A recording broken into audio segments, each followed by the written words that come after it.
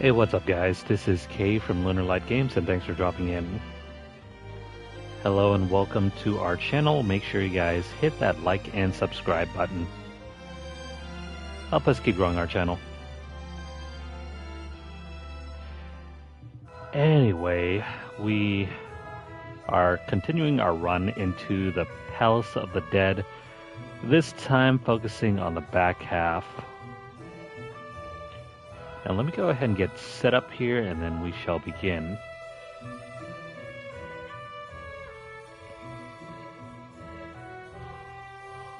So let's go ahead and pull up our relevant tables and let's check what's ahead of us. If you guys have missed out on the first 50 floors of the Palace of the Dead, I recommend you guys head on over to our playlist and check out the entirety of that section over there. There's like several odd hours worth of gameplay there.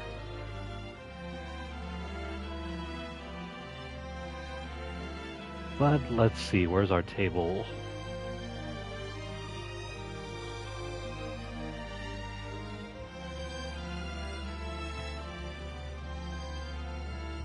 Now, let's see, we're doing floor 52. Let's see what's in store for us. Ah, cool. This is going to be one of the smaller maps. Tactics Ogre. Okay, so based on my little table here,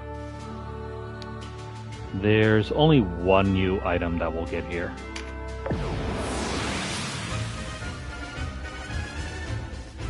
The other items are a mixture of things we have previously picked up in other floors.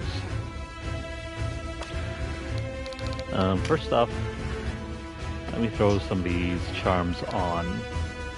Namely for Kashua. Actually, no. Let's throw these charms onto Vice since he doesn't quite have... He doesn't quite have the vitality that will cause other units to ignore him. That's 195. Kashua's got 250. So we'll throw a couple avoidance charms on him just to make sure he can stay alive. Kashua doesn't have as much avoidance, but that's fine. She doesn't get targeted all that much anymore.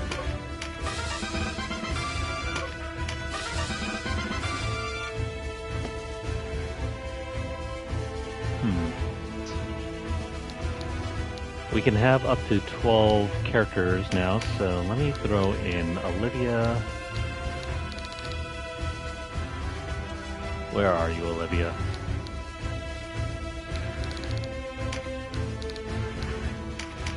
And I guess we'll throw in Ozma.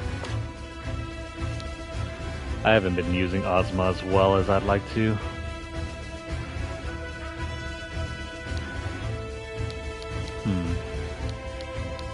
She's not nearly as good as I thought she was going to turn out to be. I mean, she still has some useful instances, but I think in order to bring out her fullest potential, we need to throw in a bunch of charms into her. Something that I don't really have on hand for her.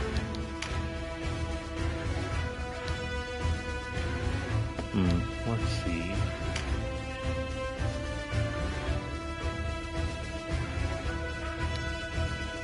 I am debating whether to work on some of our other skills, like the daggers and crossbows.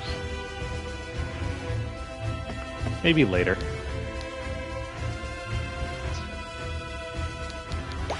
So let's check out this map. What are we dealing with here?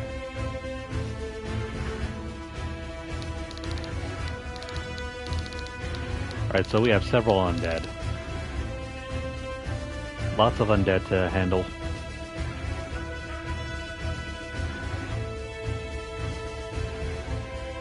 so our table here. Let's start off with number 1, the Shadow Knight.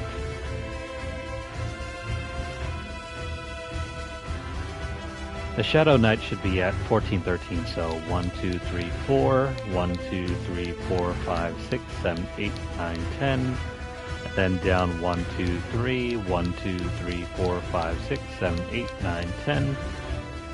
There's one. There's that Shadow Knight. There's also a Lich here if you want to recruit him, I guess.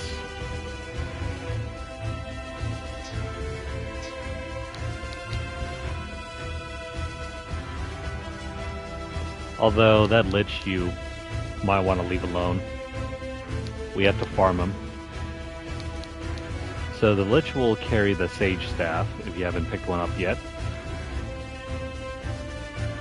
There is a bead-bound blade with the stone golem, so at 14 go back up to 2.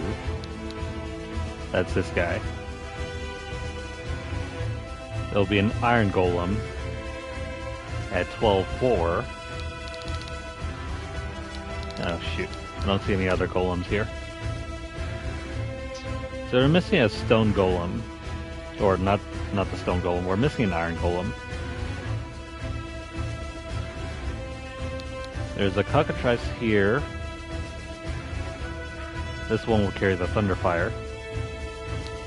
At 5-1. Is that right? Did I count this out right? 1, 2, 3, 4, 5, and then...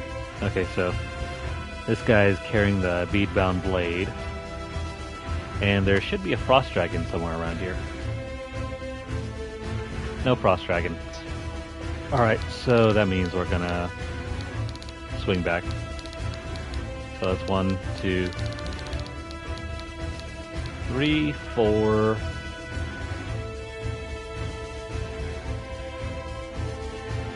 3, 4, 5... Yeah, we're missing 2. We are missing the Frost Dragon and the Iron Golem. So this means we'll have to reset a few times.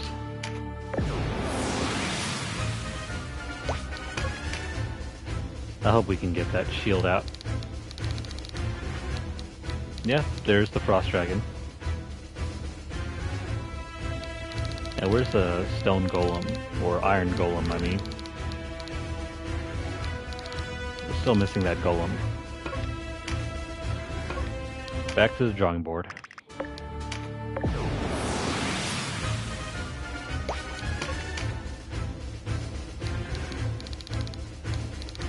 No Frost Dragon. There's a Iron Golem.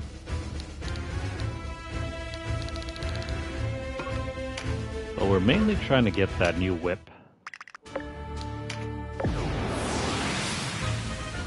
Let's try to make the most of our situation right here. No Frost Dragon.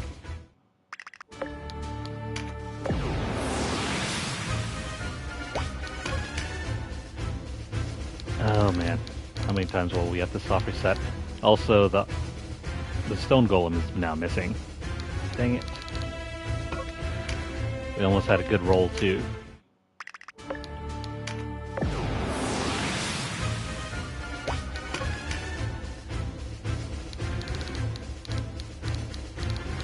There we go. There's... Oh no, now the Lich is missing. This is proving to be a headache.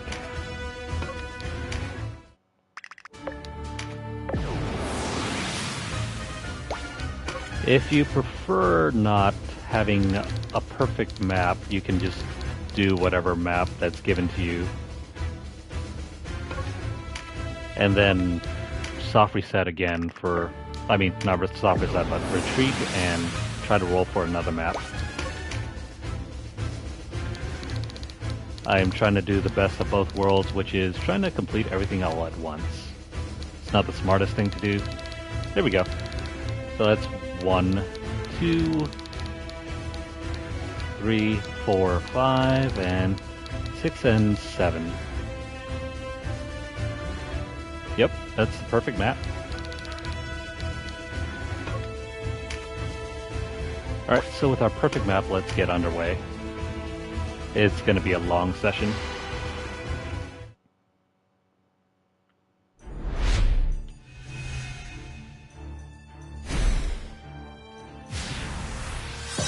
So we only have 3 more days until the release of FF7 Rebirth.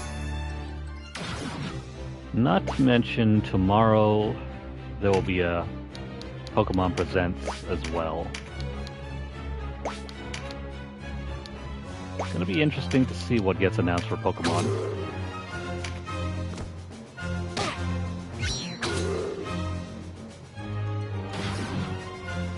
I'm interested in seeing if there are any remakes or any new spin-offs.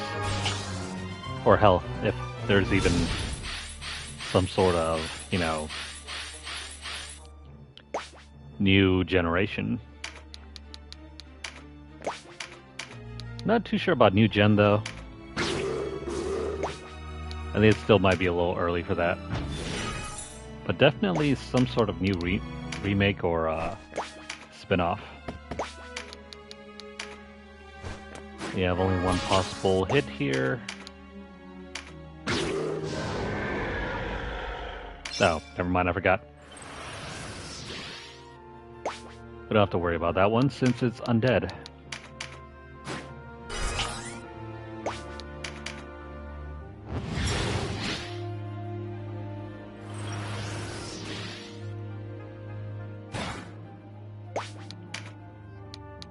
In a way, this game's almost similar to Pokemon as well. Grab your unit, build it up.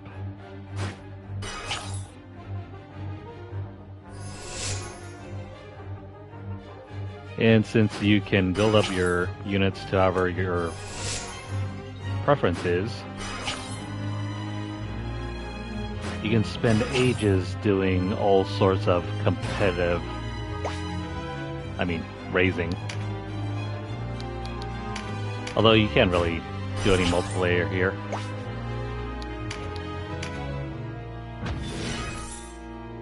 Alright, so shoot. We're in for a very productive session. Now let's see, who do we want to hit? How about you? Scratch that. Maybe let's not do that. If this was a basic kill-all run and we didn't care about items or stats, that would be great.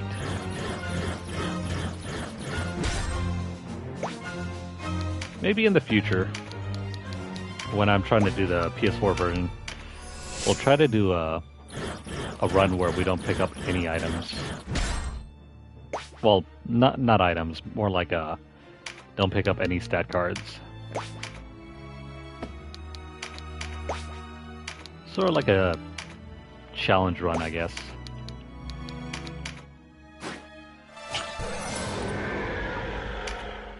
Oh no.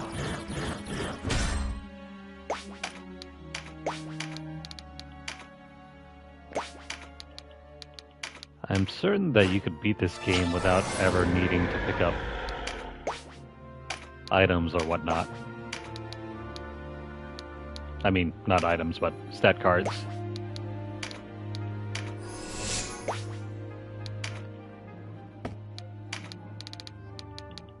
Let's see.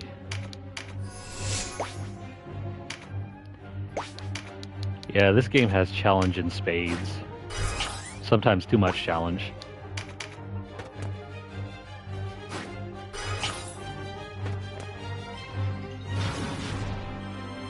Oh no. I'm not liking where that Lich is headed.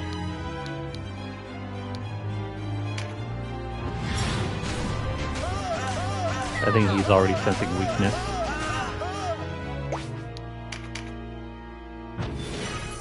They'll probably try to come up close and use some sort of some sort of spell against us.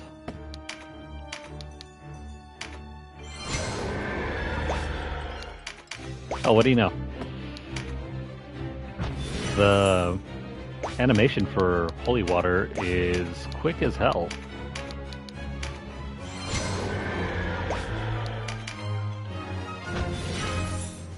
If you don't mind the menuing, you could probably use holy water to speed up, you know, the whole item farming with undead characters.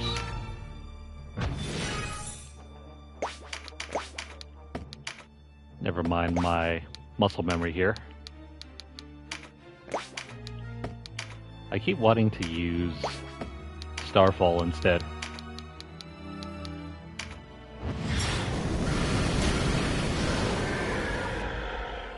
Starfall has a longer animation. You know what, never mind. Instead, let's put a couple characters to sleep.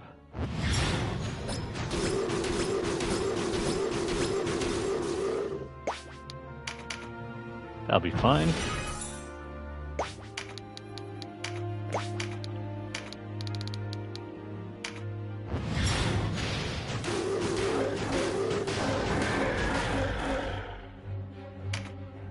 Thank goodness the AI decided to target the other character.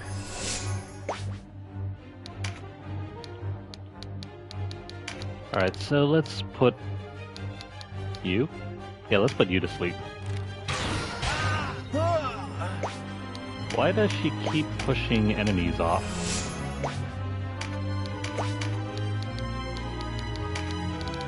I don't think I've picked up any cards, so... That's strange. Seems like she's got a high likelihood to keep knocking our enemy AI. Anyways, let's see. This whip is going to take forever to farm. It's not as bad as the cursed weapon, like you saw in our previous video. Cursed weapons drop at like 4%. This whip is dropping at a 10% rate. I hope that's what we need.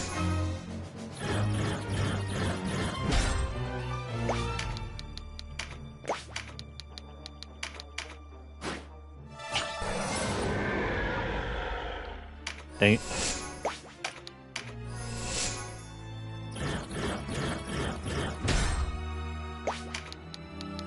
So yeah, lots of excitement for the tail end of February.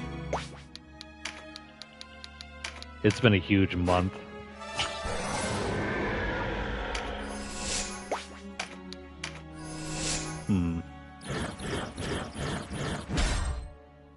Alright, so we're not doing anything there.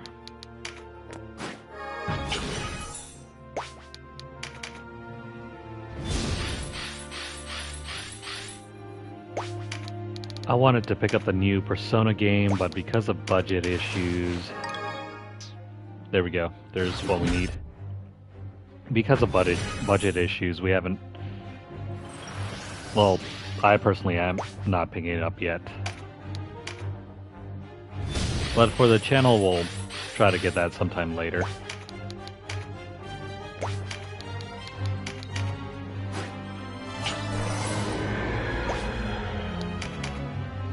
Right now, my main focus is just trying to get that FF7 rebirth. And then hopefully starting our playthrough of it either this week or next week.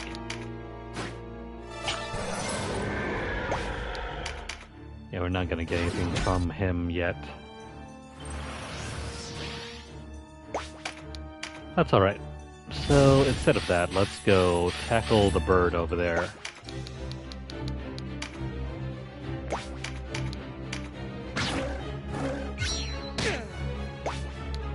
This one that was going to kill.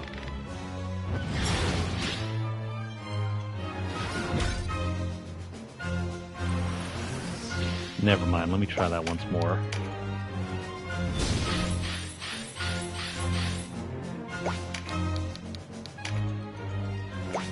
How about a bird that's an earth elemental? That's new.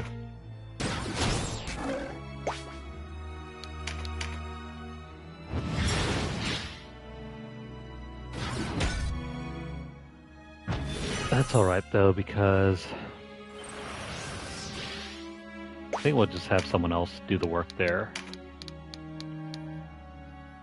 Like this right here. And is this undead or not? No. It's very much alive. Sometimes the color schemes on this map can throw you off. I think it's the general tone of the map. It makes everything look purple.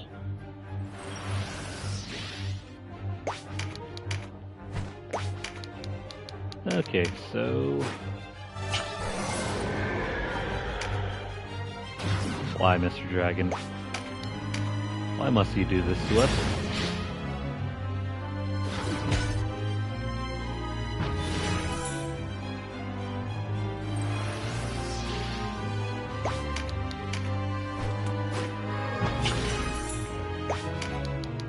Last chance, buddy. Dang. Alright, so... New plan.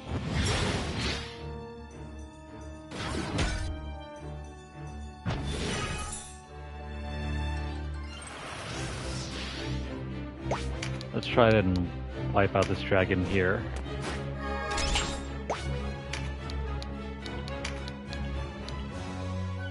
Now this is gonna hurt Denam just a tad bit. Oh man. Well, I guess we're not doing anything here.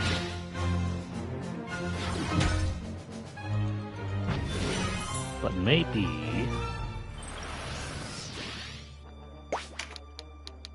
What if I go poke Denam?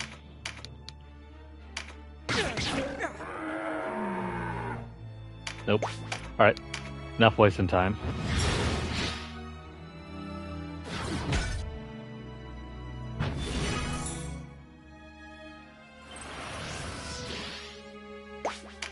Enough wasting time. Let's pick up this and throw out a spell.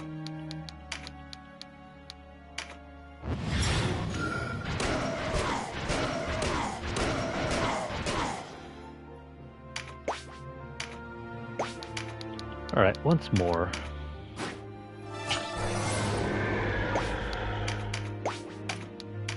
This is going to be a fairly dry run.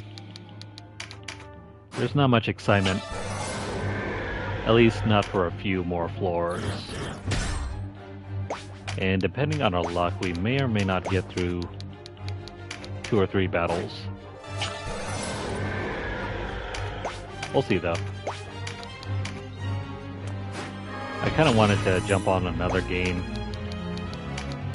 right around the 2-hour mark.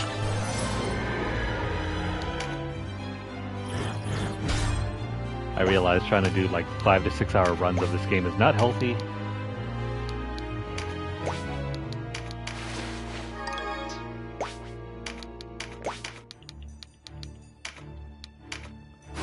Come on.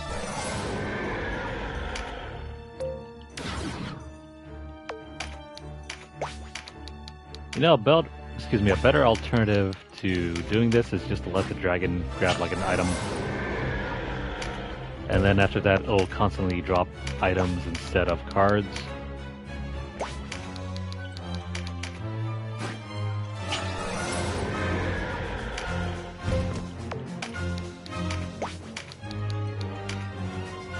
I don't know how much that will improve the odds though, but it's worth a consideration. There it is. That should be it.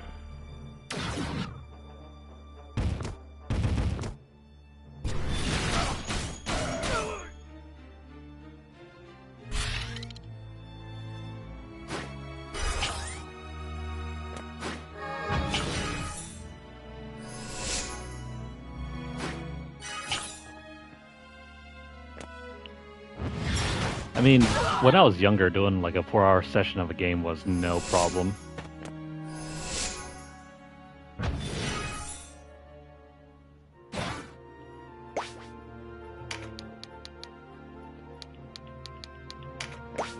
But of course, you know, getting older, you have more responsibilities. More responsibilities, and sometimes my interests just don't really... They don't match up with the kind of time I'd like to invest in. Like, I'll do some reading. Some reading here and there, and... Where did I go last time? Sometimes I'll do some reading, do some writing, and then maybe I'll do like a session of gameplay here or there.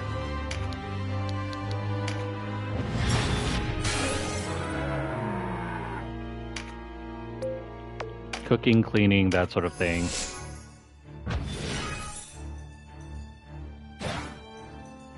And then sometimes by the end of it, you'll be so worn out that playing a game is like the last thing on your mind.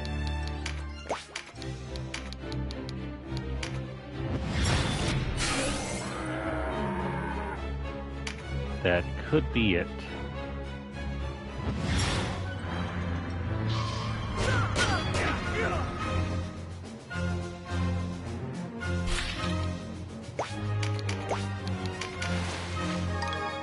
Yeah, there we go. There's the Thunderfire.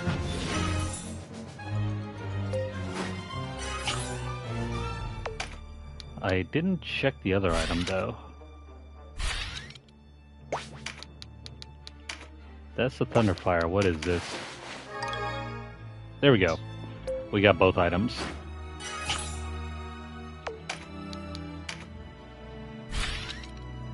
Okay, so we can move on.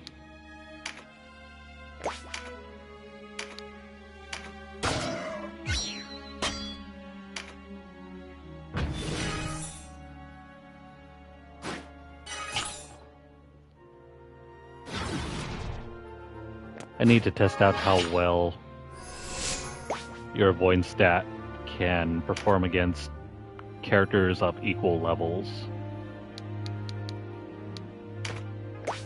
Because it seems that with enemies of lower levels... Actually, no. Yeah, we're already at level 50, but everything is scaled down to level 40, so we do somewhat carry some of the older stats. That's what's kind of throwing off the dodge rate. But I want to see what the difference is when we're playing against enemies that are close to or equal to our level, and seeing how well we can avoid attacks that way. I wonder if it's worth investing more into avoidance. Within reason, of course.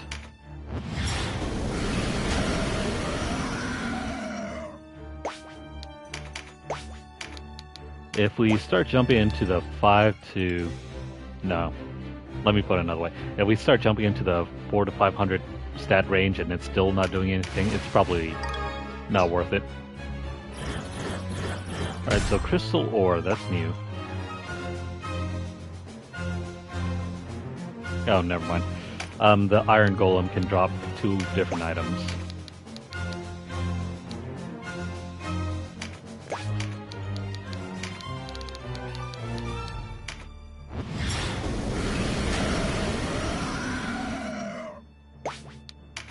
Yeah, there were a couple times where he dodged. I just wonder if it's like a consistent thing.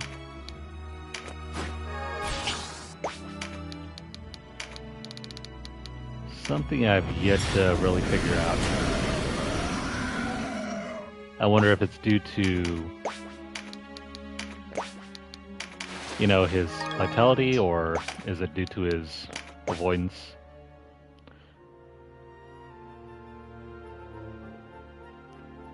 Because with both, like, he's pretty much near unstoppable.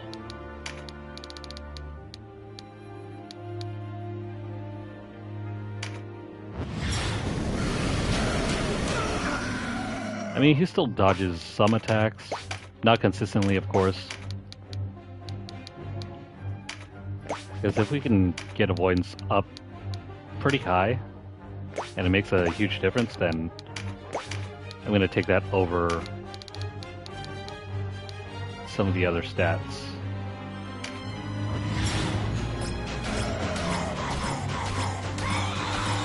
Because we don't really need to give Denam any more vitality.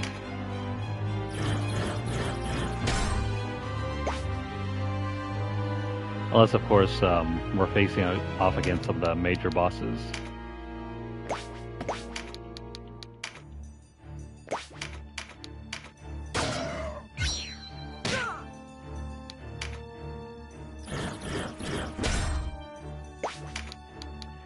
I'm wondering, in a regular, in a regular encounter, he doesn't seem to have any issue with regular units. He doesn't get targeted, so he doesn't need the avoidance. And on the off chance he does get targeted, vitality or resistance has that covered.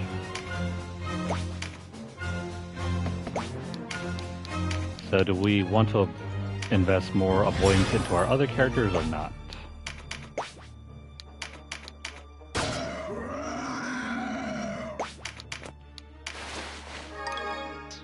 Oops, still giving us only crystal ore.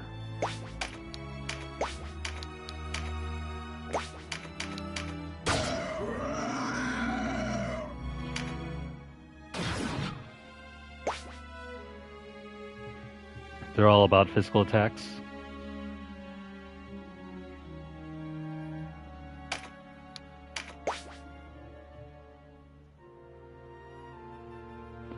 Okay, so it might be worthwhile to keep on investing avoidance for Denam.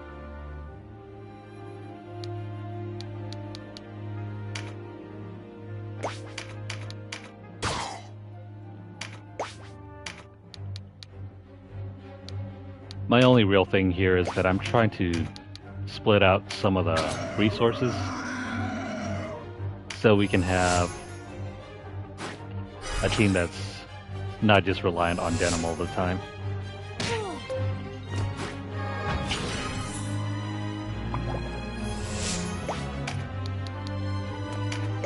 Like, if we can strengthen up Kashua and Vice a bit more, that would be great.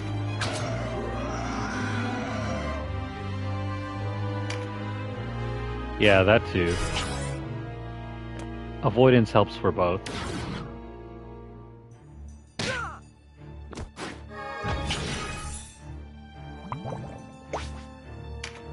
I mean, Vice for now, he's fine. Eventually we'll just throw on the sticky set, so no one's gonna bother targeting him anyway.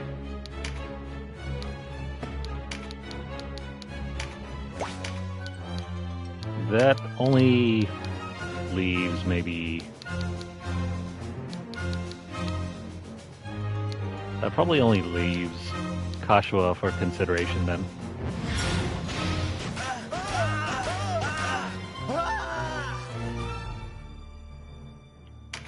What do you drop? An item bag? Never mind.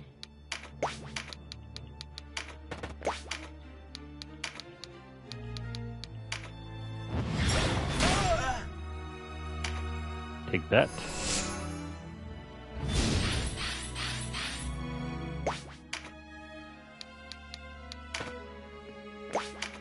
Alright, you.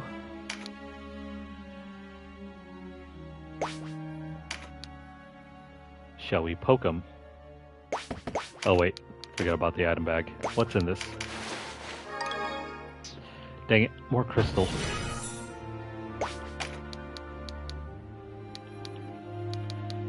If that was crystal, where are we?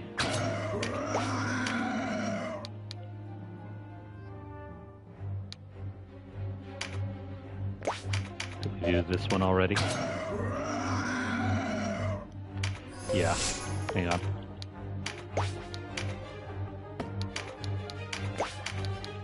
Maybe we should do this.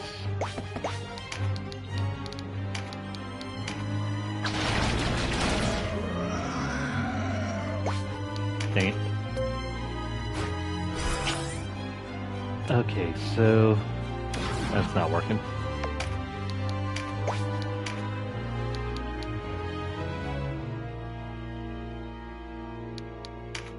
I forgot about this thing.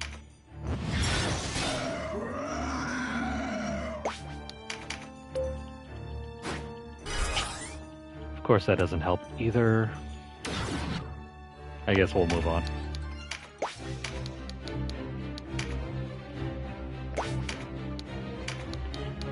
Let's knock this guy out.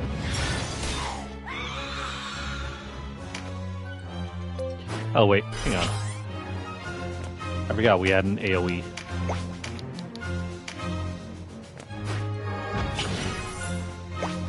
Let me grab that there, and then we'll avalanche these two.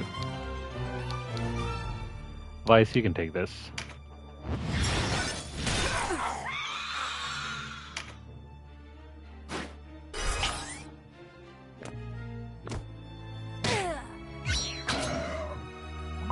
So having a high avoidance might overcome low resistance. If you can avoid getting hit at all, I would prefer that over taking damage.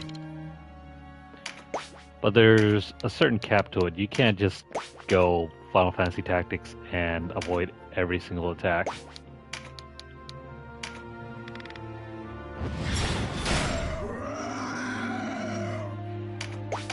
Which is also funny too, because in FF Tactics you never wanted to make your characters completely resistant to attack.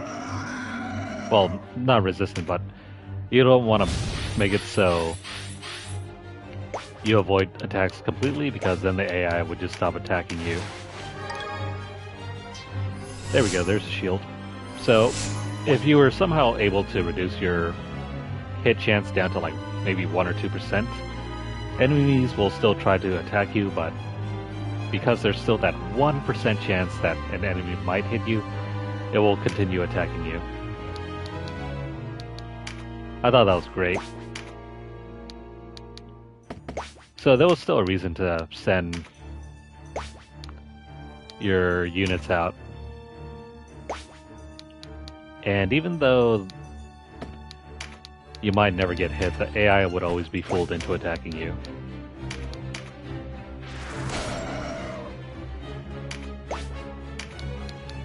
Well, I guess we're not doing that.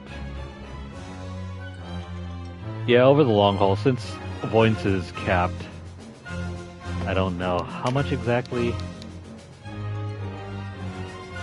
You're better off just using either a Jewel of the Avatar or raising your other defensive stats.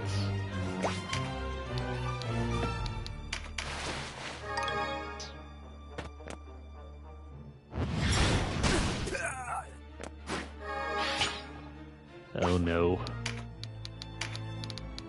You know what? Go to sleep for us, please. We don't need you around.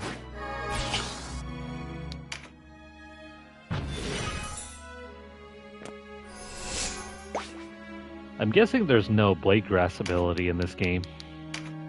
Nothing that will allow you to just outright block attacks for no reason.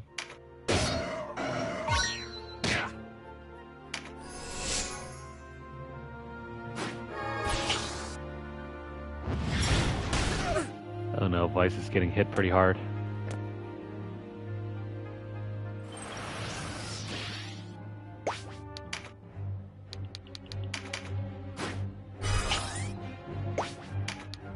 No, like, well, parry in this game is... Well, I mean, back on the PSP version, it was sort of like that.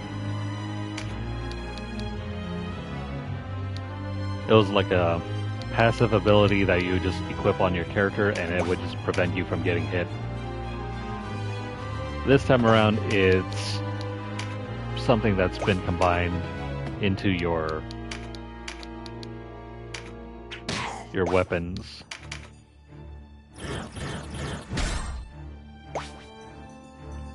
Which, I mean, in a way, It sort of is like that, but not really.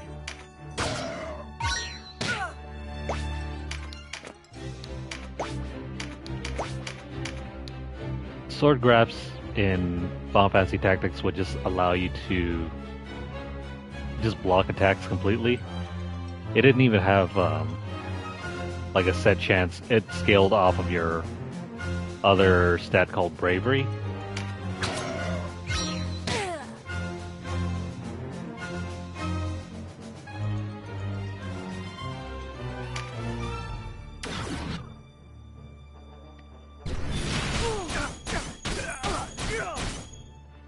Yeah, you could make the argument for keeping,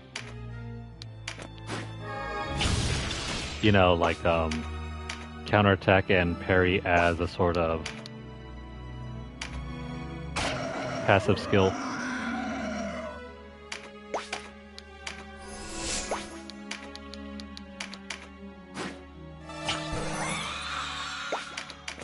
What does this guy have? No? Never mind.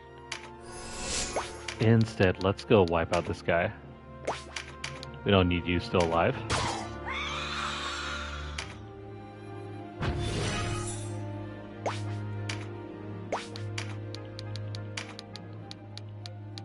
And then we have to worry about this one.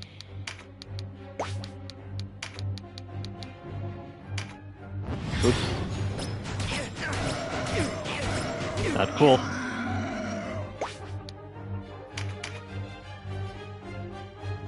That may be okay. Mirrodin, grab this. Sweet. That was worth it in the end.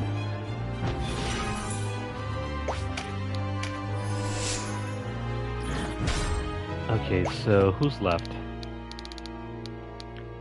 We have this Lich. And this one over here.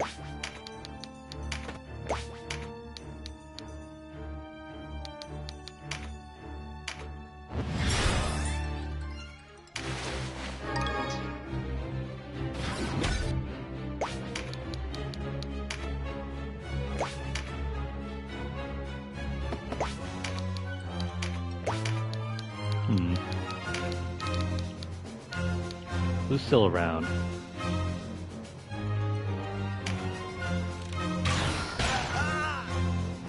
I'll keep that guy asleep.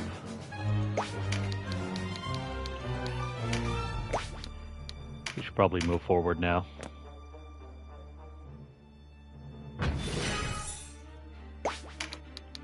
So why aren't the other characters trying to follow us?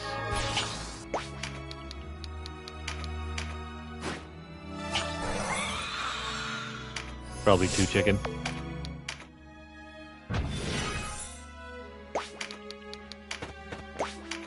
Ghosts are a pain to try and force drops.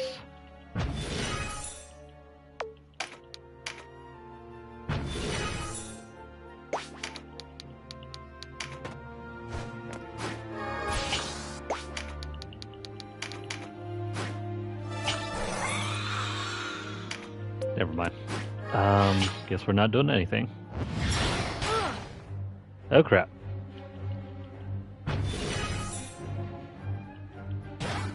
That's dangerous. Seems like Kashua also needs a bunch of resistance cards.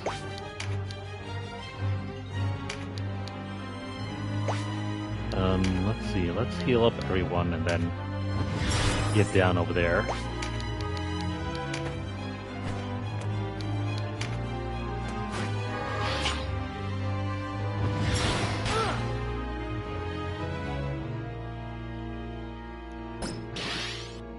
Alright, we have no choice.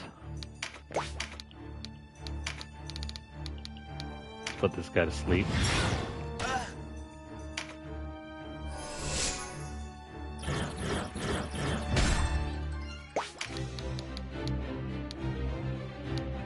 Well, shoot. Now we got a bunch of things to do.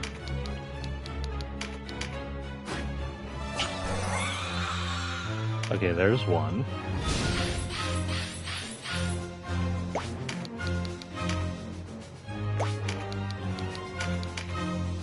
I'll grab the other card after. There we go, there's another one.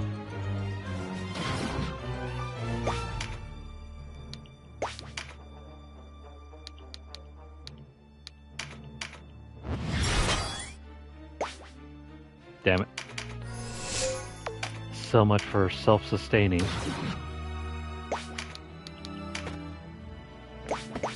Oh wait, what if I jump down here? Will they take the bait? I mean, they just might.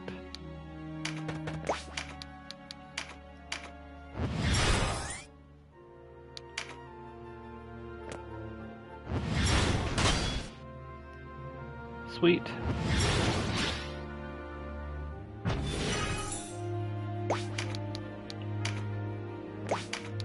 Meanwhile, we can just sit up here. I mean, could also do that too. Instead, let me go take care of the skeleton. Ah, we don't have enough room here.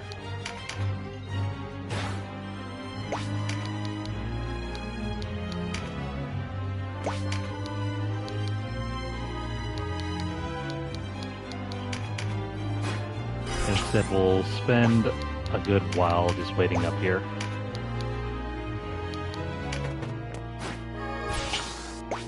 Pretty please, give us something. No.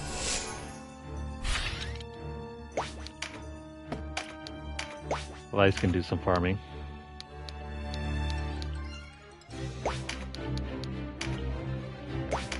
Let's not do anything there yet.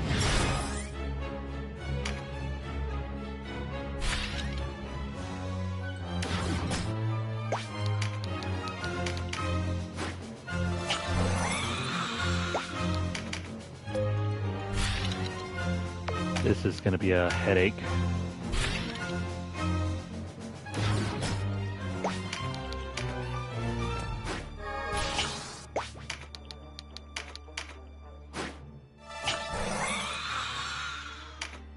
I wonder if this is the year we'll see an announcement for Final Fantasy Tactics. If we don't see anything by summertime, then it may not be coming this year at all, if ever.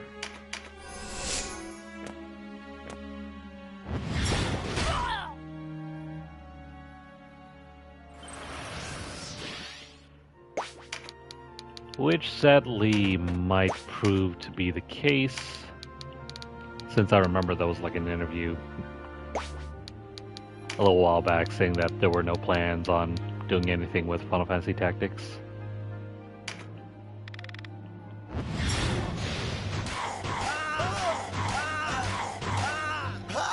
Aw, man.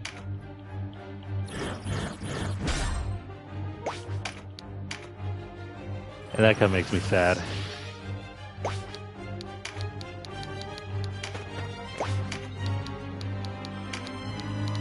I guess we'll probably have to wait until the following year, or never.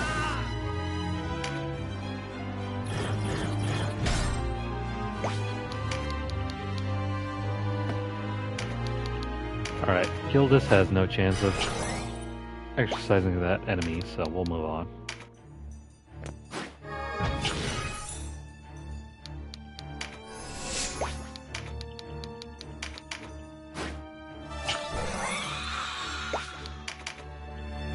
Now, outside of those announcements, I don't even know what sort of game I would want this following year anyway.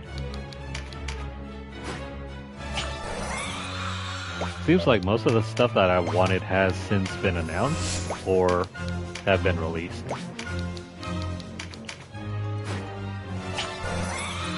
Well, except for maybe the Pokemon thing tomorrow.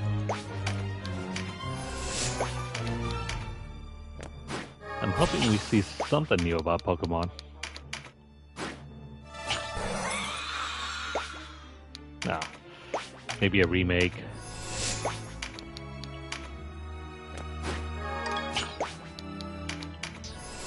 I know everyone's excited to hear about some sort of remake with Gen 5, which were the Unova games. Damn it, Sestina. One job.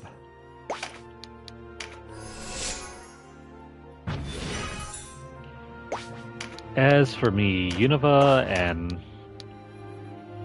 Yeah, so Gen 4 and 5 were right about the time where my interest in Pokemon peaked. Or not peaked. It peaked around Gen 2, a little bit of Gen 3. I started playing in Gen 3.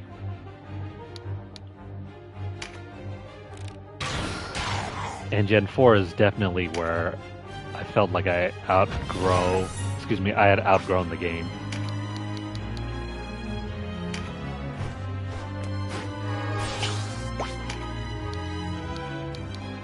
So I didn't really care much for Gen 4.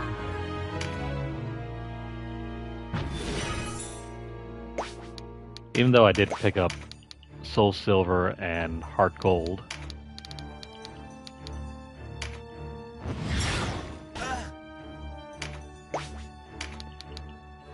I didn't play Platinum or Diamond or Pearl.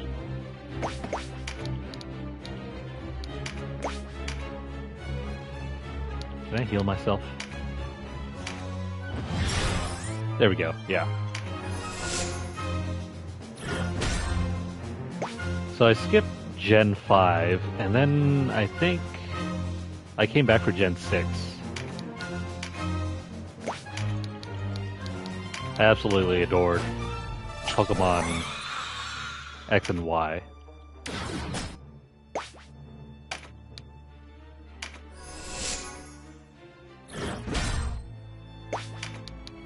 Didn't really get into Pokemon Omega Ruby and Alpha Sapphire though. And then I played a little bit of Gen 7. Like, I at least finished Pokemon Moon.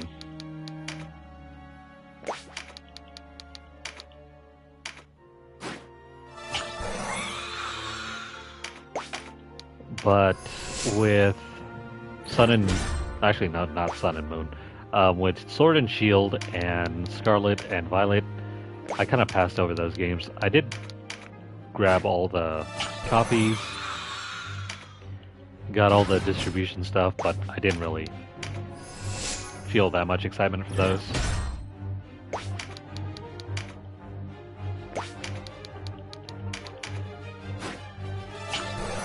I think it's something to do with Pokemon types.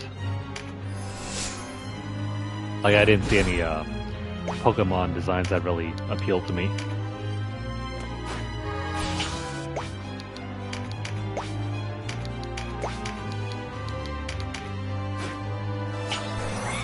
And then I didn't even play much of Arceus either.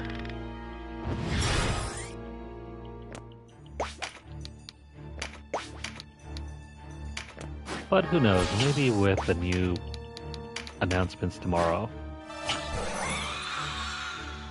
I'm thinking there could be a likelihood that some of the Gen 1 games can be brought over to Nintendo Switch Online.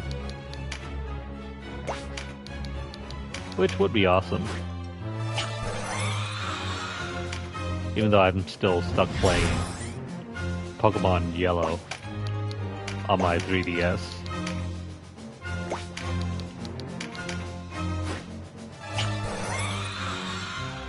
Oh man. Alright, so we're not getting anything over here.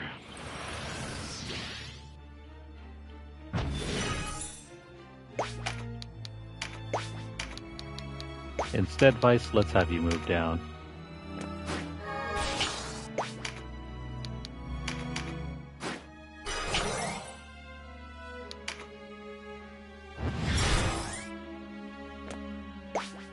Everyone over here is sleeping peacefully.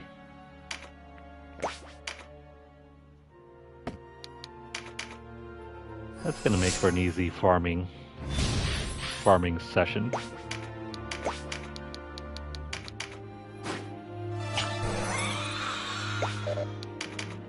Now, if only this one will cooperate with us.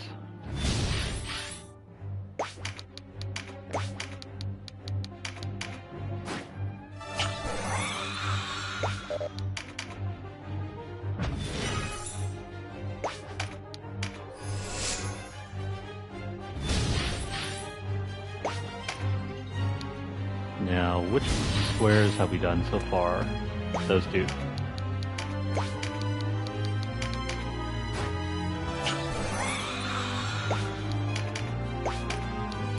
This ghost, I swear.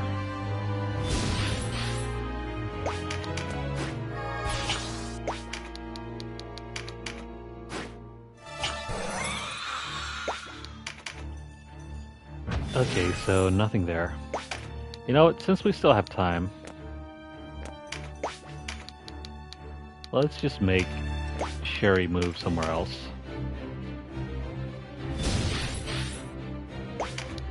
I'm not leaving here until I get my card. There we go.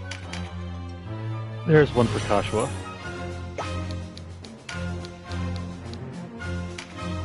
Now, let's see. Maybe we can holy water her.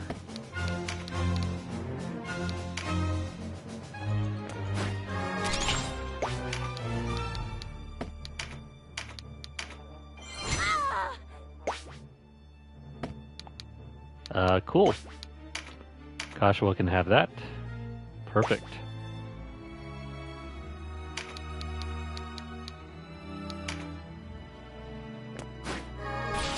Let's drop down here.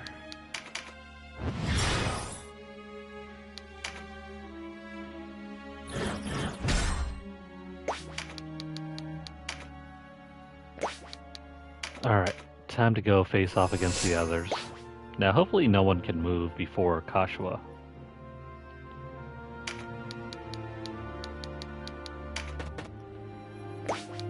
I'll have to use Estina to guarantee that. Ah, come on, no!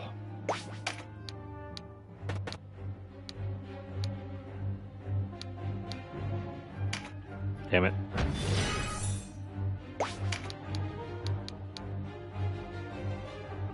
Okay, so that really stinks.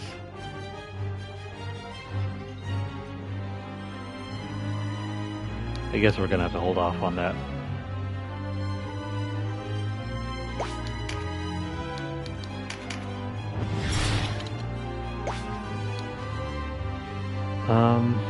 I guess we'll just have to wait up here.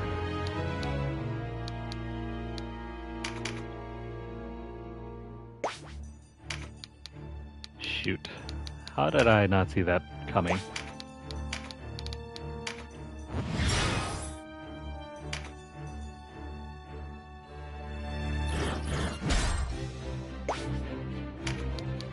If I were to make one small change, I would definitely make it so that enemies whose turns are coming up, regardless of whether they're asleep or not, or if they have any status effects, I still want them to show up at the bottom of the bar.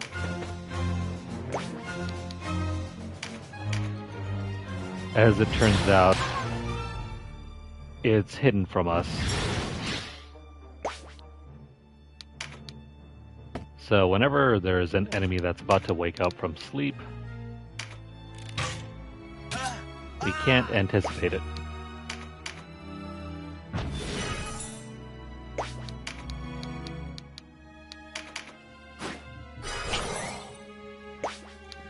I mean, it does work for enemies who are petrified.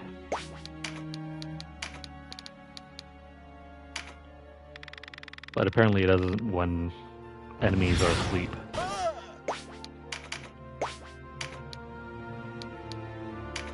That's alright. We'll just have to make them pay.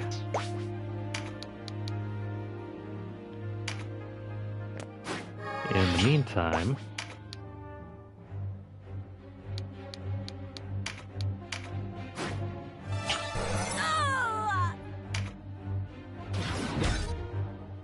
man, that was such a good card too.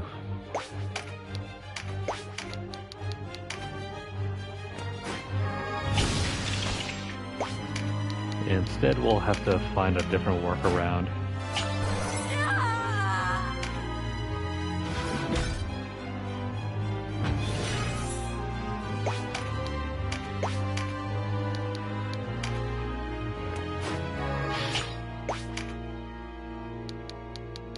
Now, I wonder if I can probably charm him.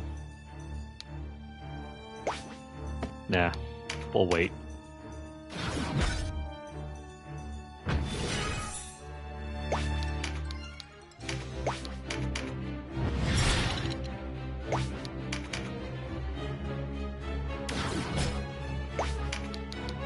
Let's keep moving. We're almost done here.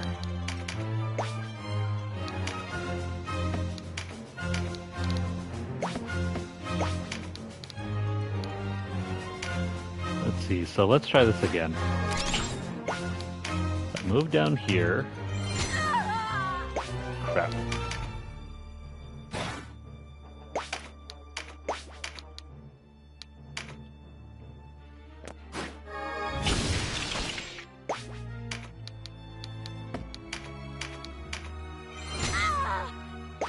Double crap. So much for getting our guaranteed card.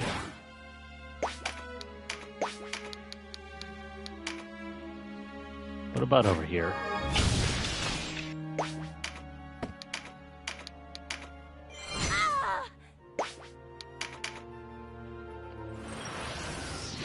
Not cool. Instead, let's focus on something else. Like, for example, what about this? Crap. That was no good. That won't kill. This will kill probably... This will kill both of them. Damn it.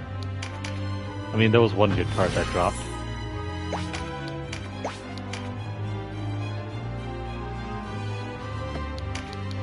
We're in a really awkward position.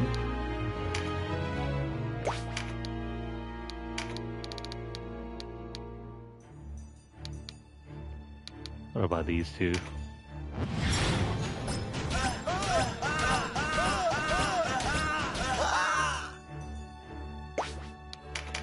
And we want to leave that guy behind.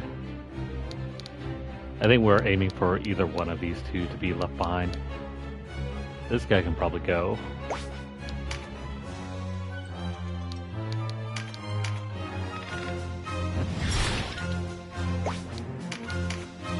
I guess we'll continue to wait. We need the others to work on the characters at the bottom. I mean, maybe this might work.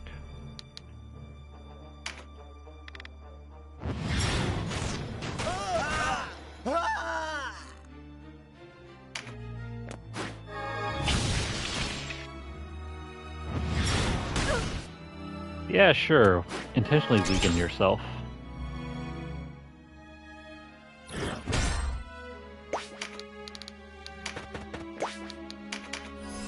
Alright, so heading down.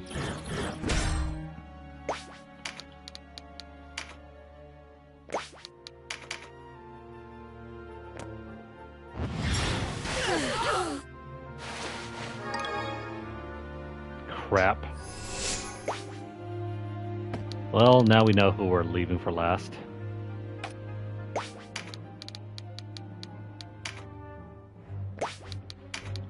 Which means we have to somehow farm the other... what? 2, 3 characters? No, 4. 4 characters we need to farm.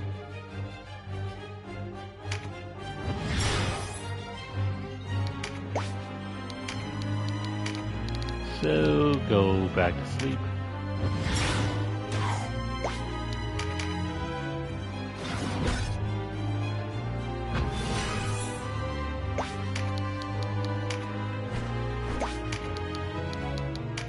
Now, right about here... Shoot. Why must this be so difficult?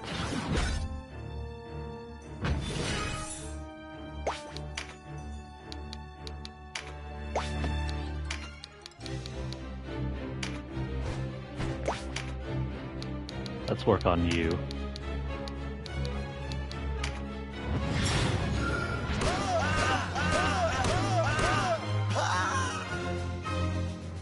Sweet. That's a card that we can use.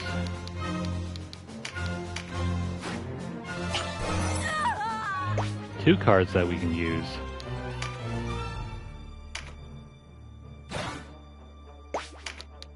So far, so good.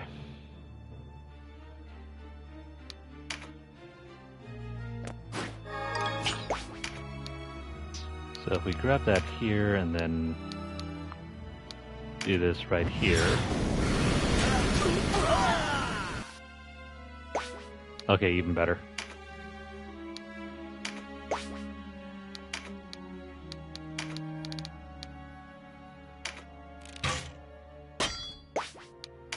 Okay. Do that. Doesn't matter.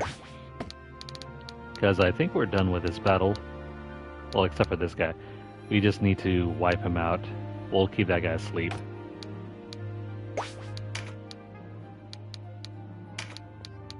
Now, let me throw some water at him.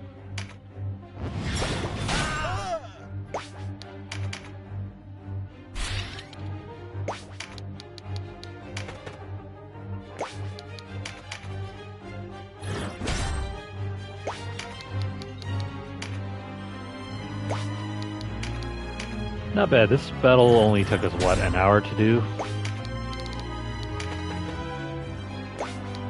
That's about par for the course.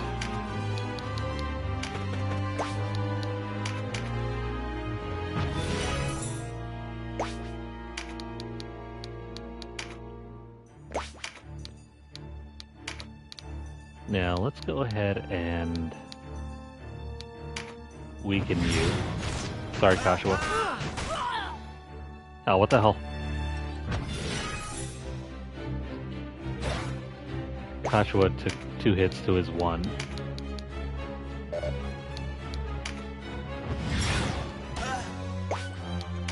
Alright, stay down.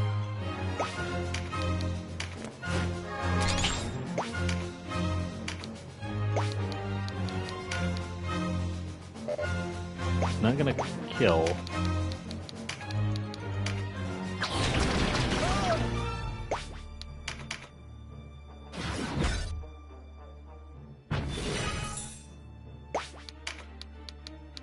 Okay, so please have our item for us.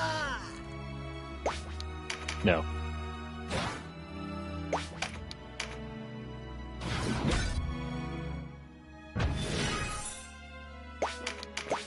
Maybe if I move over here and cast this.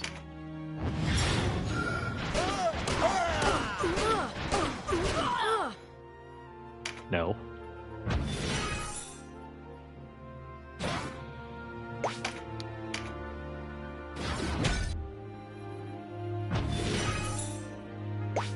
Canopus, you're being a little hard to work with.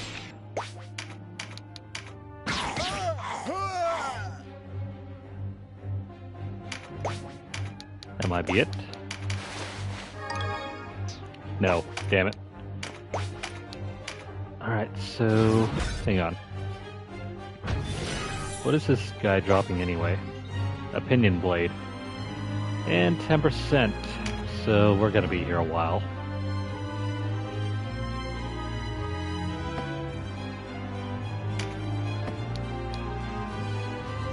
Yeah, we're gonna be here a while.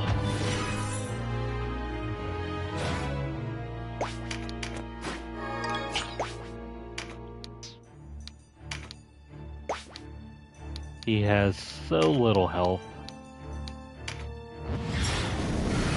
Yet even with that, our stick can't kill him.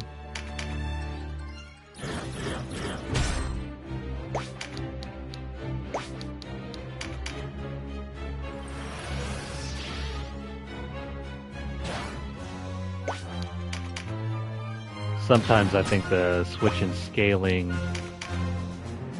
was not done properly.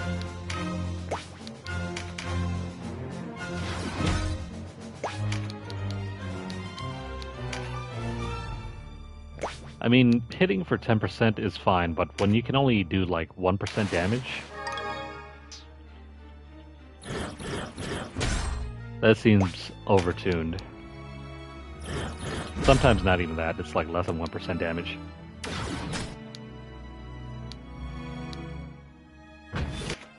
Alright, so we're not doing that, but I'm picking up the card anyway.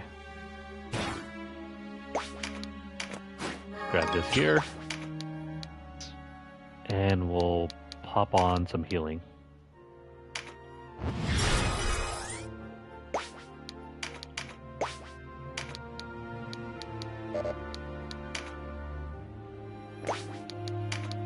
Like, I can understand being able to hit for 1%, but less than 1%?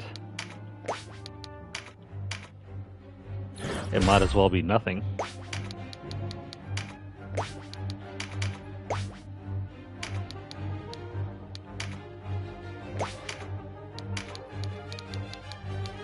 Okay, now we can focus on farming you.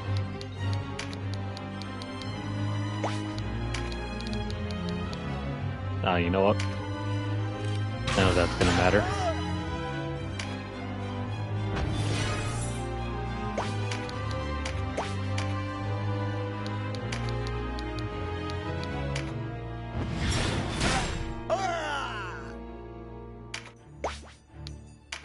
That should be an item.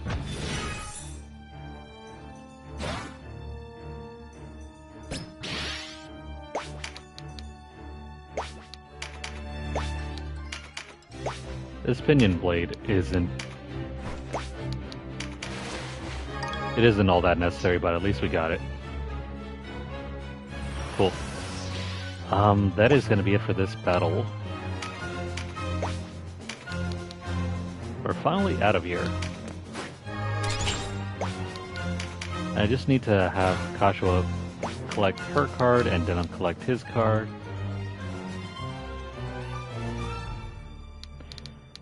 You know, Yeah, let's give it over to Denam. Denam is typically on the front lines more often than Kashua. I don't know why I did that. Just wrong magic. Had a quick brain fart there.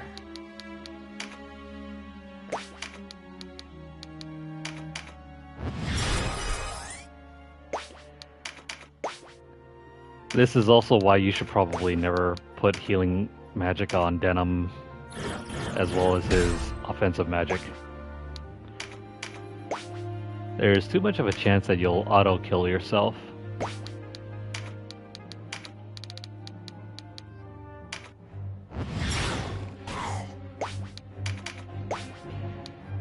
And of course, once Denam goes down, then it's game over.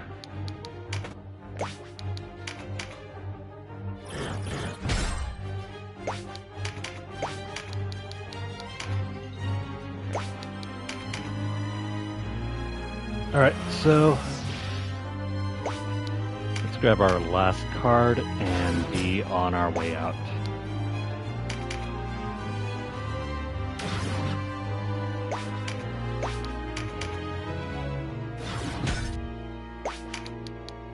Now, can I speed up Denam? A little too far.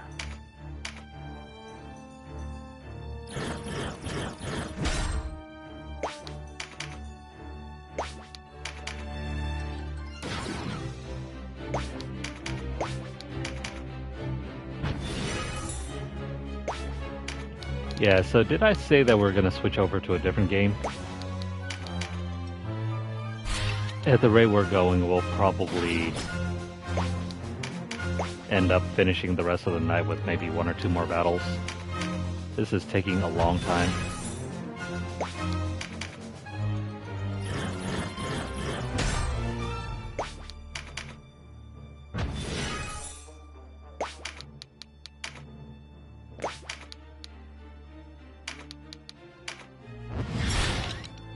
But that is the price of perfection.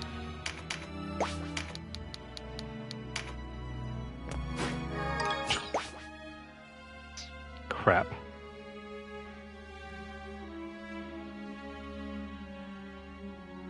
Now that I think about it, I don't know if we can guarantee... Actually, no, never mind. We can guarantee that item drop. All we have to do is use Starfall to kill this thing. I almost forgot about that.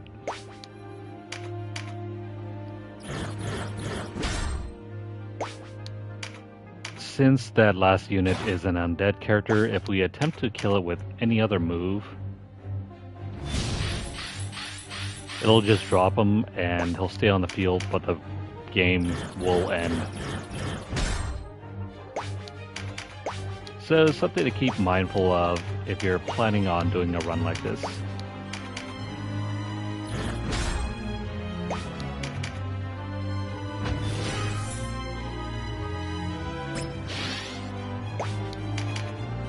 Well, it's dumb, though. Let me just get Kashua onto her card.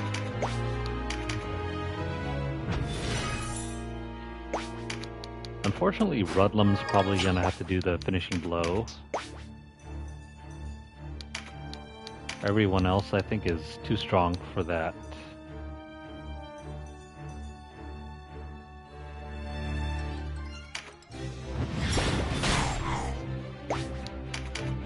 I'm gonna try at least weaken him somewhat.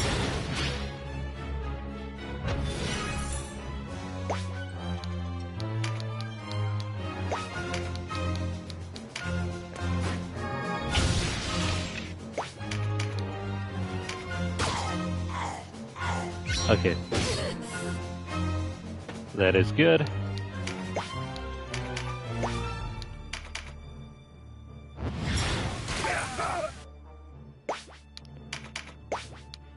Also, shoutouts to our Winged Ring.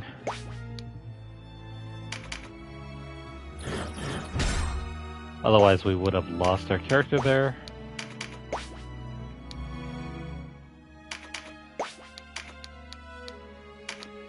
Alright, so now let's go ahead and Starfall you to...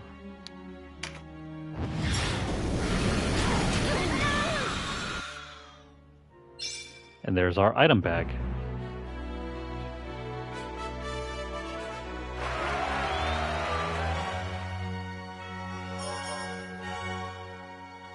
Okay. 2 more strength charms.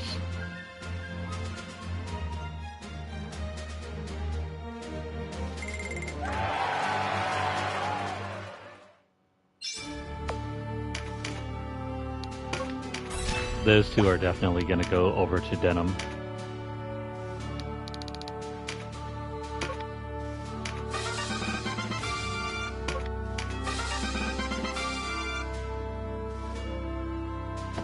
Alright, on to the next battle.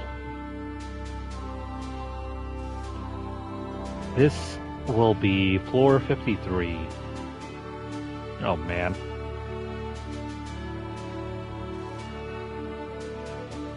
There's a possibility for us to end up with... There's a possibility for us to end up with a special battle.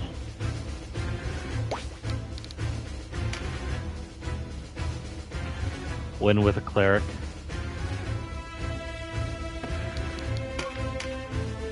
I mean, I would if I could.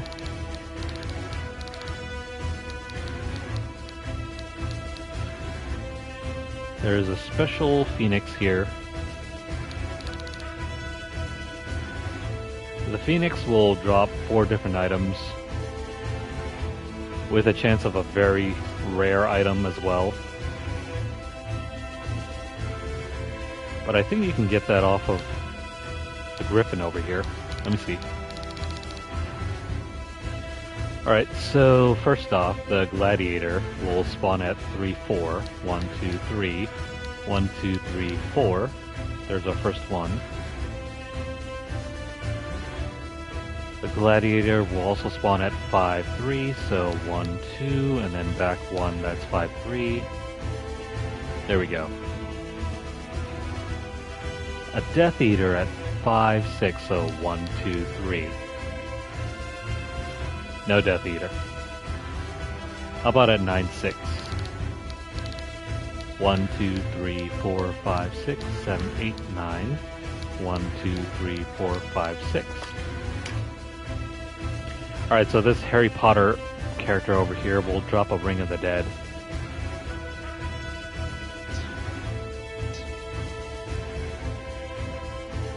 There's two possibilities to get a Ring of the Dead.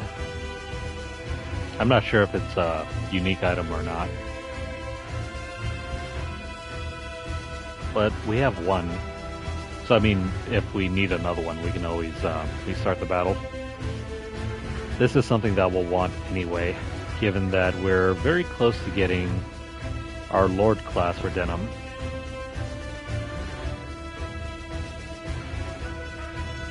It's unique.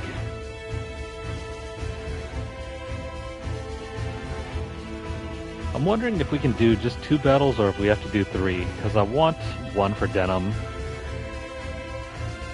so he can transform into a Lich and we can finally get our Lord class. But then we also have to enter a battle in order for us to use it.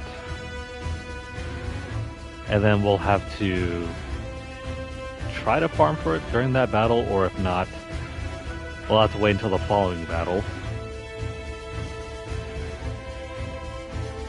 I mean, maybe we could just do a quick battle and then retreat after we get our Lich. Who's the other lucky character? I don't know. Shoot. Could be Olivia. She's our speediest character. Well, actually, no, never mind. Maybe Hobirim. But Hobirim will need a ton of magical charms in order for him to excel at it. I'll probably have to think it over. So anyways, there should be a Boulder Golem at 59. So 1, 2, 3, 4, 5, 6, 7, 8, 9, 10. 1, 2, 3, 4, 5. And then 1, 2, 3, 4, 5, 6, 7, 8, 9. No Boulder Golem.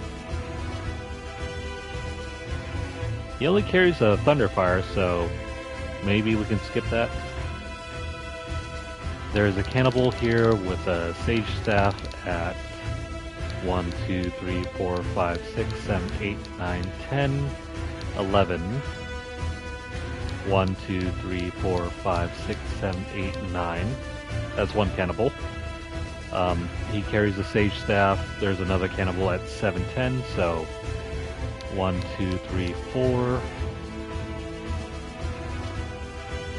And then down 1. He's not here.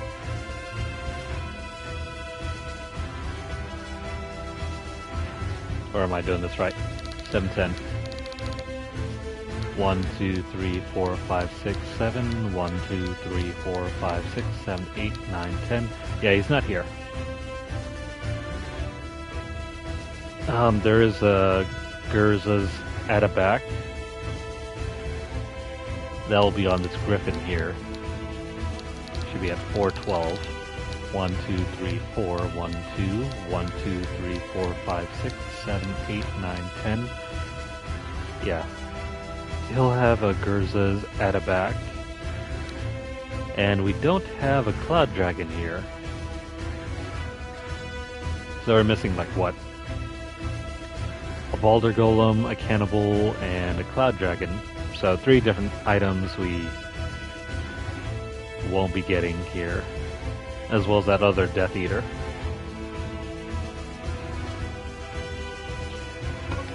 Let me try to go for a perfect map.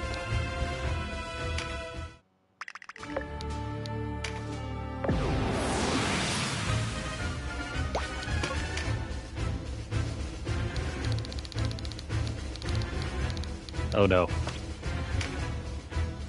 It's another battle with Alistair.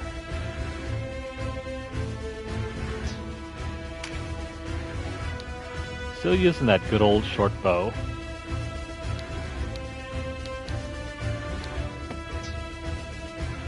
I wouldn't bother with her unless you desperately need some Daedalus materials.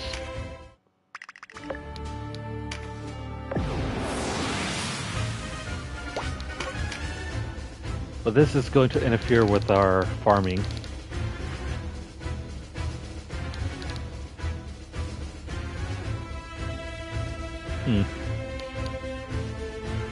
No more cannibals here.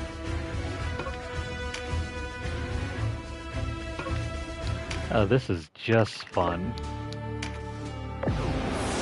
Not only do we have to try to re-roll for the perfect map, we also have to deal with the fact that Alistair appears here.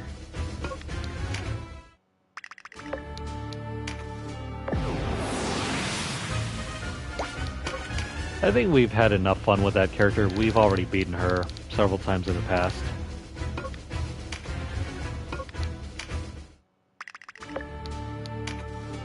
So no need to repeat that battle again. Unless you're simply, you know, dying to fight against her.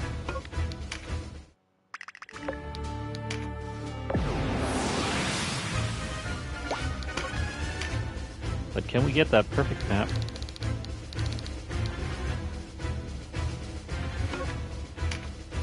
Probably not. We'll just have to pick and choose.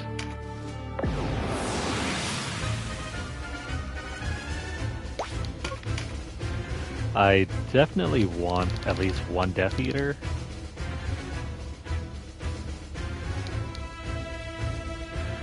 One Death Eater and possibly that Gurza's at a back. That takes care of the Griffin then.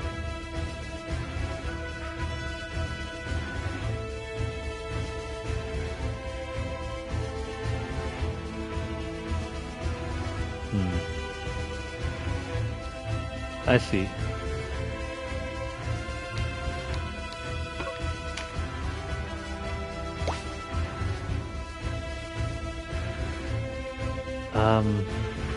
Shoot. Let's see.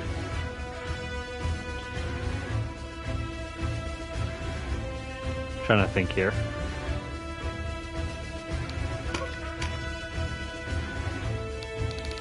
There are a few cannibals here. And there's Death Eater.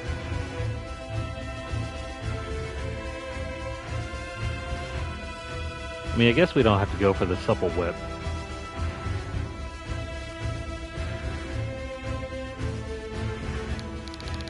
So who exactly is on this map?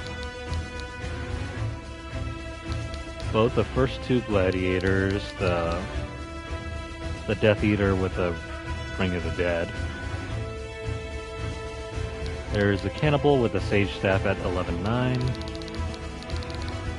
1, 2, 3, 4, 5, 6, 7, 8, 9, 10, 11. 1, 2, 3, 4, 5, 6, 7, 8, 9. Yeah, so this guy has... He has a sage staff. I do not see the boulder golem. So we won't be getting the Thunderfire, even though we have tons of those already. We do have the Griffin.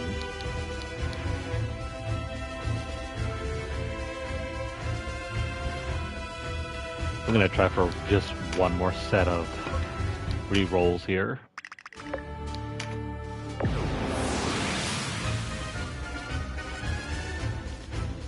Level sync is 50, so we'll back out.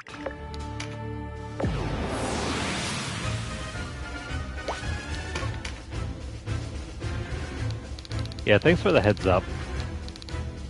We can save some time since we know that whenever the battle sync is set to 50, Alistair will definitely spawn in.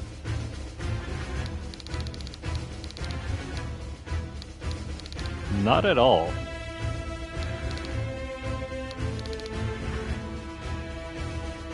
It seems to spawn in quite consistently. No Boulder Golem, not even that Cloud Dragon.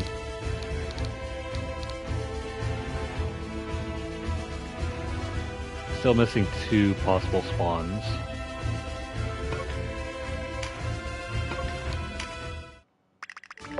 Try once more.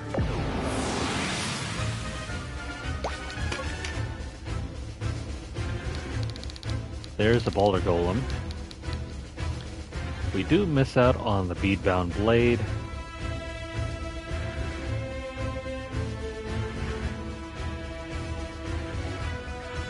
So let's see, is this the best of a bad situation?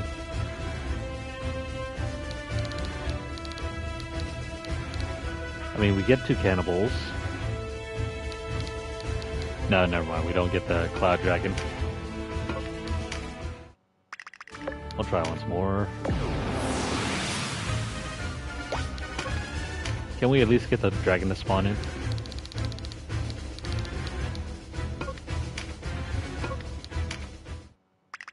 I want to see if there's any map variation where that dragon spawns in. There we go.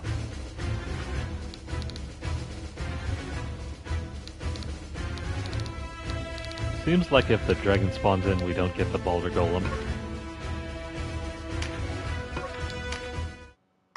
Let's try a few more. If we don't get it, then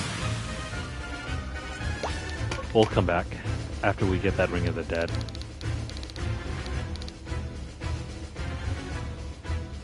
Yeah, that's fine. Let's get the Ring of the Dead first, and then we'll come back. We're gonna do Battle 52 a number of times.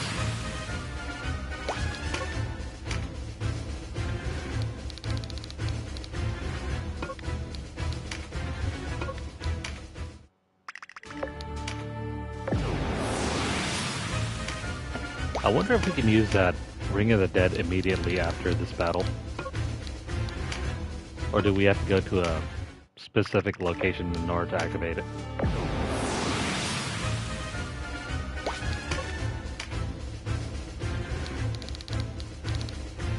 There's the Cloud Dragon. Of course, these 2, and then I'm gonna have to remember the next time when we come back here, we need those 2 gladiators and a griffin.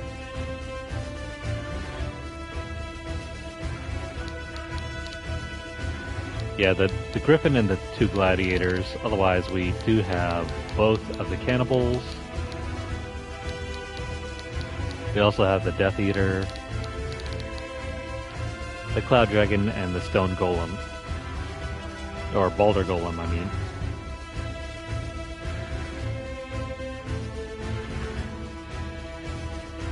The Griffin and the 2 Gladiators seem to spawn in quite often together, so that's no huge loss here. Let's go ahead and start.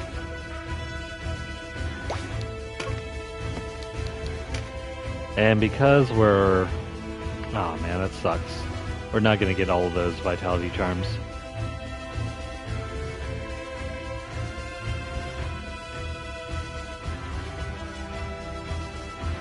Yeah, it's okay. We can skip out on those Vitality Charms.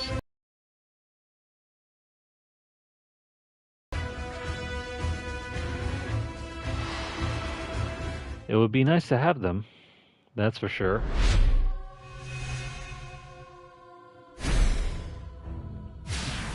Alright, so I think I misspoke earlier, saying this was Battle 52. No, this is Battle 53.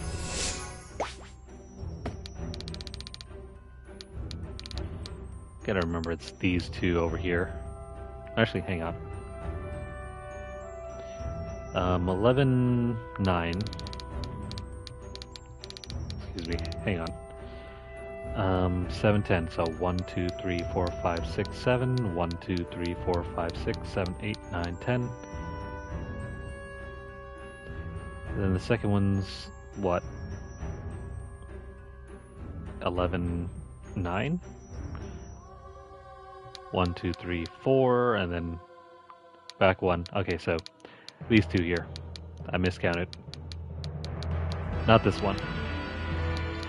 These two, this guy, this one, and this one. And also this one back here. We'll farm all of those and then retreat.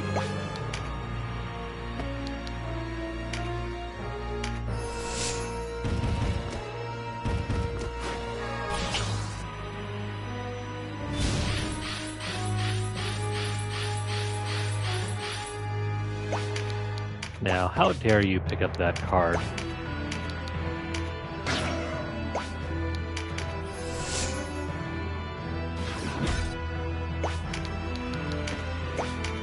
So we don't have to worry about his Gordian Lock. We'll eliminate this guy first.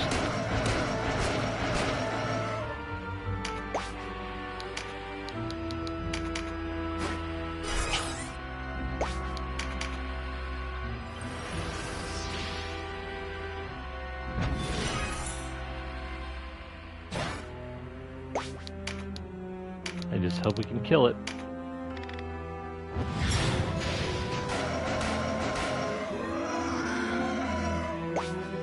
Well, I mean, kill it and leave an item. That Thunderfire is going to be a pain in the butt to get. It's a 10% drop. Not exactly the best thing ever.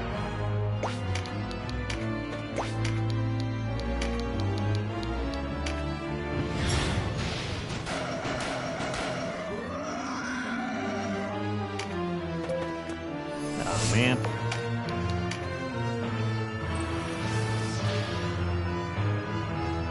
Alright, new plan. New plan.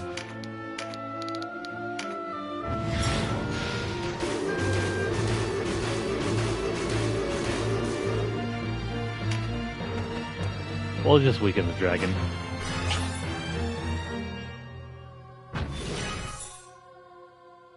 Come over here, Chazio. You have something we want. Also, what kind of name is Chazio?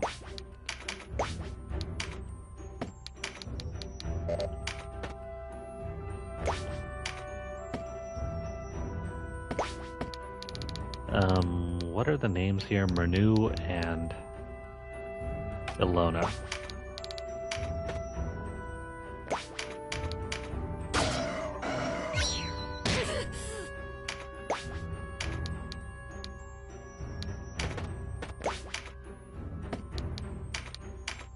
We have a wait ahead of us. Oh, here we go. Go to sleep.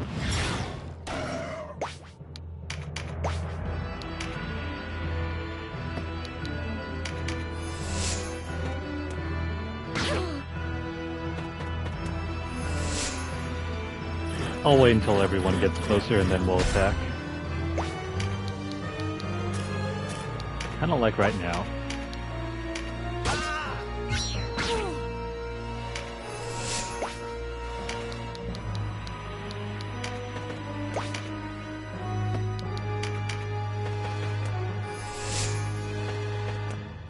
Yeah, so it's crazy to me that the majority of your damage towards the end game is only done in, like, percentages.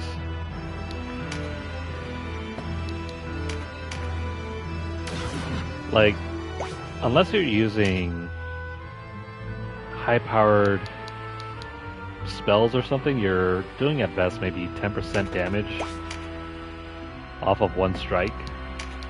So you really have to factor in your elemental advantages, otherwise you're simply not going to be able to compete.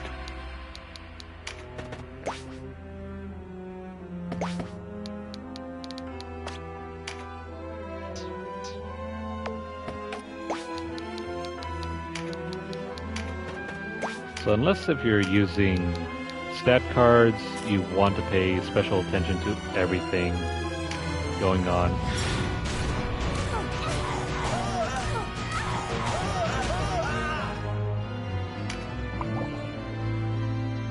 because it's going to get difficult very quickly without the use of summons and stat cards.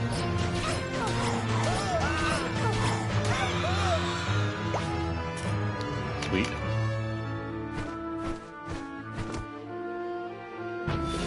Why is that griffin hiding all the way back over there?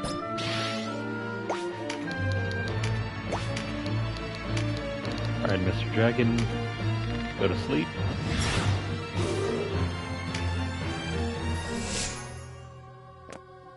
I made myself this morning one of the strongest cups of coffee ever. I felt like I could see into the future.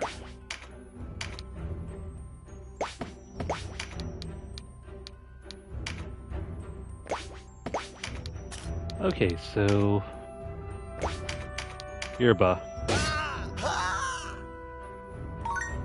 We need a card off of you.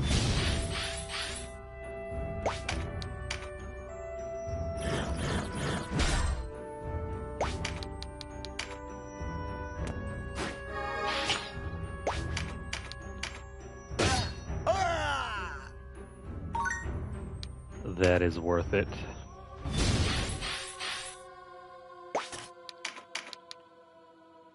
As for you, big boy.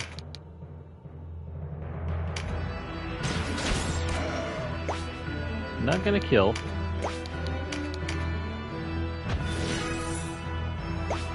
But that's okay.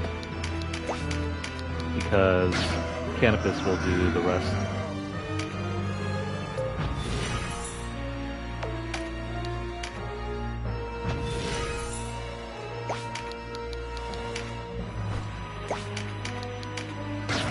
Come on, buddy. You gotta cooperate with us.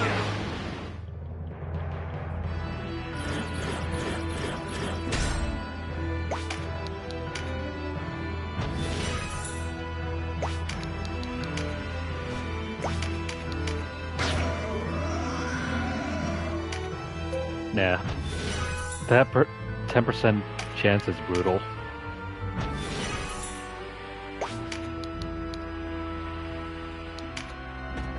We'll have to move on.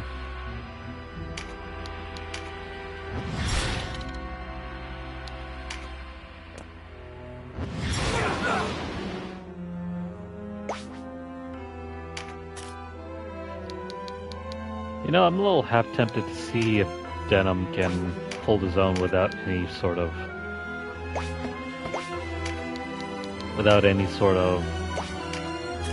chest or headpiece on.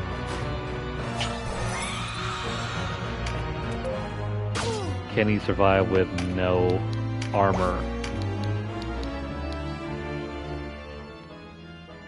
It would be interesting to see how that will work.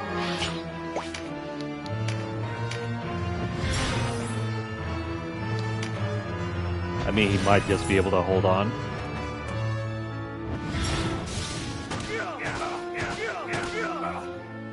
Something I'll have to give a try next time.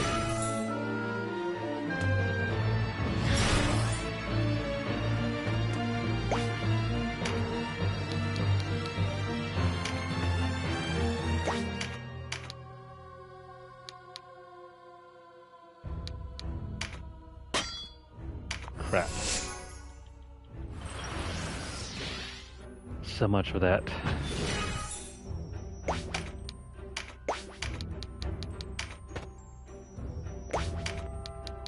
I mean, I could. Would it be worth it? Who knows?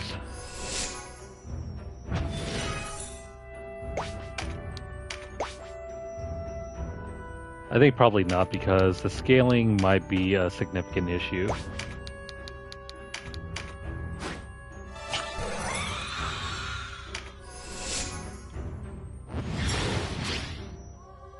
I mean, we could probably give him the bulge. That would give him an additional attempt to try and use Breach on different characters. Crap. I didn't forget about that one.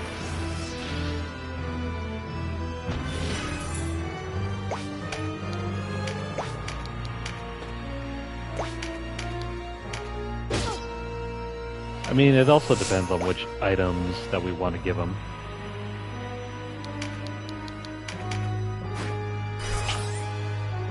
Maybe a Dragon Fang. I'm still working out the details on that one though.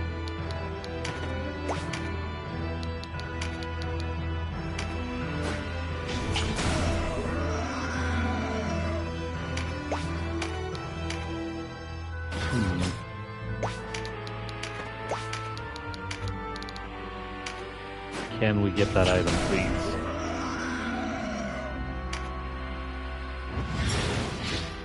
Nope, still nothing.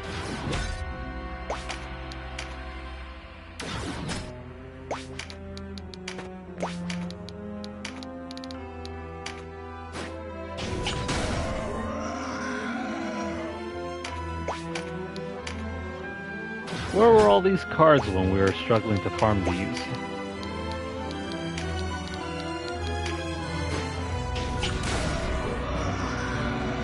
There we go, that might be it.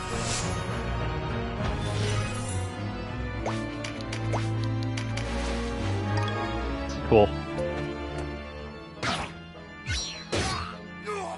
That's one less thing to worry about.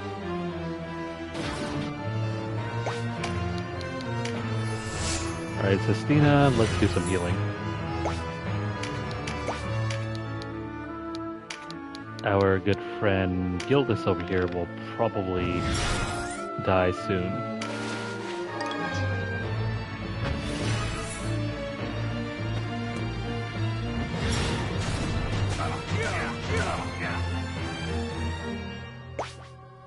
So yeah, that's crazy. Without the proper investment, your characters usually won't survive.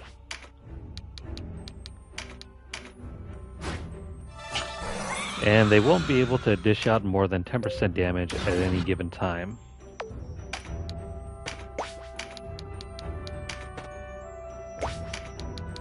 That's horrible if you're trying to make any headway into the final chapter. Crap.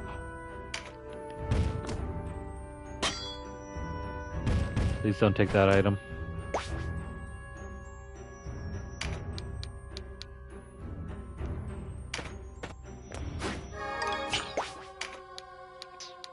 Okay, so we can probably do Wisp Light on you so you don't take that card. Oops, wrong one.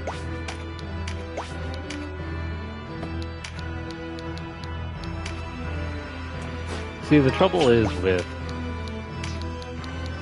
not doing your menuing correctly is that you end up doing some rather silly stuff. Healing when you don't need to heal, attacking when you don't need to attack.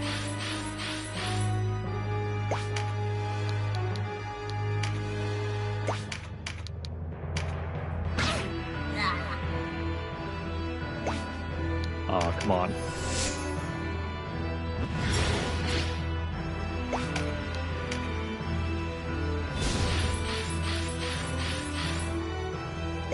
Come on, Denam, how about that 2 for 1? No? No 2 for 1 then.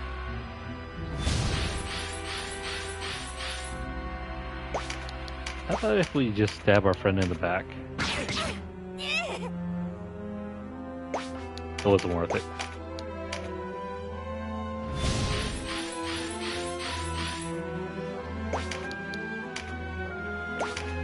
Did I do this one?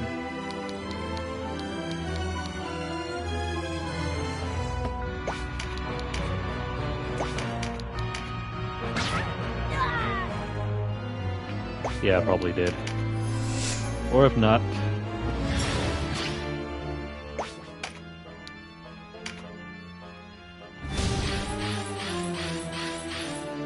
What about the range?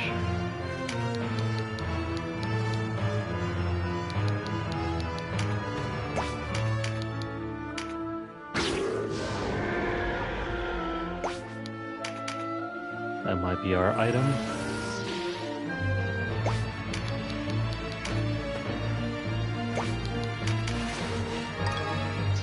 Yeah, there's a whip. Okay, cool.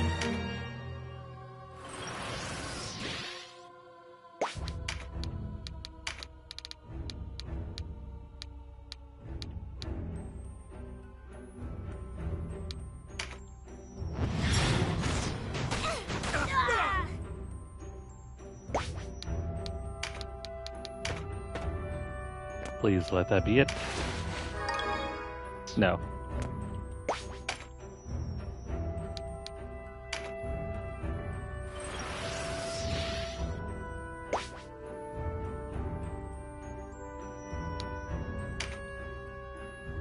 That is odd then, huh?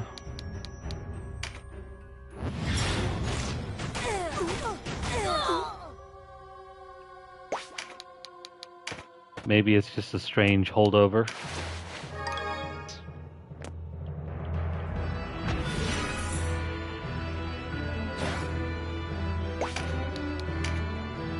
Alright, so we're getting nothing here.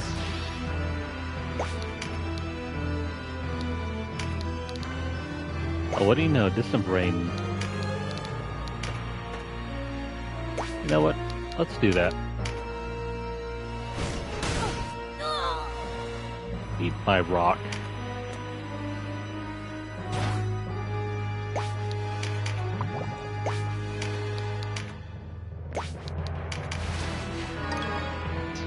Nope, still nothing there.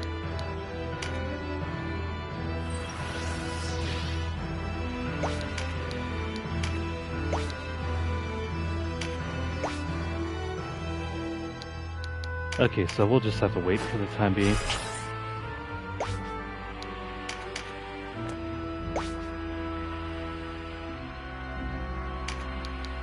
Since we're over here, let me go ahead and put to sleep. Let's put you to sleep.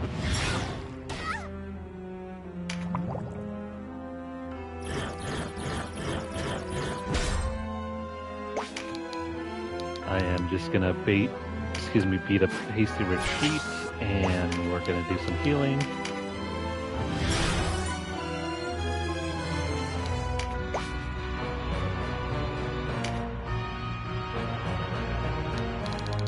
This unit will leave for last.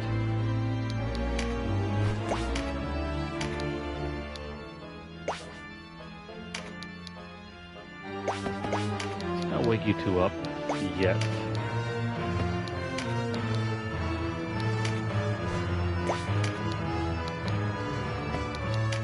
I'll wait over here.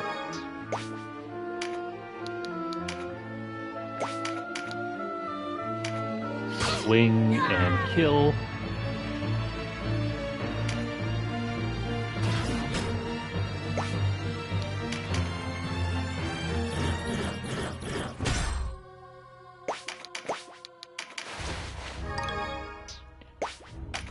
Why is this thing so hard to make?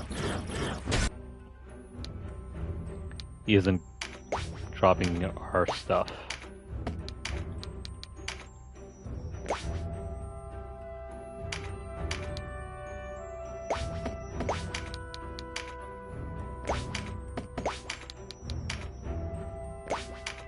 Yeah, so the curse status effect is an interesting one. If I remember right, it reduces your chances of getting crits, and it also increases the chance of getting hit by crits.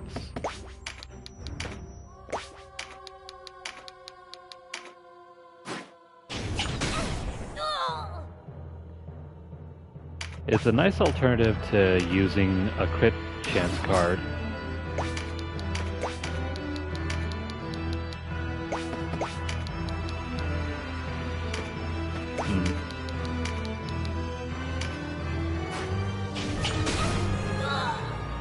Yeah, that's another one too. It disables counterattacks.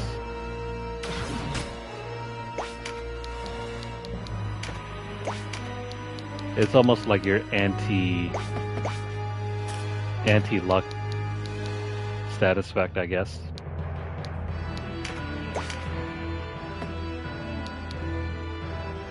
I can't do anything for you, so we'll wait. Mirrodin, let us see it.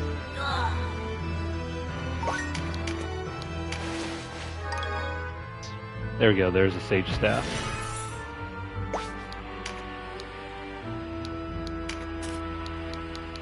Now onto the second stage, sage staff.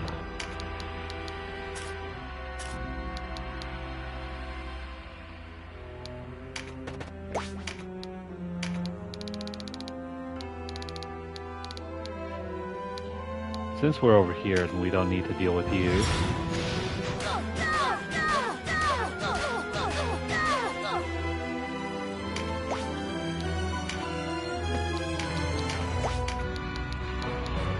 let us have that item. Cool.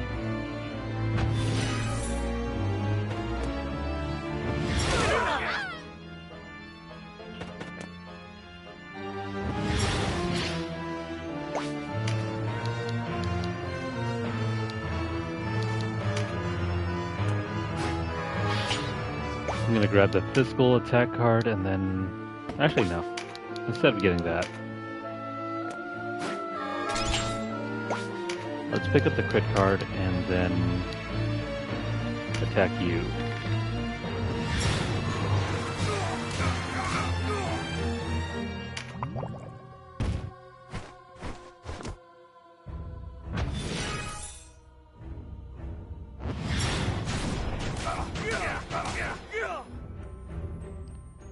Gildas is coming very close to dying.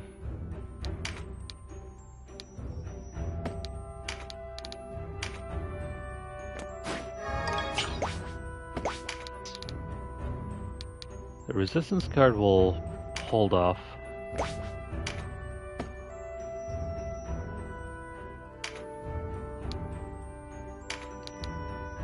Let's do some area-wide group healing.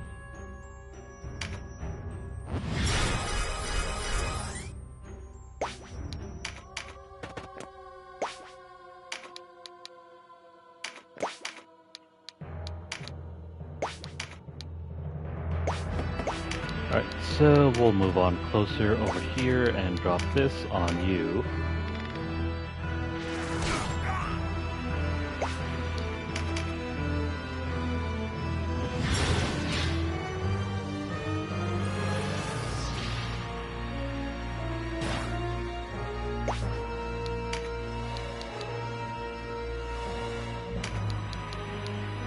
I suppose we can drop this on you just to see what our chances are of getting that sage staff.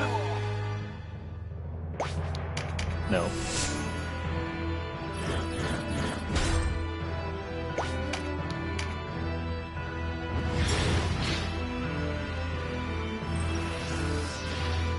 Can Sherry move closer? Yeah, probably.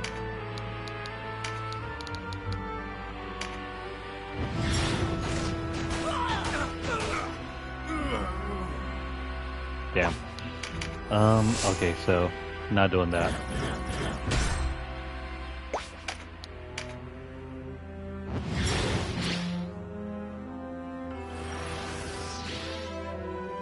Instead, how about we focus on hurting this thing over here? Actually, no, let's not do that. Don't have enough to kill that griffin all at once. Or, excuse me, that phoenix.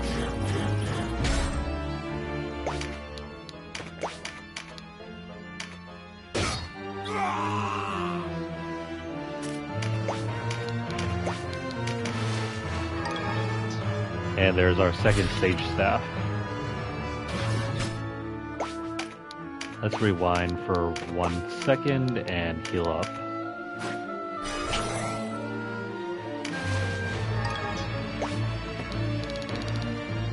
That only leaves the Ring of the Dead and this griffin over here.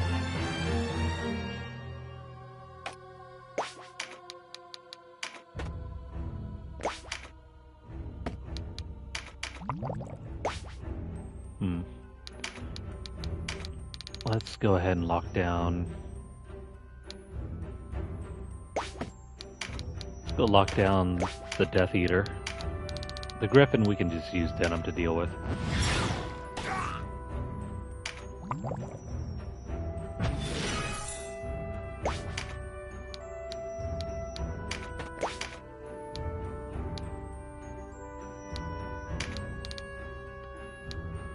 And then I wonder... That's not gonna work.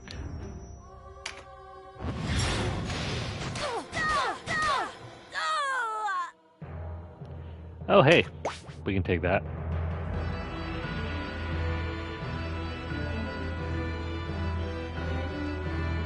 I thought we had someone on sleeping duty.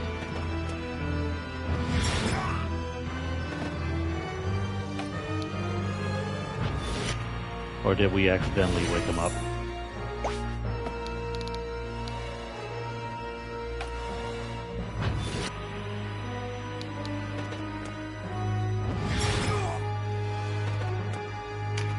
Yeah, what the heck? I thought he went to sleep.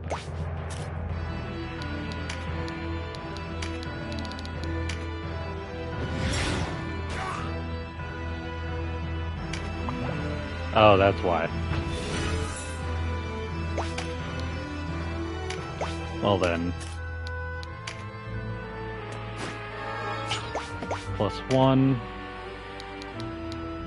Whoever can get this card first can have it.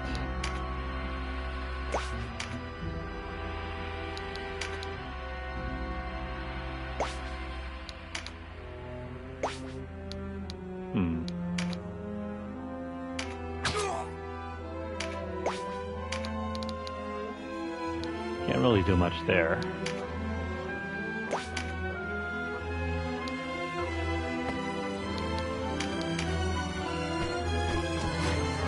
Crap. He stole our card.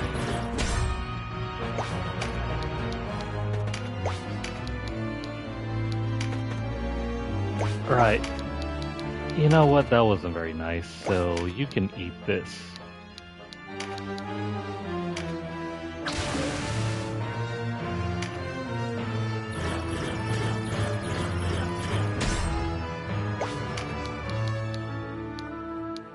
Maybe we can piss it off. It won't steal our card.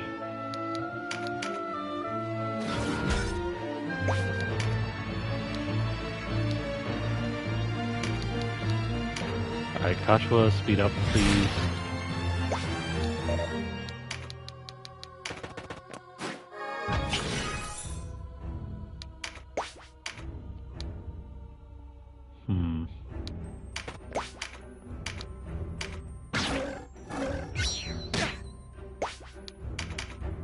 Let's see if this will help.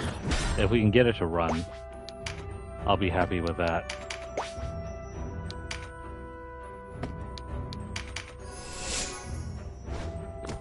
Yeah, there we go. That's perfect.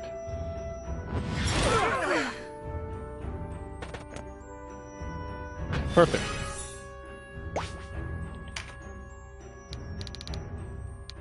So they're not going to take any of our cards. Only +1.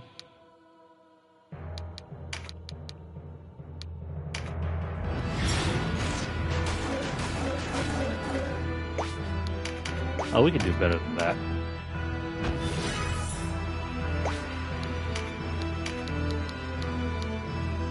It'll be alright.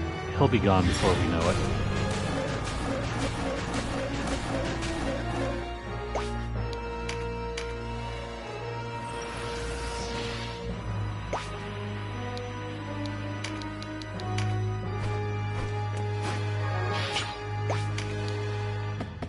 We just have to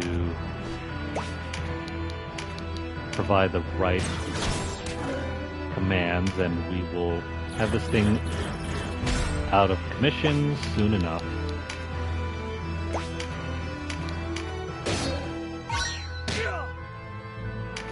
That was pathetic.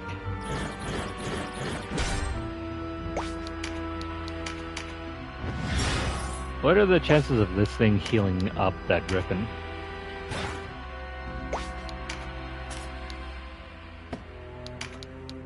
Alright, so we gotta try to farm for that. +5. No, +3.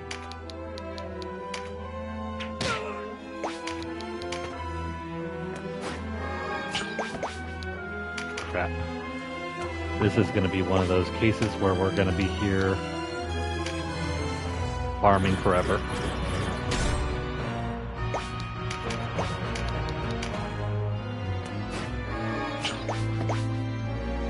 +3.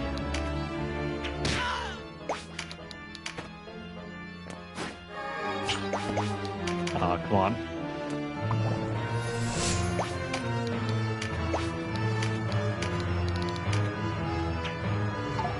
Yep, gonna be here a while. Hope you guys got candy or something.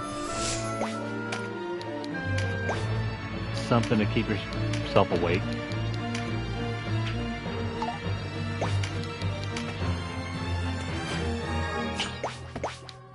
Yeah, this isn't changing from +3 to anything.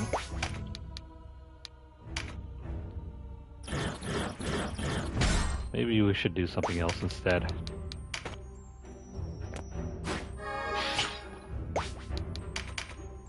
That RNG is not helping.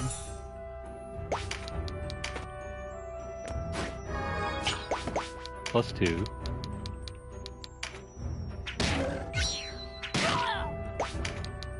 That was not a good trade. Not at all.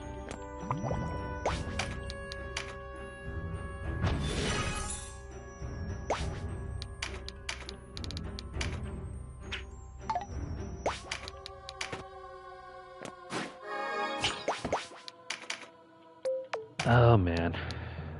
Alright, let me see if I can do some other tricks here.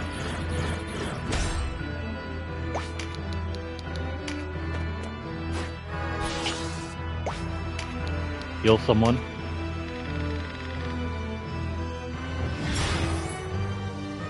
Let me throw that out.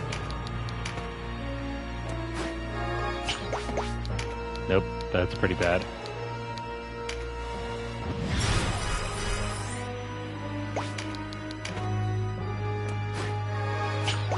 Okay, +4, we're getting somewhere.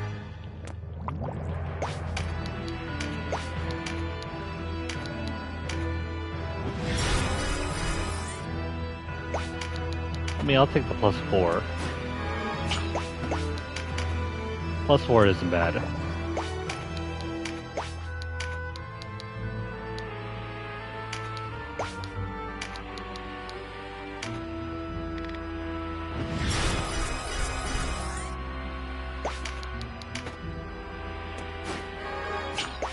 In the interest of speeding things up, though, I think we might just take that +4.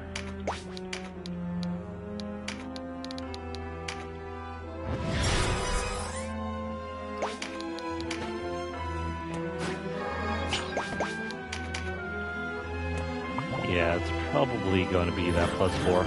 We gotta move on. We can't be spending all night here.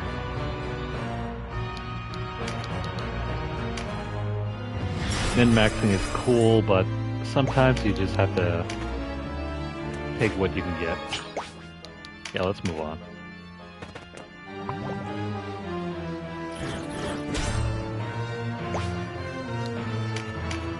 I know, right?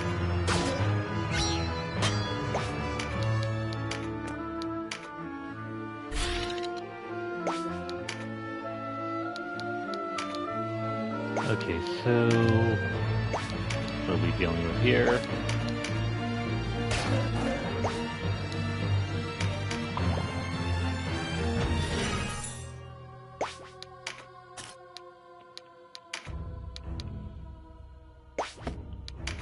Need to move over just one so we can kill this thing.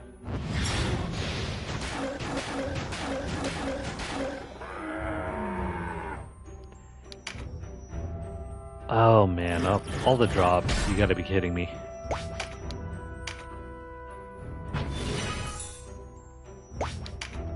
That's fine. Eat this.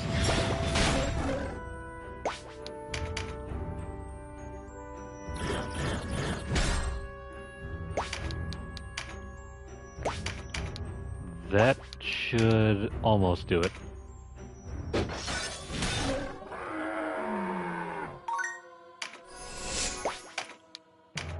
This Phoenix has a chance to drop like 4 different items. And of all the drops possible, it gives us a card. Like, seriously? The game's just trolling us at this point.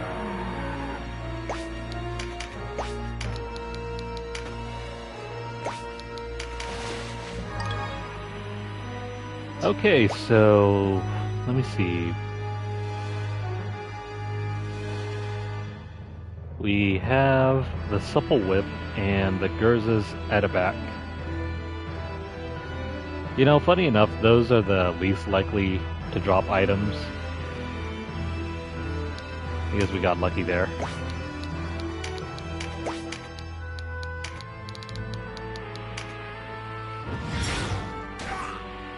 Alright, let's lock him down, and we'll pick up our cards, and then we'll focus on farming him.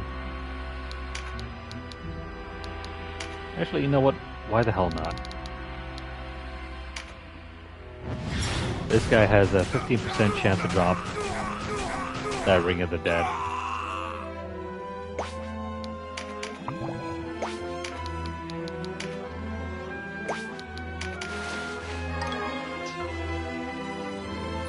And he leaves behind his underwear, of all things.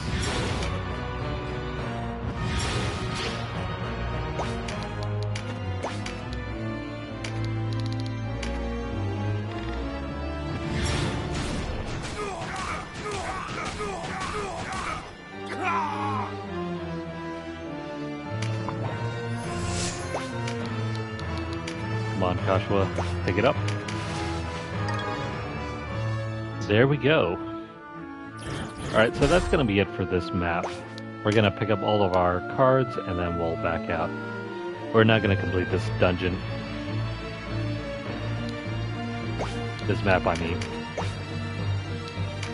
We're only here for the goodies. We'll be back after, once we have our second Ring of the Dead. I mean, we're gonna do this battle once, get one for Denam, and then swing back again, and we'll pick up one for maybe either Hobie Rim or someone else. I don't think we need that many liches.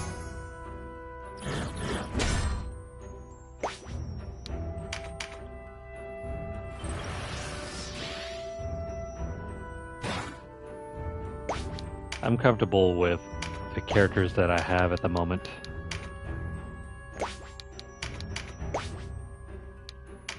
We need to be focused on getting the platinum versus staying stuck in this dungeon.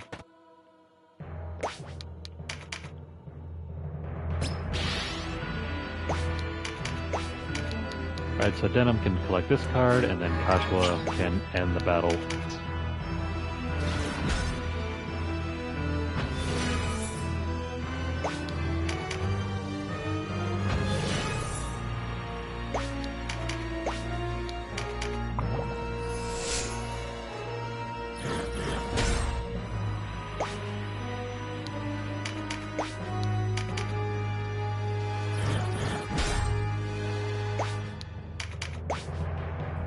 You know, besides Ozma, I mean, not Ozma, besides Hobie Rim, Ozma is also a great candidate for the Lich as well.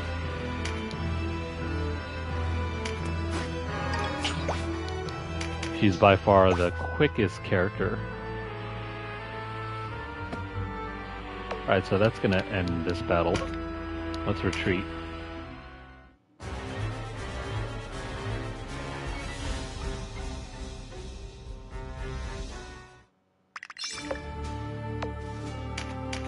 Alright, we'll make a quick save on a separate slot just to confirm we have the ring.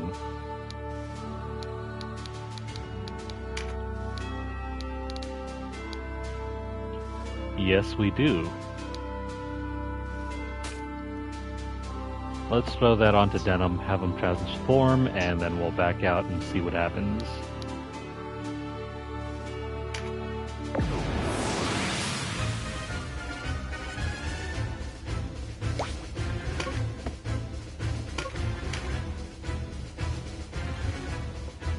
Yeah, I was thinking that too.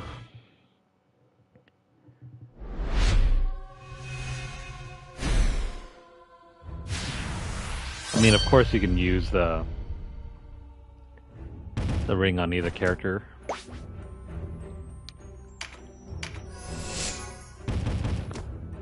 But because Ozma doesn't have, I mean, not Ozma, Hovirim doesn't have any special class.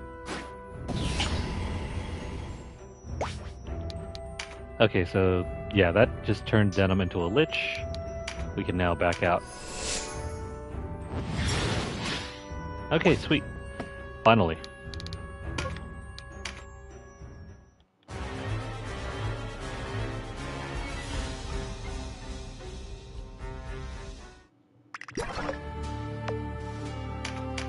Let's make a separate save.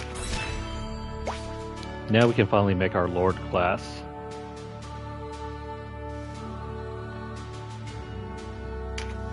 Not every class. I didn't have them transform into every single thing. No worries though, because we have enough. Let's see, we have enough like marks for turning into Lord in case we screw up.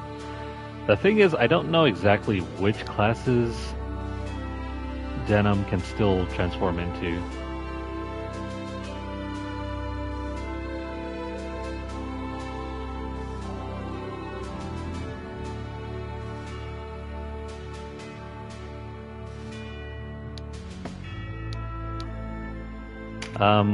Yeah, I suppose. Except for, yeah, everything still stays the same, even the winged boots. Why, was there something different? Alright, so we're out of Ring of the Dead.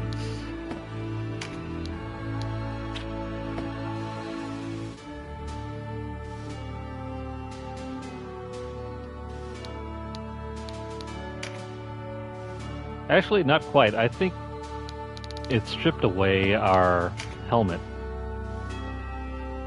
Our previous helmet was a bronze helmet, and we had the leather sleeves. It only removed the ones that he couldn't equip.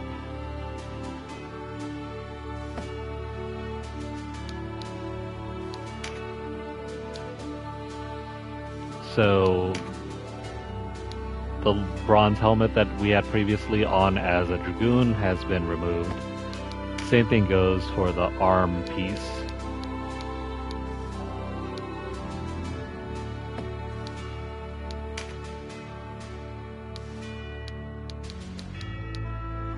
Yeah, we got Demon's Pact, Meditate 4, Nature's Touch, Salvation,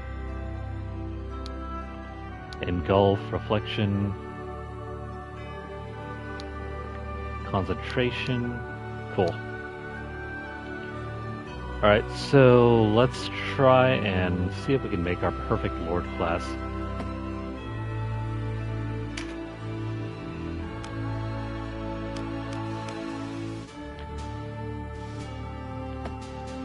Now, it didn't remove all the items.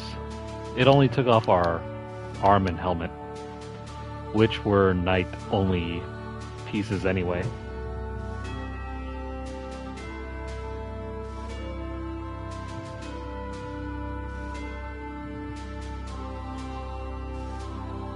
Yeah, so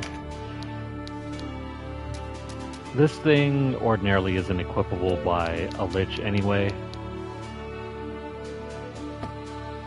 And I think we had like the leather sleeves or something else on here. Oh, something else. Let me reload. Tactics Ogre.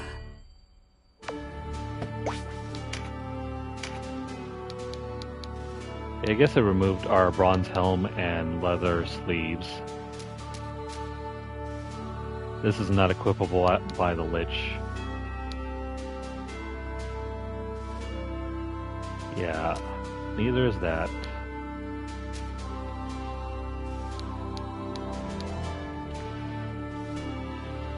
So the only ones equipable by the Lich are the ring, the boots, and the dress. which were the only ones that weren't removed when Denam turned into a Lich. Tactics Ogre.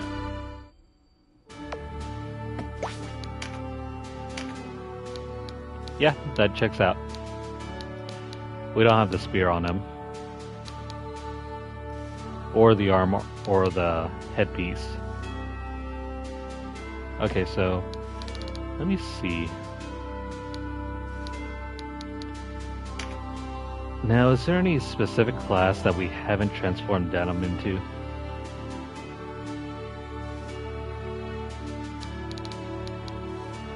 I'm gonna do one of everything now. Once into the Buccaneer.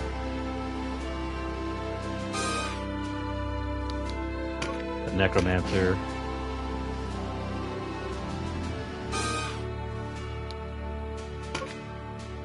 The Warlock. Yeah, no clue. Maybe it's supposed to be set up as... Well, I didn't transform him into the Lord yet. I'd only just transformed him into the Lich.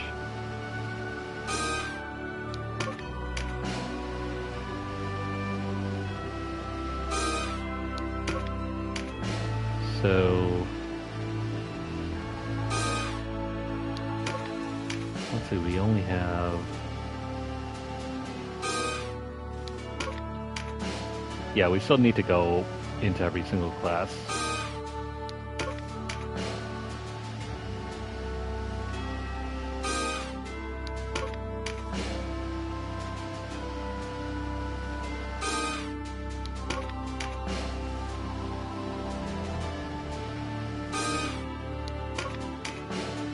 Alright, 3 more and we'll be done.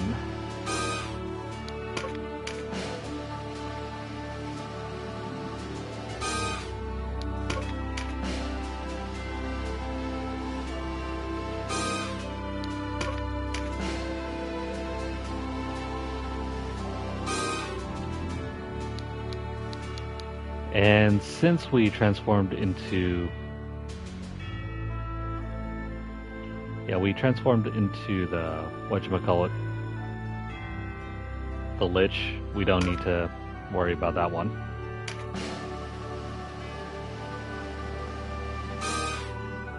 Alright, so I think that should be it. Let's check everything now.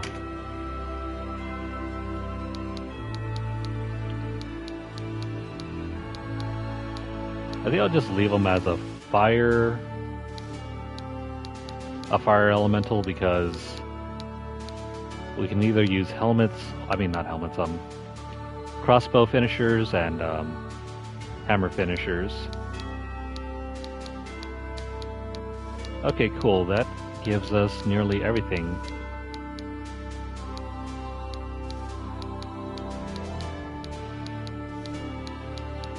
Even have conserve RT, that's probably going to go first.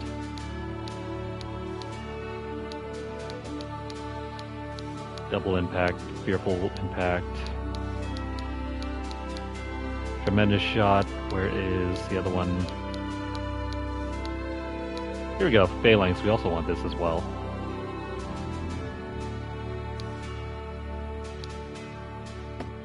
So we'll take on Phalanx. Actually, you know what? For the majority of the regular battles, we don't even need Phalanx because so few enemies even target him.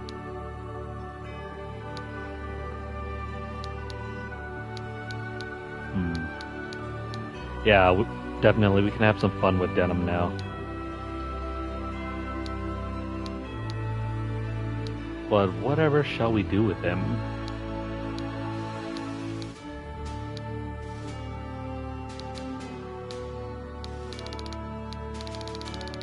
This is going to be hard to choose. Well, he's still going to be our physical attacker. I'm going to try to speed him up as much as I can. Let's start off by throwing this on. And since we don't really need like heavy equipment, whatever will give him the best speed will be going on first.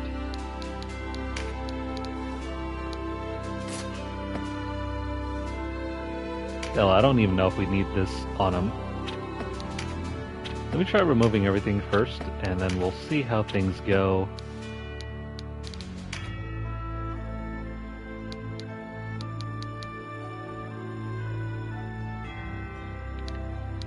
Everything here gives them some sort of speed bonus. Oh right, that reminds me, I need to give them at least the winged boots. Either the winged boots or the winged ring.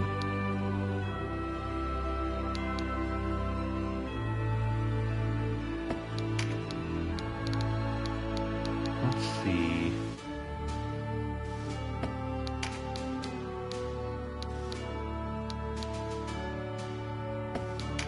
Probably the winged boots, because then we'll get an extra move.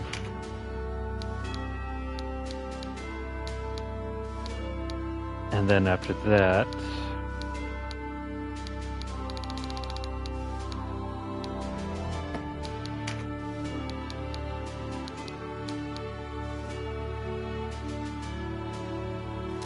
since he flies, we don't need to worry about jump. And then as far as his ring goes,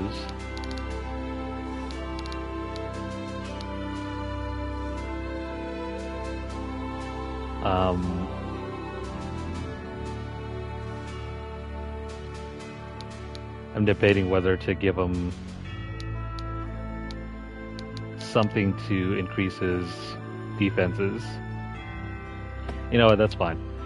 I'm still gonna try to make him as speedy as possible.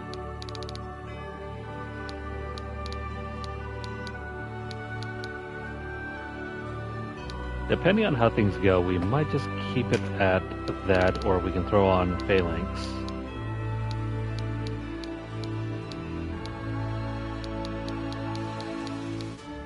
Where is phalanx, by the way? Meditate for the finishers.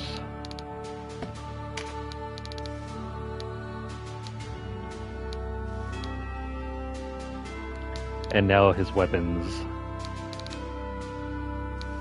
Let us throw on daggers for now. We haven't worked on his daggers ever.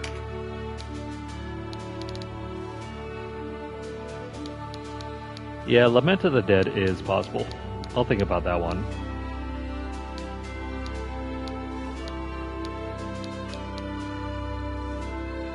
Mind's Eye causes target to evade up to 3 melee attacks. Nah.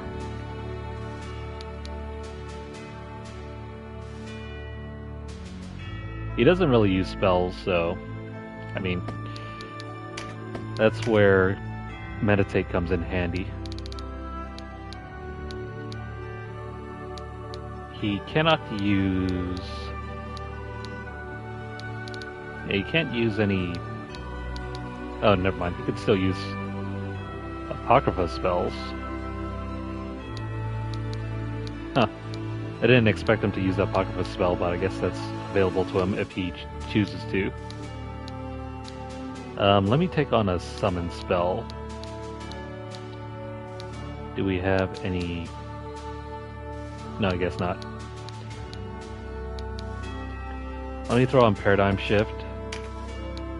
And then maybe a basic summon spell.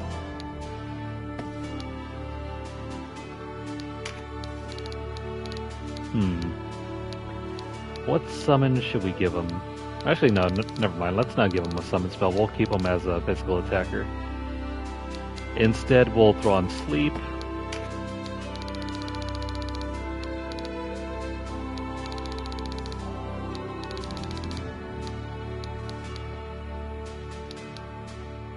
He gets Springboard, and does he get any Apocrypha spells? No, no Necromancy spells.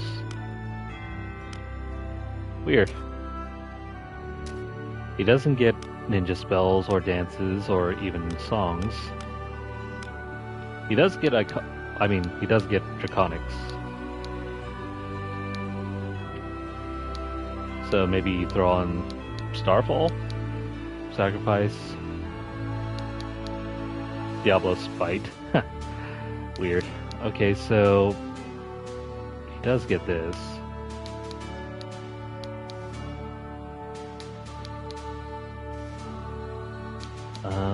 Let's see.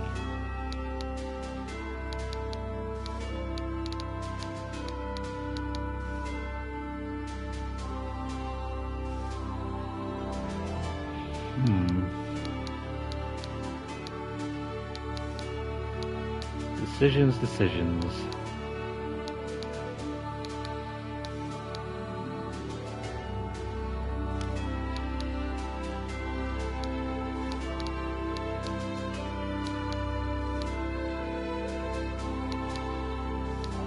I don't think we need any healing.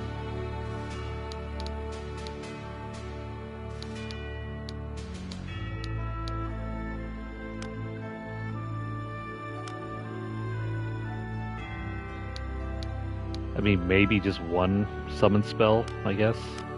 Nah, I want him to be more of a supporter than an attacker, so let's see. I might have to use concentration on him since his mind stat isn't so great.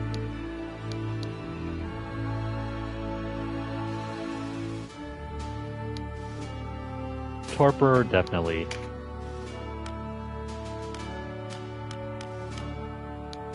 The trouble is, some of the stuff that I would use, like the summon spells, other characters have that covered.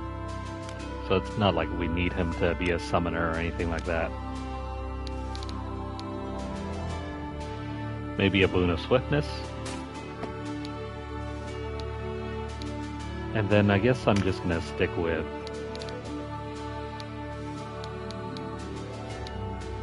let's have him do crossbows. And then as for his element, oh wow. Hang on. Let me see if I can switch him over to fire.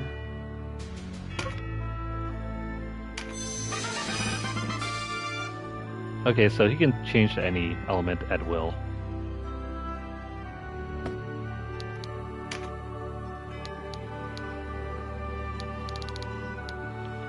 Okay, now for his weapons. We want the basic one-handed crossbow.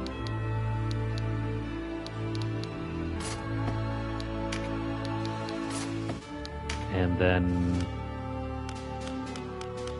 as for the dagger, oh yeah, he gets access to the Dragon Fang, so I think that's a good combo.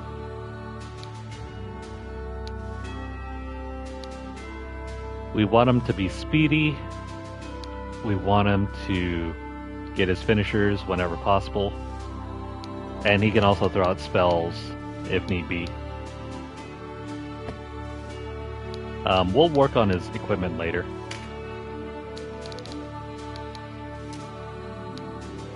He doesn't need jump, so I'm thinking, is there anything around here that can give him, like, additional buffs besides just defensive stuff? Probably not. Regular equipment. He gets access to the Thanatos armor, so I mean that's gonna improve his defenses pretty well, and it also gives him Wade 2 if you need to jump into water. But it increases his RT, so I'm gonna avoid that for now. He doesn't really get much in the way of helmets. That kind of bums me out.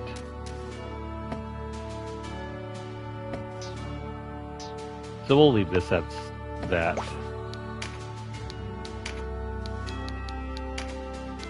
Let me put on...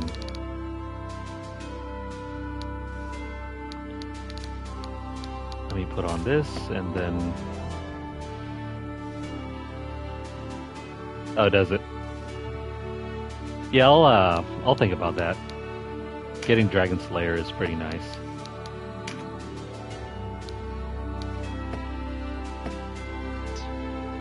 Alright, so we'll, let's try them out.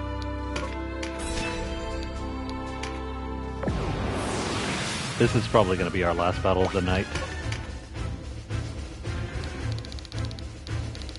So we're mainly just looking for this guy and that other gladiator. Plus, where's that boulder golem?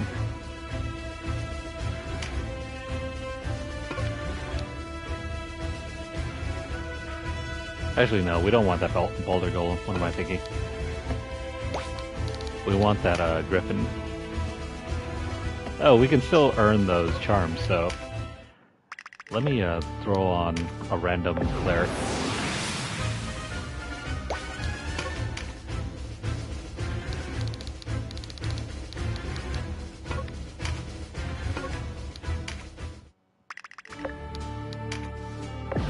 Let's try and make those two gladiators spawn in.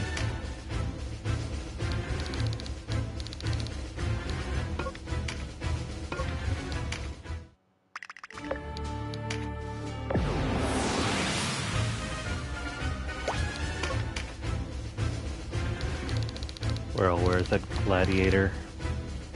That's only two of them.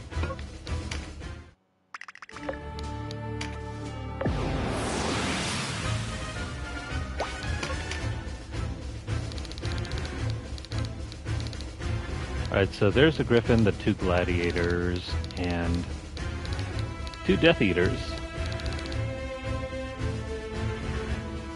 Alright, so let's try this once more.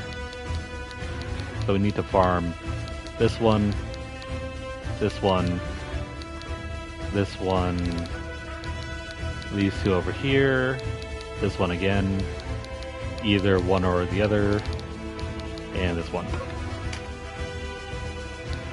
And I guess we'll take out Ozma, and we'll throw in a random cleric. Christabel, you're not doing anything. Or unless... No, that's Elrig. Denalto, what are you doing? Let's throw you in.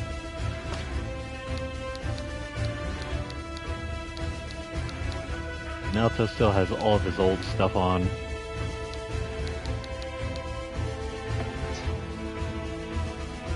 Okay, so we'll use Denalto and let's start.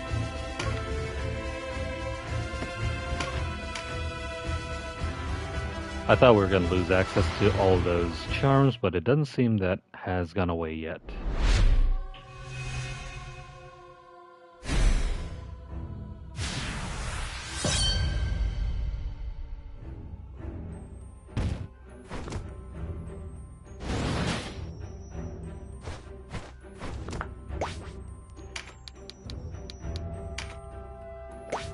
So let's see if more enemies will try to target Denam.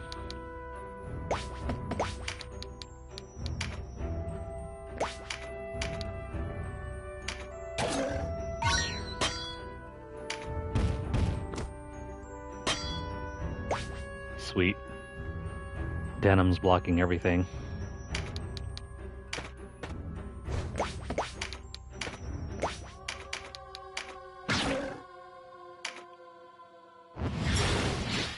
See, with enough avoidance, we can bypass the whole defense situation. Outside of maybe having like some resistance to block out some spells. Oh, by the way, hang on.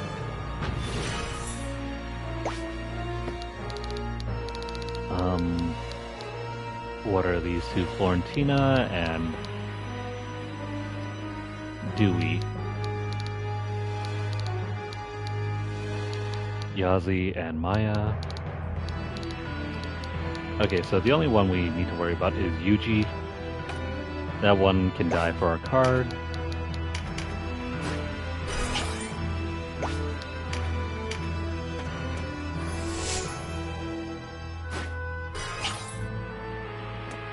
Alright, so let's see how OP our Denam can get. He's already had one attack.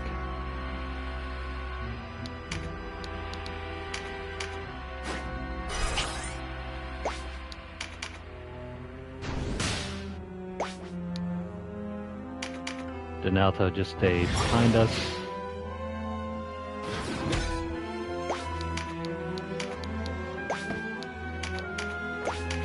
Alright, so speed is the name of the game. Denam, let's speed you up.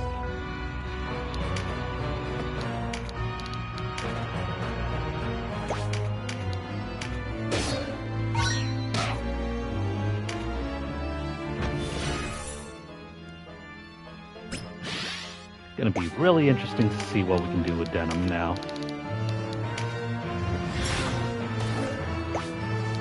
Go to sleep now. You won't be able to do anything.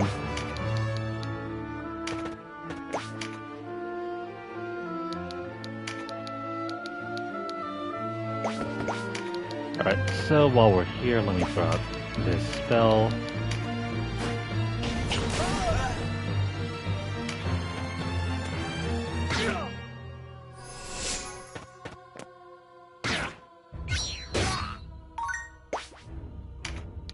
Oh no. Our favorite white knight.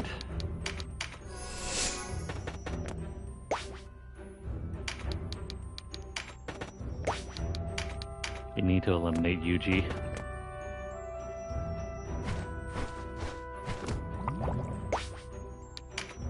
Alright, so Denam gets to move again.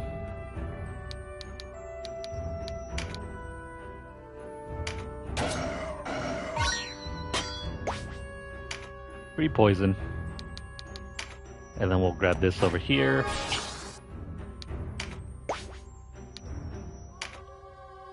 Damn, not enough healing here. So 20% won't do anything to Yuji over there.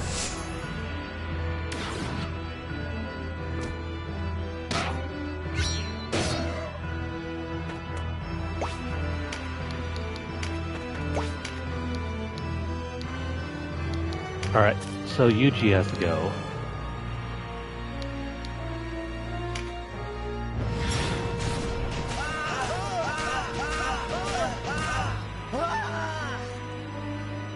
Damn it.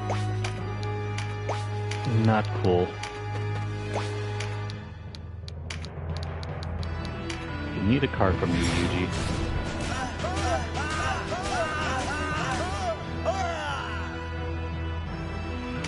Probably a bad idea. Instead, let's go for multiple hits.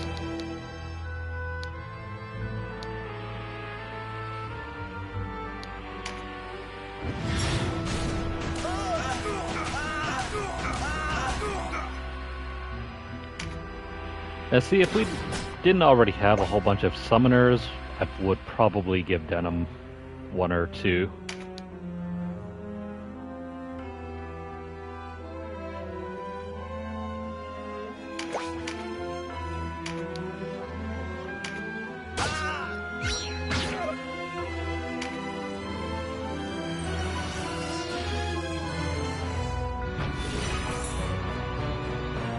Alright, so this is looking very good.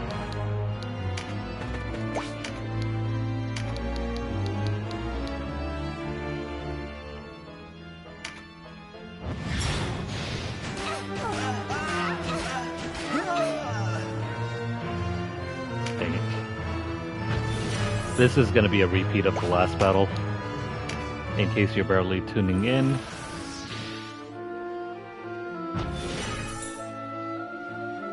Might be a concern for those of you who have watched this already.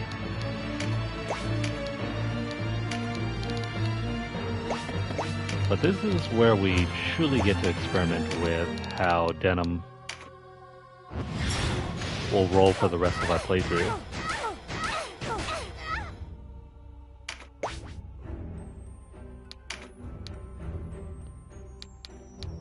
Alright, so we can Starfall you, and can we get anything?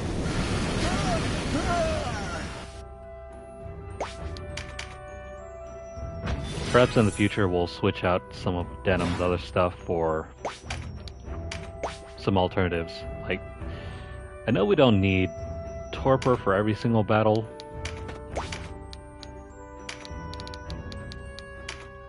Or even Paradigm Shift.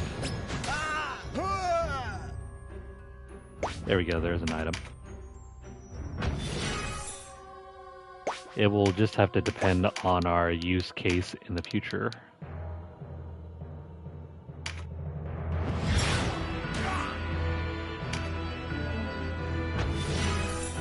I'm not even sure how great Denam's mindset is. We'll have to test that out. Because if we can't put anything to sleep, then we might as well not carry sleep.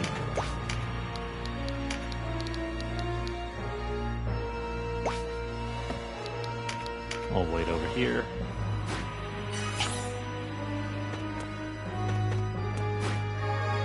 Aw, come on.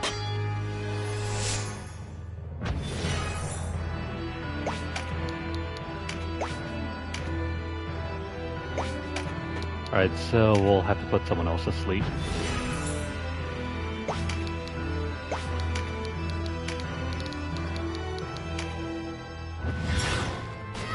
For example, her.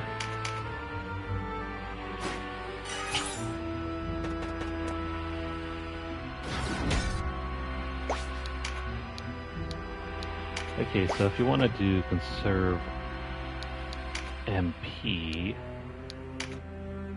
let's speed up Kashua.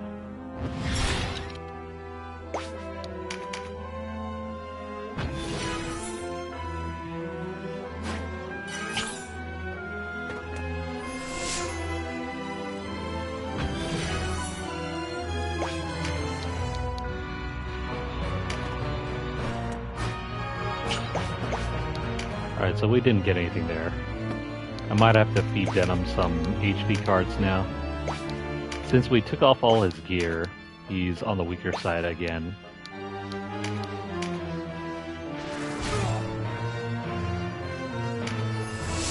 Could be an issue, might not be.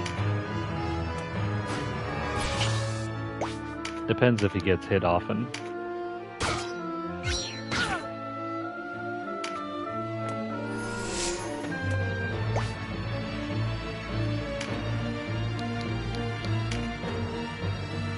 +5? No.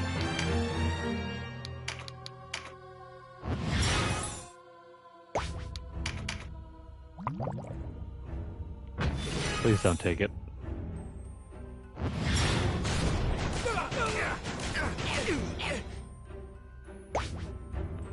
No, he's gonna stand still like an idiot.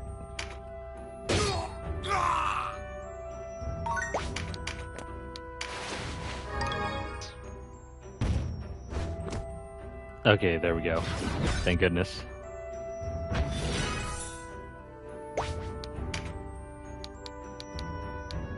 Alright, so let's see here. This is standard for paradigm shift. Sleep doesn't work. Doesn't work. Barely works. Barely works. Barely works.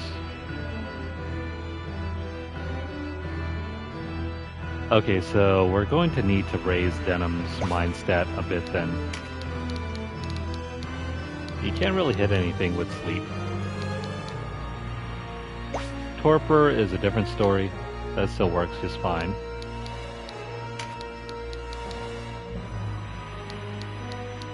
And his finishers can still lock down units whenever we need.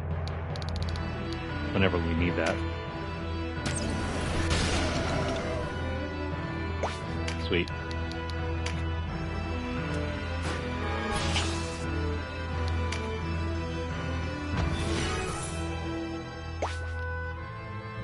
Stop, I think, is a great alternative to sleep and petrify.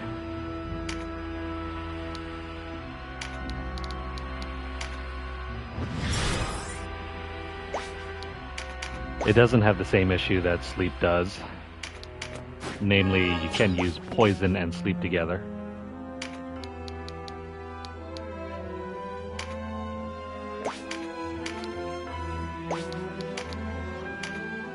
Can I get an item?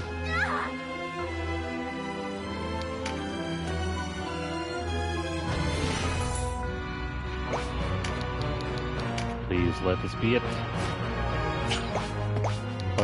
+4, so Maybe if we do a heavy attack like this.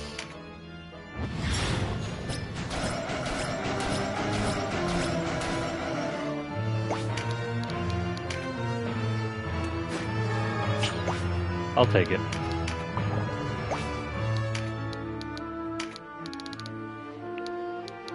And let's keep this guy asleep.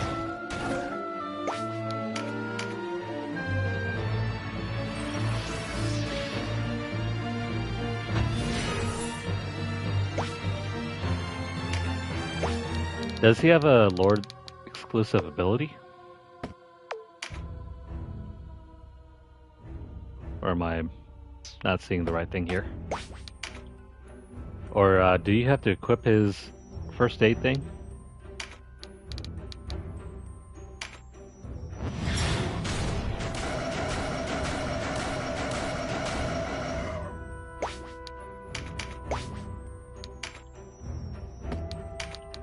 Let's go up here and slice this guy.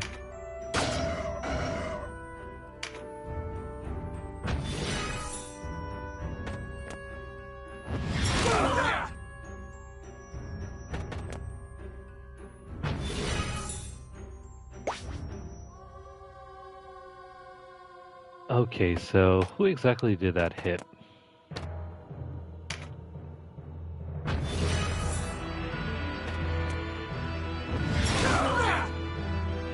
Oh, it hit the griffin.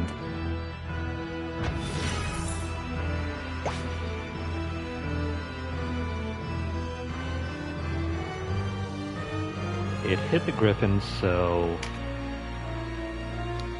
too bad for him. He's gonna incur the wrath of that phoenix. Not griffin, I mean.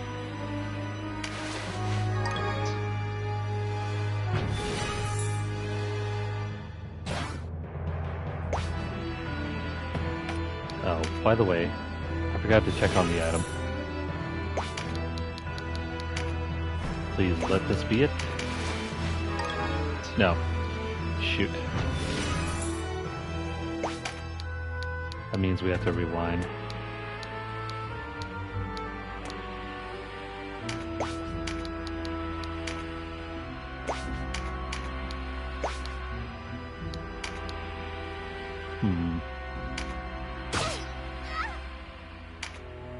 That might not be worth it.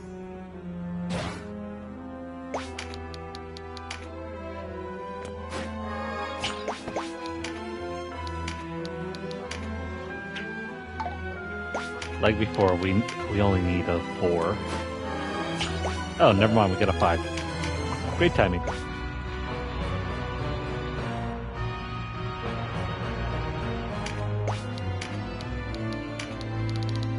Great timing. Let's put her back to sleep.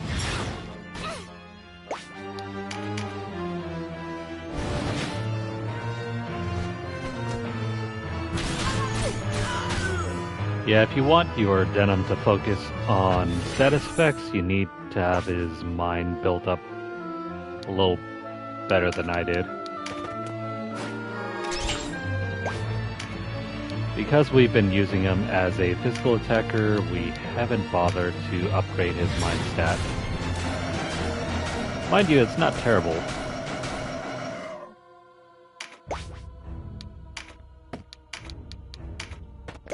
I mean, it'll still work.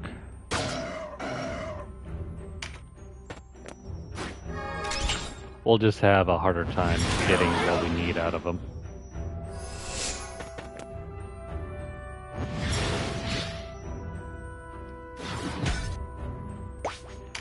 Yeah, thankfully slow is not that hard to activate.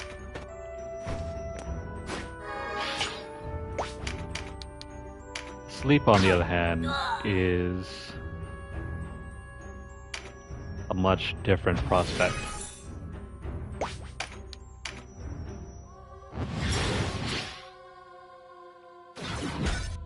So unless you're planning on throwing on concentration, improve your mind stat before throwing sleep on.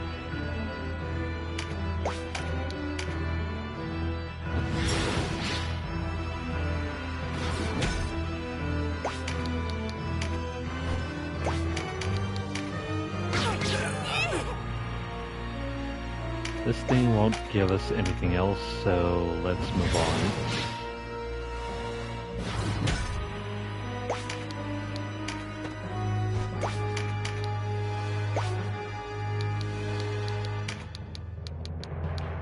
Let's go back and throw this out.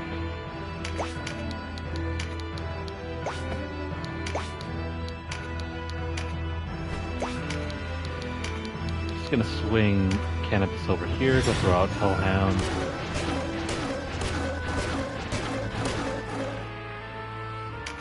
I'll be okay.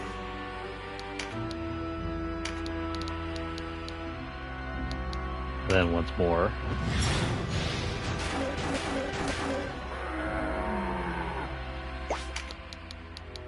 Can we please have your item? There we go.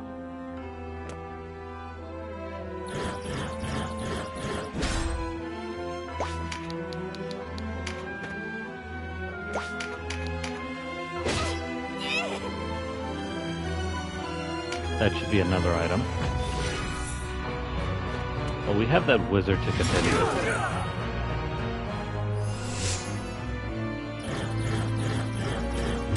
Everyone's getting hit down here.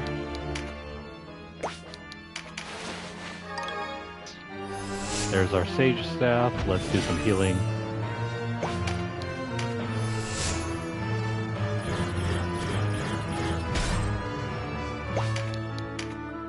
I might not need Paradigm Shift.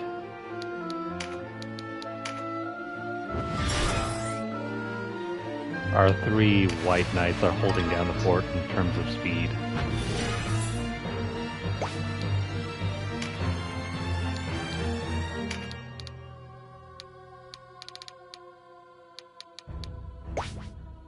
Yeah, sleep doesn't work on those.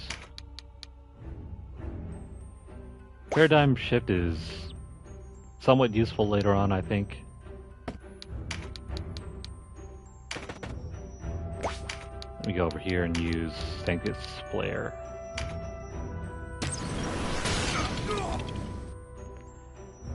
I think with how strong Sanctus Flare is, I might not even need sleep.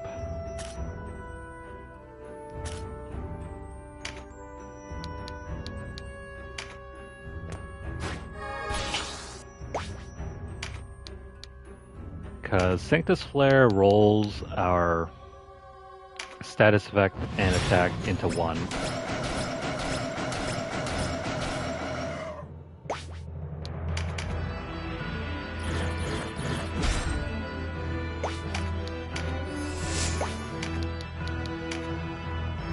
Now I can definitely use a little bit more power, but I don't think it's at all necessary. It's more like the icing on the cake.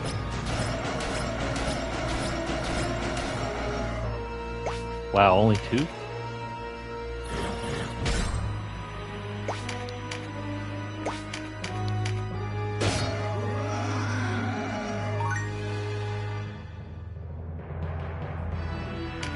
Yeah, I can give him Speed Star as well.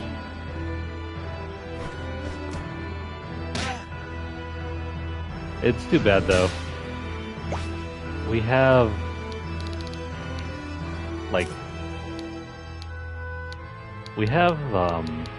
Boon of Swiftness already. And we're working on getting these. You know, with as strong as our crossbows are, I may as well just make a two-hander. I may as well make it like a really strong two-hander crossbow and throw it on Denam. And just have him do Sanctus Flare on everyone.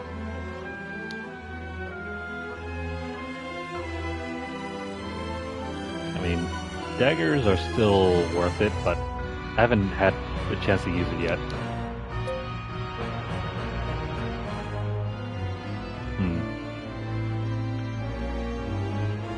Oh, right, never mind. If Conserve RT would just activate,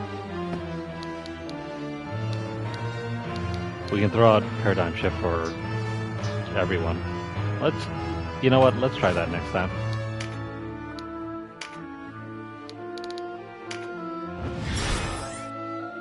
You basically get free speed ups.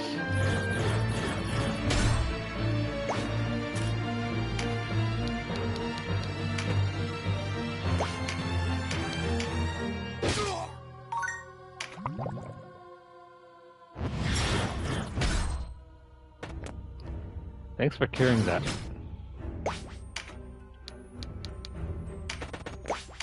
Go over here and then 500, 350, 500. Wait, 600? Oh, that's right, he's wind.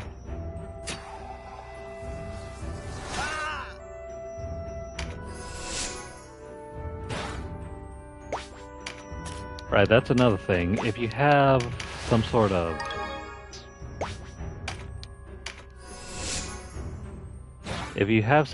ice elemental character, you can use that to counter all the flyers, like griffins and whatnot.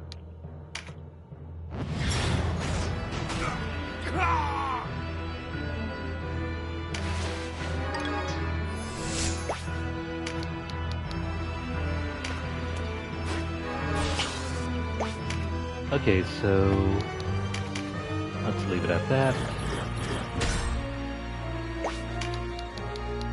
Give me another Ring of the Dead, please.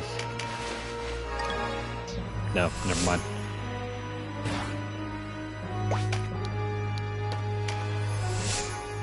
That's gonna have to wait.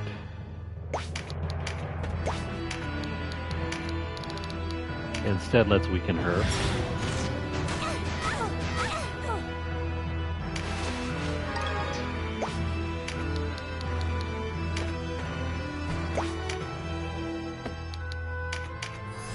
So yeah, about using Steel Stance and Phalanx. If you have thrown a whole bunch of like Vitality cards into your character, you may not ever need them because, well, as you can see here, Denam doesn't get targeted by the AI.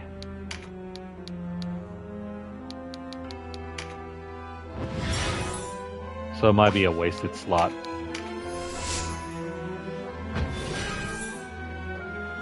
In that case, I think you're better served using any other ability.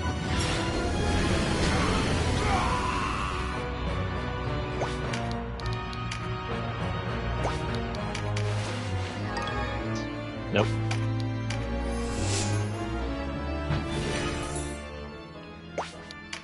Unless, of course, you decide to go in the opposite direction and not give them any Vitality cards. And if you do that, you can still run Phalanx, I think.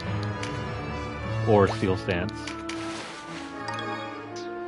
Ah, come on.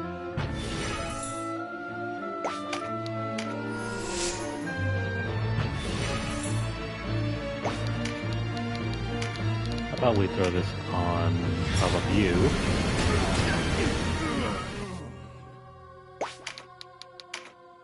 Will that be it? Ah, crap. Never mind. Let's move on to someone else.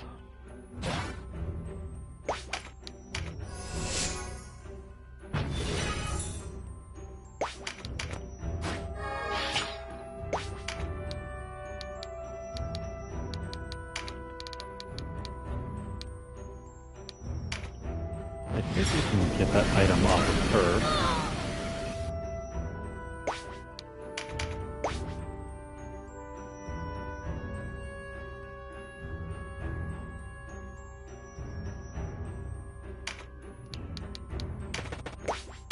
Yeah, I get that. The problem is with, you know, raising your vitality, enemy characters just don't target you.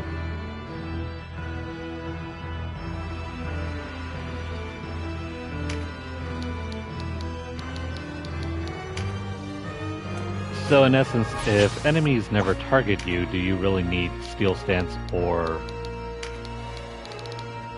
Phalanx?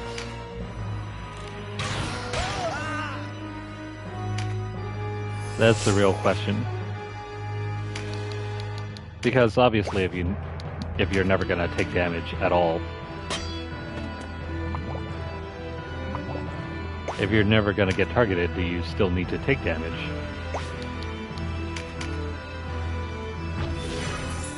It's a tough question because there's only like one or two scenarios where that would make a difference.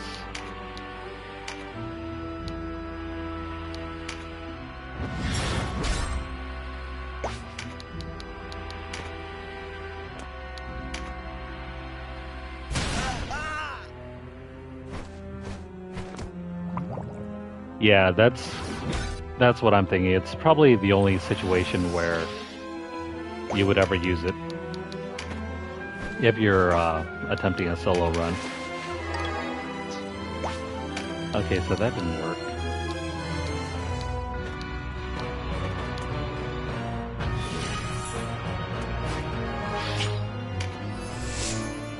Okay, so never mind. Let's do something else then.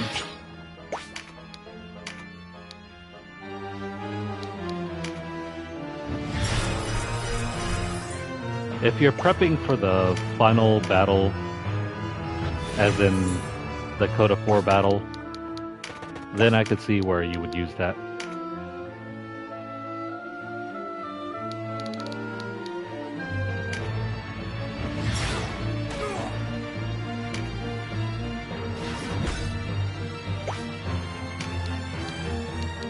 I see.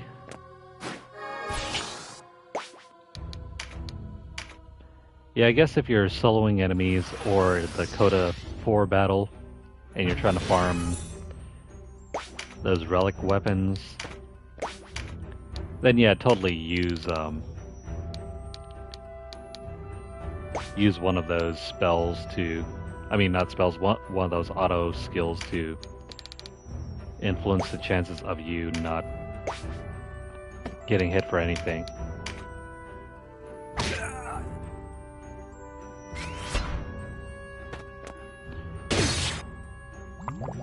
And if enemies have tremendous impact,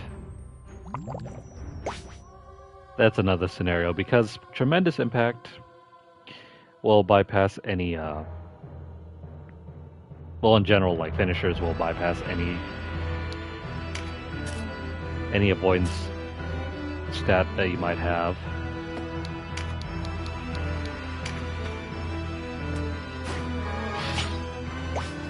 Trying to consider all the best options and possible scenarios.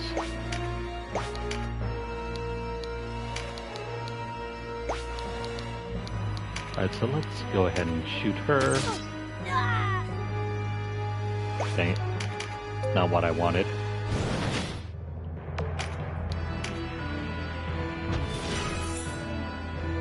How about with Dullbind?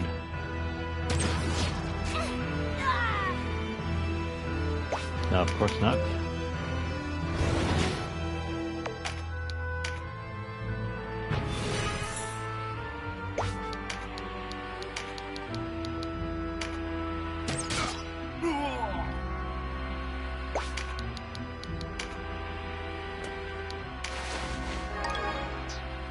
Still no ring.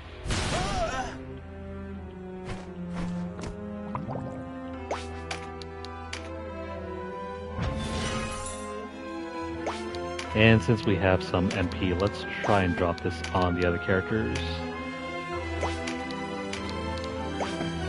Let's see Paradigm Shift work its magic.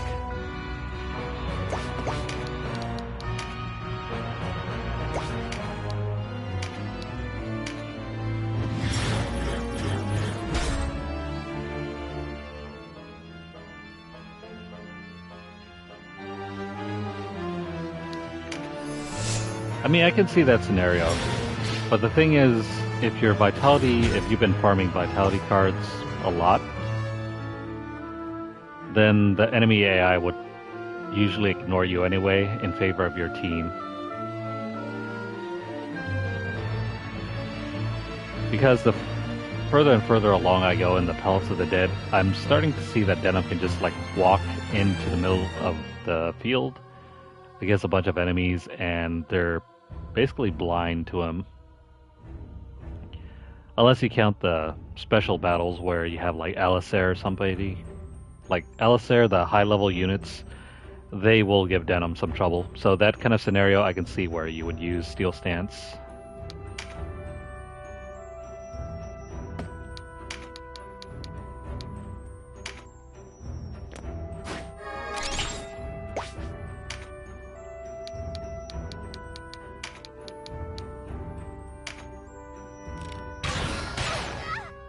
But it still brings back the question if you'll need it, because I'm not saying that Vitality will help prevent damage. I'm saying that Vitality will just make enemies blind to you.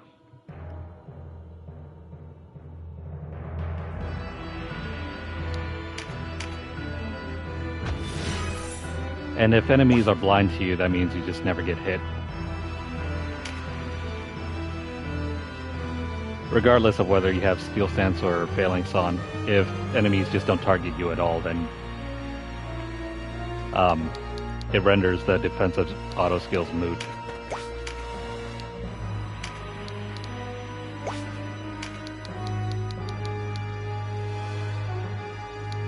But that still probably needs to be tested on my end.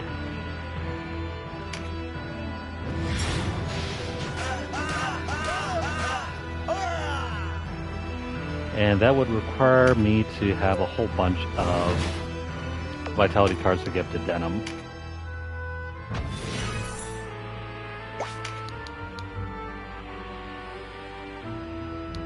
But no, I think your reasoning is correct. If you're going up against extremely difficult battles where the enemy AI is guaranteed to be like way far above you, then yeah, by all means use Steel Stance and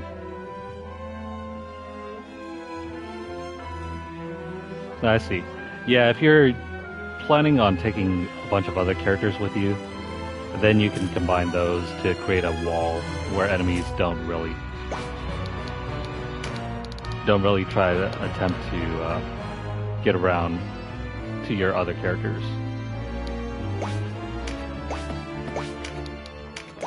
Alright, so now let's see. I think I need to eliminate this guy over here. Well, before doing that, let me heal up.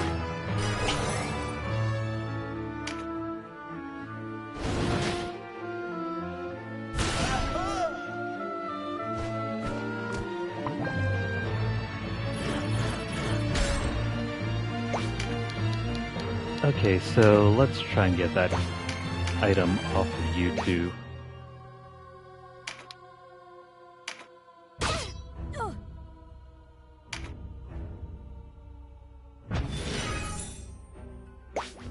Yeah, definitely. In scenarios where you want to protect your team, Denam can be an effective wall at that point, provided you haven't been investing cards into any other character.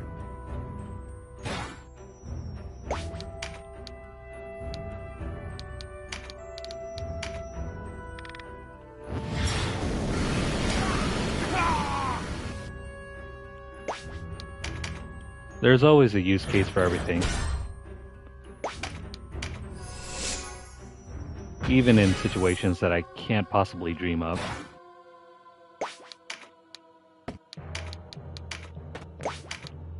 Alright, so let's focus on trying to get this thing off of this so we can call it a night.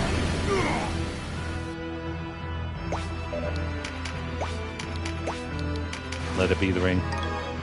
Oh, come on.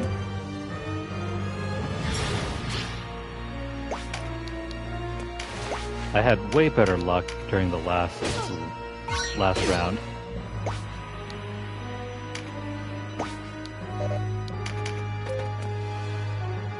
I don't know what's going on there.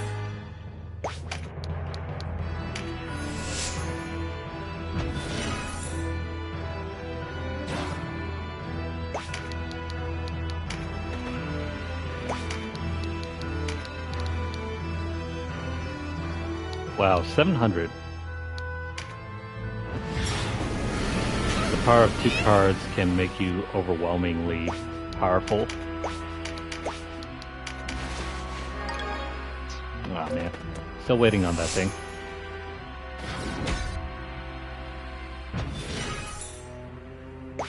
Instead, let's have Kashua do something else. Maybe some healing for the others. Or you know what? Hang on. Let me go weaken Mr. Chicken over here.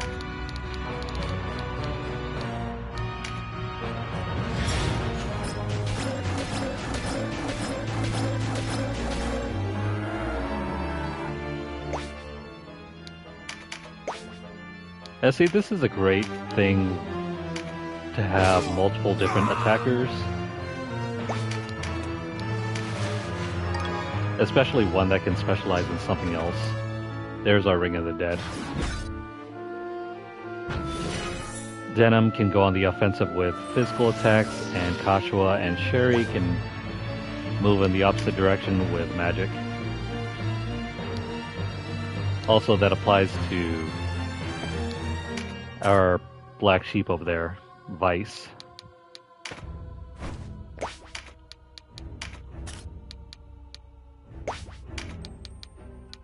Let's see, can you drop a card for us? Aw, man. Alright, so we're getting close. We're not going to get another Ring of the Dead at the moment.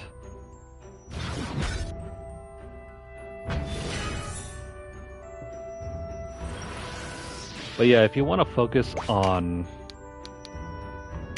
making like a generic caster, this is a great time to do it because you can stay here, get as many liches as you want, and then move on.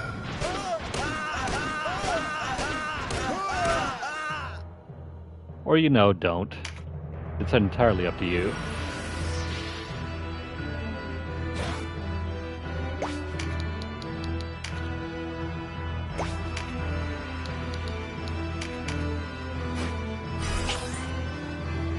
I wish I had the patience like some other players that can go around body snatching other characters and using them for some very OP custom characters.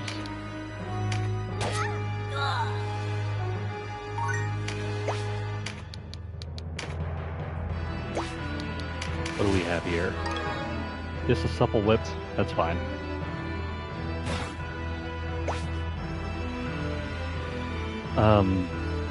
Let's see, that Phoenix can drop basically all 4 items, the Sage Staff, the Supple Whip, and Shield of the Winds, and Gerza's Atabac. Good luck trying to get the other, actually no, the instrument is the hardest one to get at 10%, and then the Supple Whip is at 20%.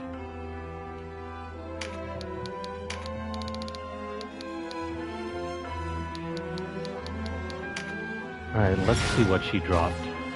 Crap. Please let it be our item. Yeah, there's our Shield of Winds.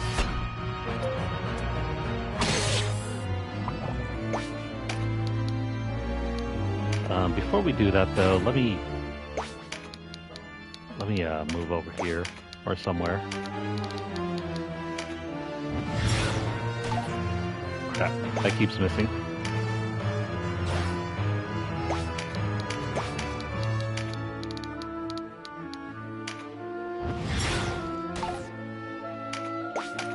Wow, even with the 66% chance of hitting, this is not good.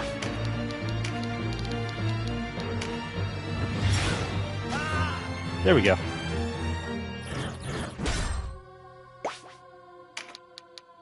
We'll leave that guy for later.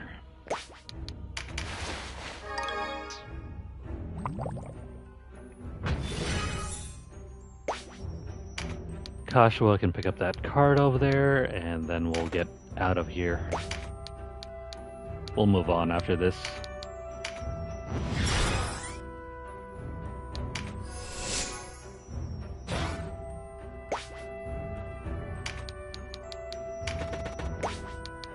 So I guess if you really want the strongest custom character in this game, like say maybe a extremely strong summoner or something, such or other, I guess you can use the Ogre Blade to take like a,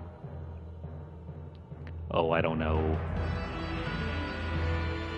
take a Lich and then, I don't know, transform it into another character, rinse and repeat until suddenly you have a max stat for intelligence. Pretty handy if you want to break the game that way.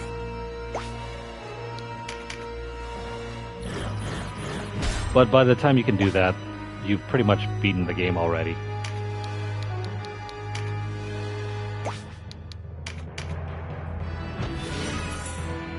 It's kind of a bummer, right? It follows in the same footsteps as other games where you get some pretty OP stuff, but it happens right at the end where you've already beaten the game. So there aren't very many scenarios where you can use it for.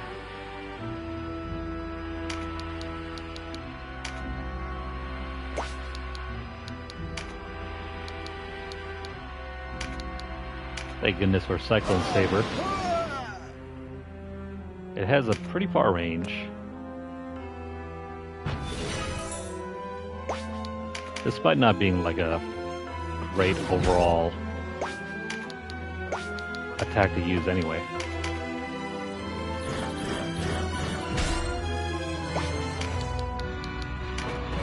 Alright, so let's grab this here and then we'll be out. Alright, so Kashua, get ready. We gotta hand you over that card and then we're done here.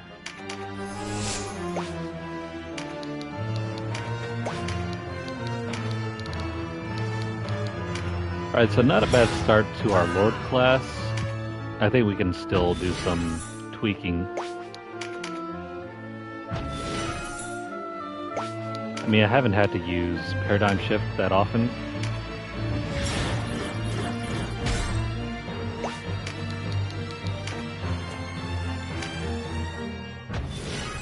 I mean, it doesn't work on himself. That's the main thing. You're better off just using Boon of Swiftness on yourself if you want to speed yourself up. Paradigm Shift is more for your other characters. So, in the off chance that you're just still waiting, you're out of range, but you'd rather do something rather than just waiting. You can just pass off free turns to your other characters if you have extra MP. Because it doesn't seem that Conserve RT works with Paradigm Shift. Or if it does, I haven't seen him... Yeah, I haven't seen it activate for Denam. I'm gonna have to test that out again.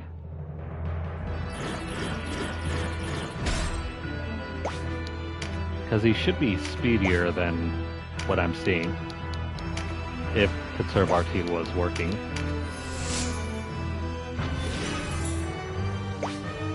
I mean, maybe it does.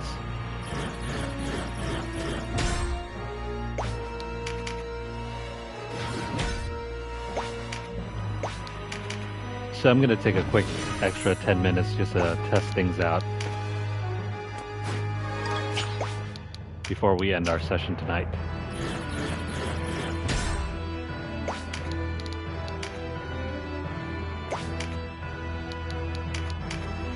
Alright, so let's stab this guy with a dirty blade.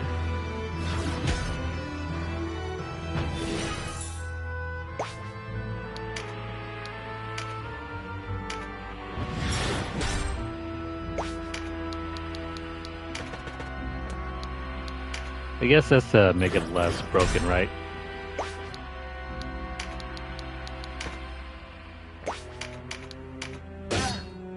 It would be a shame if Denam were getting all the turns all the time.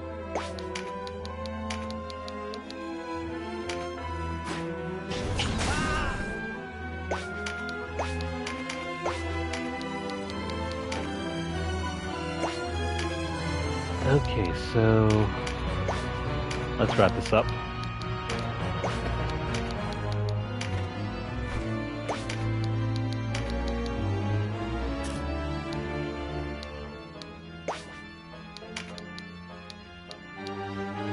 Sorry, Mirrodin, this is gonna hurt.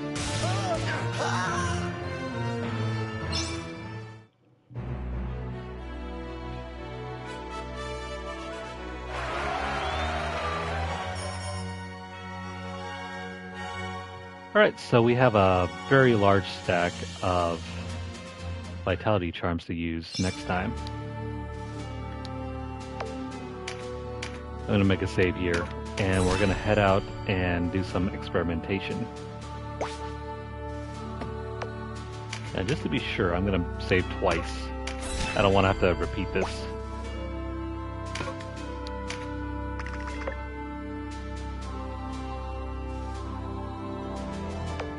Alright, so about Denam. What are we gonna do with you? So I'm guessing sleep can stay off.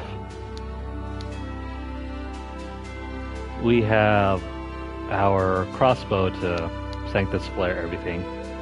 So we have that portion covered. Instead, what else can we do? I guess maybe Starfall? If we want to mass eliminate undead.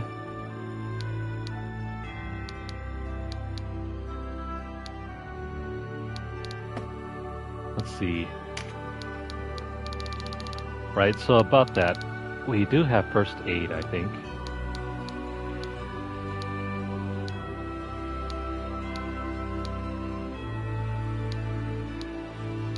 That's cute. Gordian Key is the answer to Gordian Lock. Animate Dead, Shadow Break, Evanescence. Okay, so we still get Evanescence here. I'm gonna test that one out.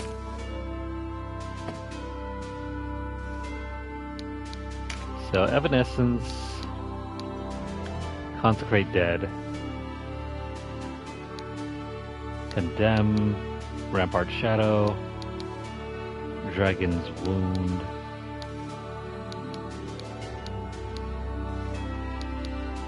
You can empower your beasts with that. Here we go, first aid.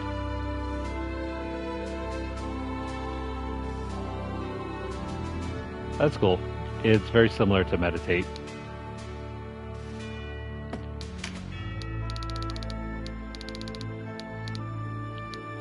Let's see here.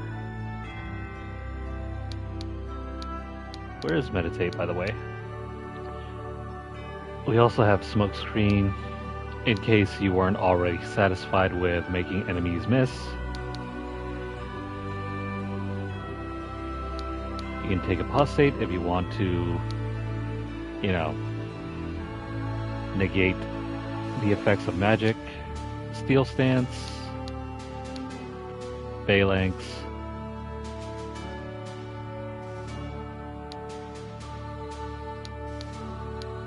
Beast Slayer, Beast Bane, Back Attack, Berserk, Tremendous Shot. Oh, I guess you can also do the old trick with Fear plus. Yeah, you can do the old trick that we used to do with Devold. You can inflict Fear plus Breached with the Claymore +1. That's very handy. But that does require you to give up the crossbow, which isn't in our interest.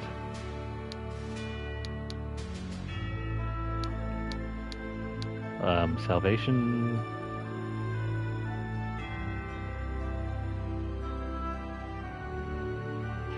Otherwise, absorb MP from surrounding units until the caster reaches max MP.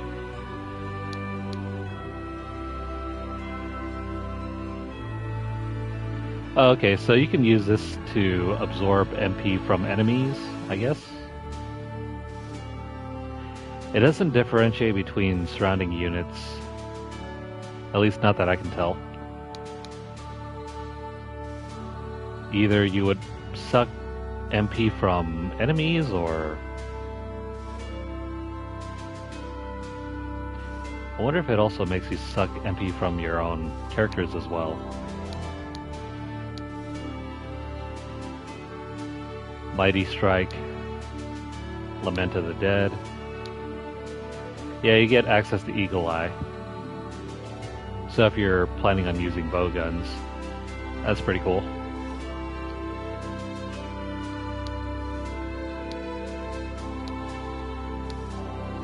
Yeah, so first aid, evanescence. Let's try first aid real quick. Let's go ahead and throw that on, and then where's the other thing?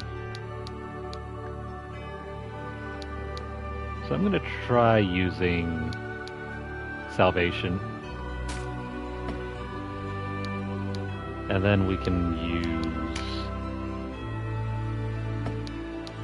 not sleep. What else can we throw on here?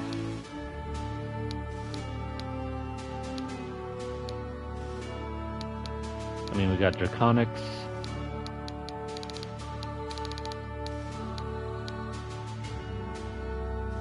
Springboard, no. No.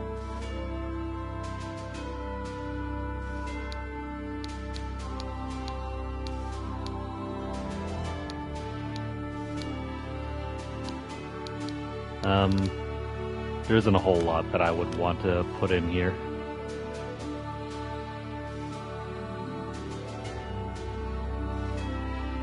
Except for, how about we throw something on that counters fire? So, what counters water anyway?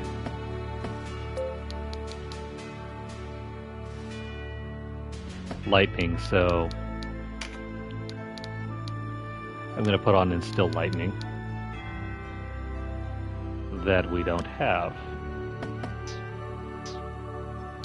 How come I don't have any Instill Lightning?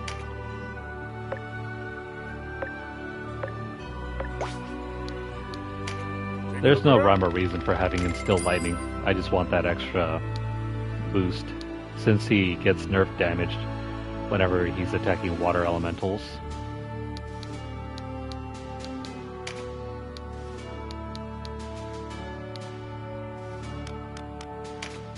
There we go.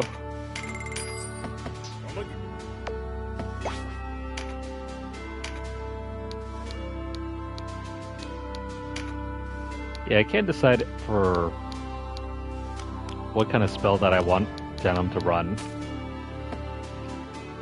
I want mostly debuffs, but it seems like we already have everything that we could possibly want.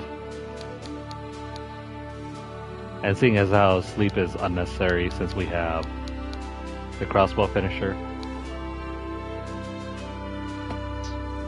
Alright, so we're going to throw in Kashua and Denam into a mock battle. Actually, no, let's throw these characters out. And we'll just leave the trio.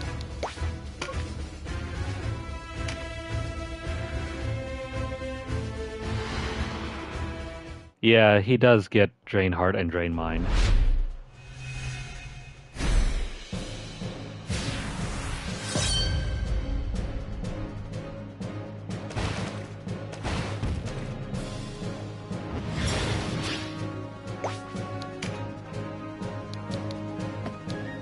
Alright, so let's wait around for a brief moment. Oh, by the way, I didn't throw on... Oh crap, I forgot. I forgot to give him... Yeah, we don't have Meditate, so I'm going to see what Salvation does.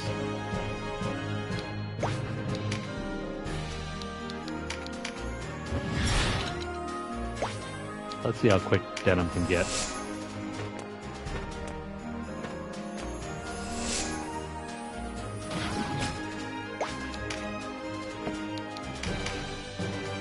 That's gonna be fine.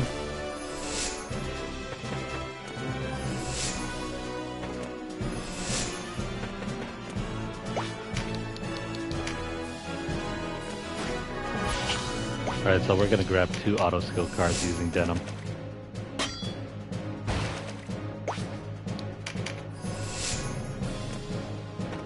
Yeah, see, this is why I say, unless you're fighting against, like,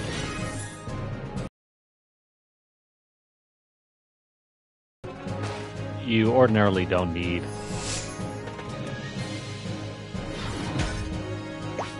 oh, there's finally Conserve RT. You ordinarily don't need, the whatchamacallit, You don't need phalanx or steel stance.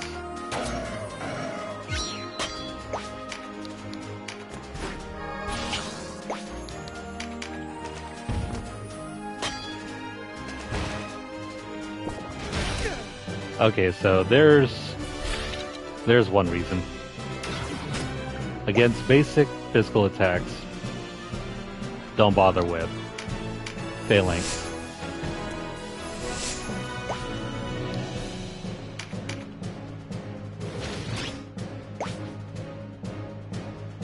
Oh, never mind. Even with first aid, you don't need phalanx. You can just heal yourself up if you collect a bunch of like auto stat cards or auto skill cards.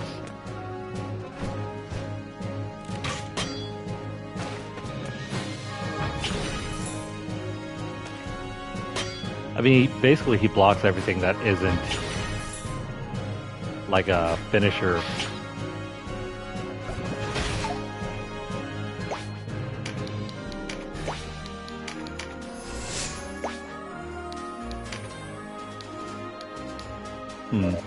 I can't jump into water. I might need to throw on some sort of like arm piece for that.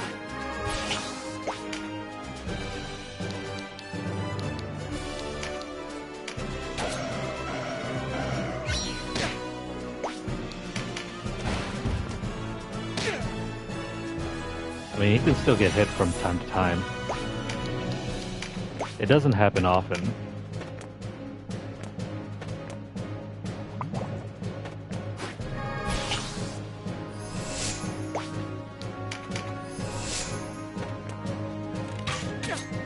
Yeah, you can still get hit.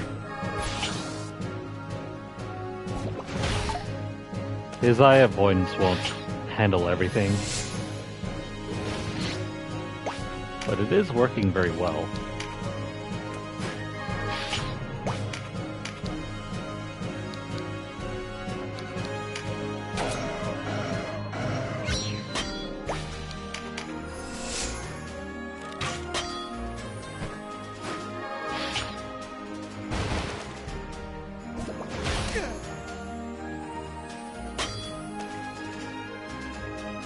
Not seeing him recover health though.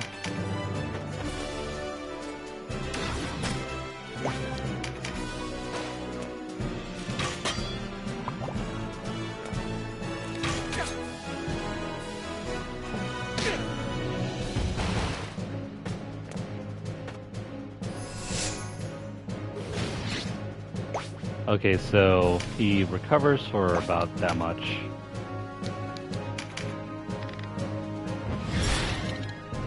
It just means we need to raise his vitality just a bit higher.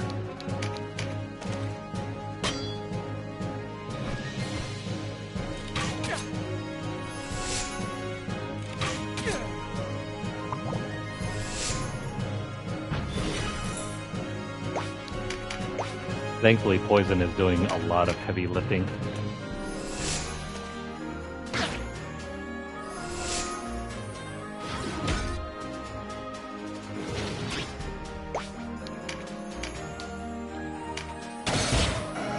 So I guess you'll mainly want to keep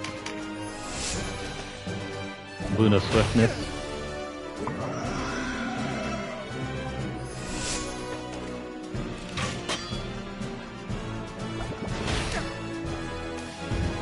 You're not sure if it can get any lower? We'll have to see.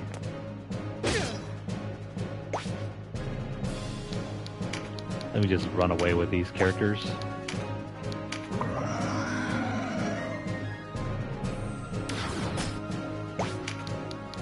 Yeah, the Dragon Fang is an excellent dagger to use with Denam.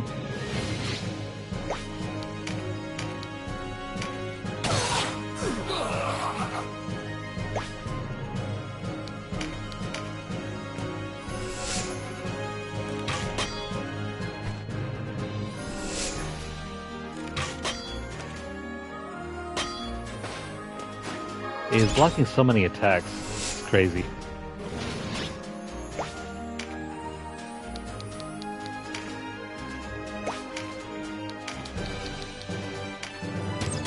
Let me go defend the others.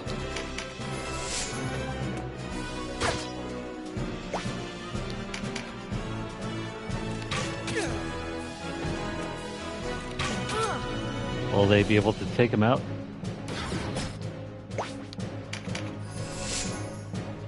I might just have to give him some defensive items because, I mean, overall, speed-wise, it doesn't seem to make a huge difference whether he has nothing equipped.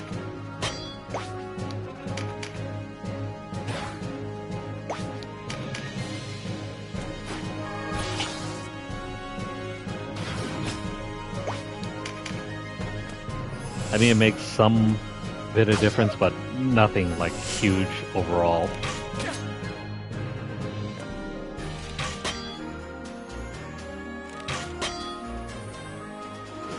I don't see salvation working though.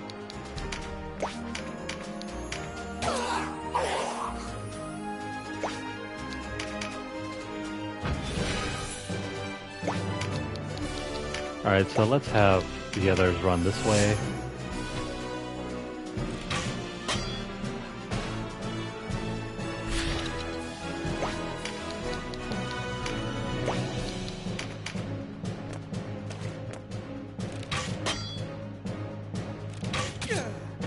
I mean, I'd want them to target him.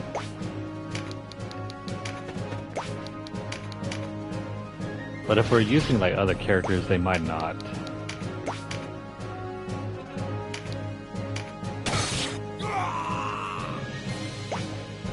And this hasn't even factored in finishers either.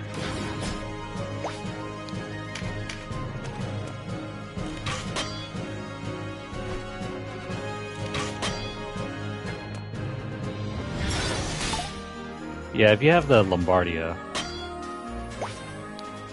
I think that would be a great counter if you're not using ranged weaponry.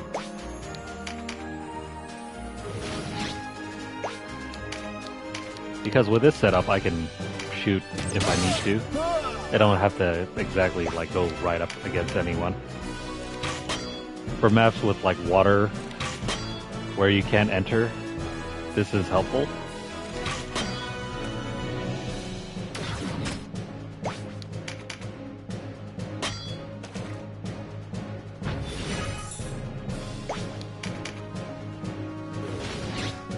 Now the question is, yeah, that would work well.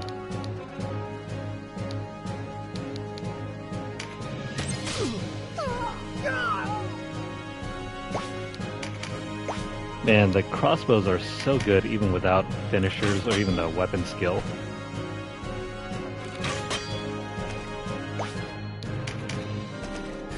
And this is off of just one attack card. One attack card and one crit card.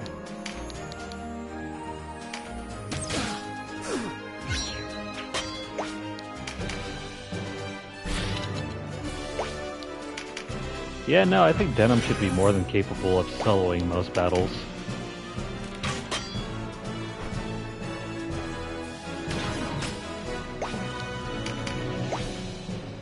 And that's with this current setup too. Nothing special. Just a Dragon Fang, crossbow +1, winged boots, and a Ring of the Horde. Then we have the Conserve RT, which hasn't really factored much. We do have Evanescence, and that's what I'm going to try out now.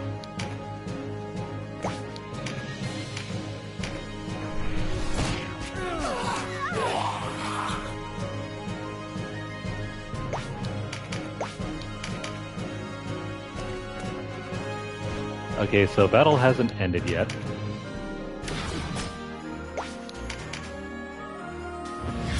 And what do you know? He comes back to life.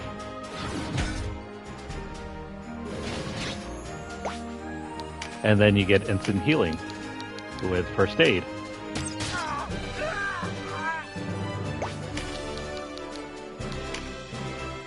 So I guess if you want like a kamikaze attack, that can work too. It's not going to be as effective as just using your regular attacks.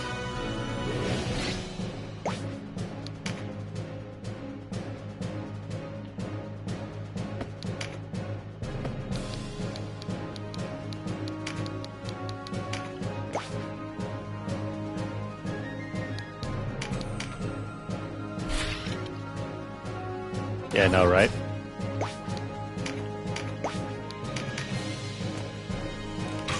Let me try this once more.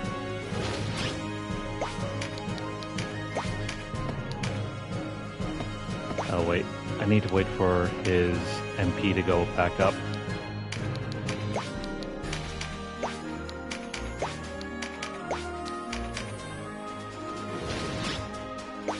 Yeah, first aid will pretty much guarantee that he will never die. Not only that, let me see if I can get next to what's his face and heal him up.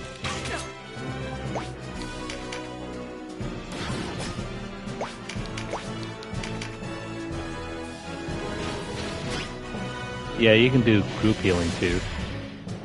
And then you can absorb his, if you use salvation, you can use that to absorb your units, your friendly units MP.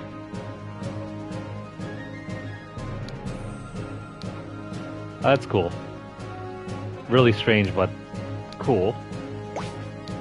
I don't know why you would ever want to steal your own units MP, but there it is.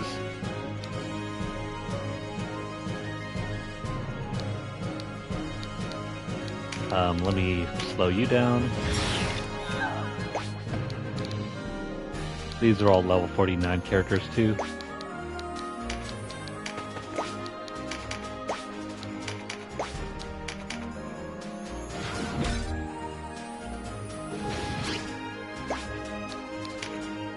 And let's use Evanescence once more.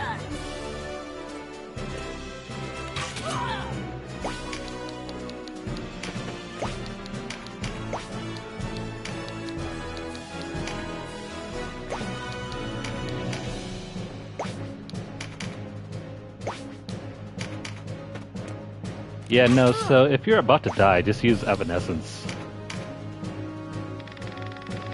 You'll revive with half your HP.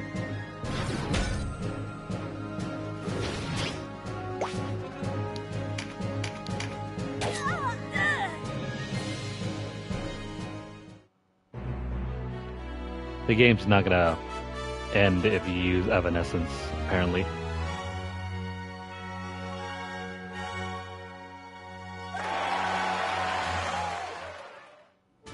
Alright, so let me try this once more with a little bit more tweaking.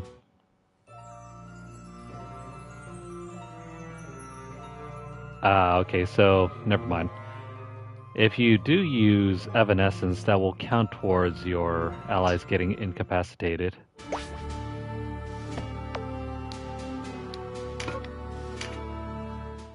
So if that matters to you at all, don't use Evanescence. Tactics Ogre.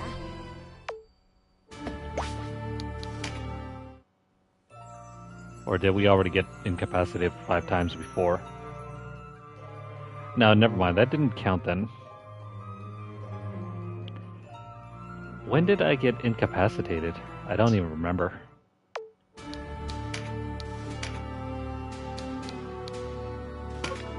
Tactics Ogre.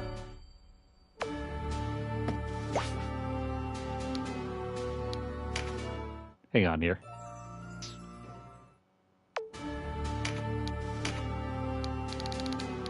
When did I get last... Excuse me, when did the last time I...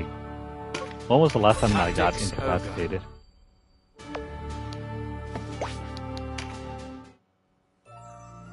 No, it's still here.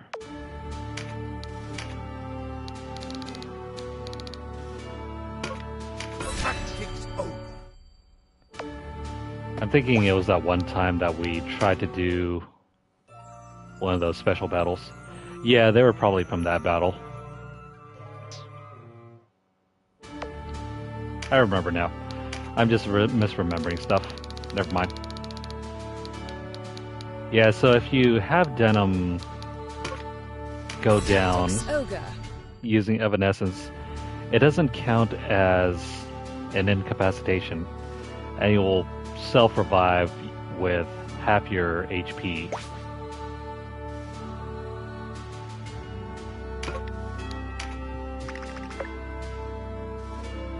Yeah, they can destroy them just like that. Alright, so let me try one more battle. What if you were to use only Denam? Would that count against you or no?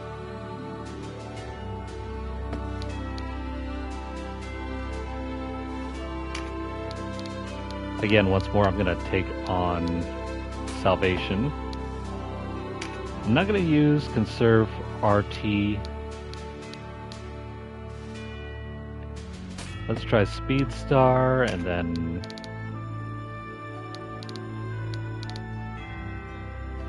Where is Evanescence? Evanescence, and then... What else?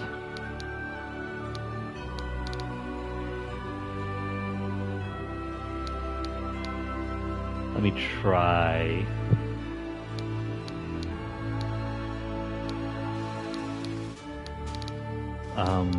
Where the heck is... Fearful Impact. And I'm gonna go for the two-hander.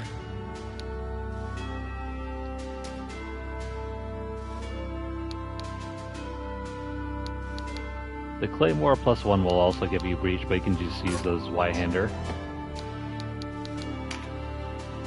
And I guess instead of the Ring of the Horde, we'll take on... No, that's gonna increase our RT.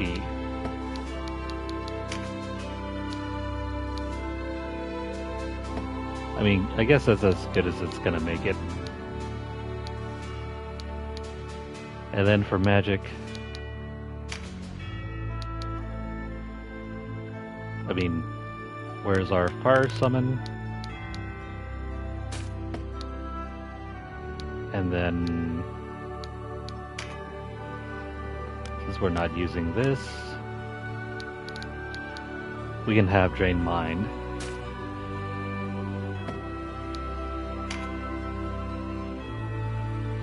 Drain Mind, and then maybe Charm, I suppose?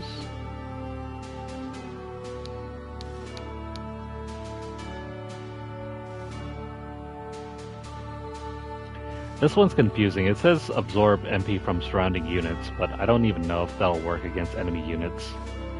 Maybe it's only for your own units.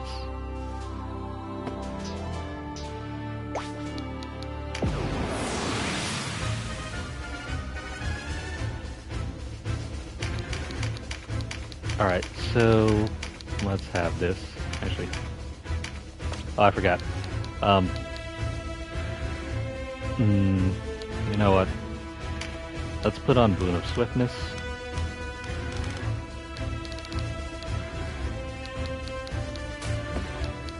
And we'll keep First Aid. First Aid is huge.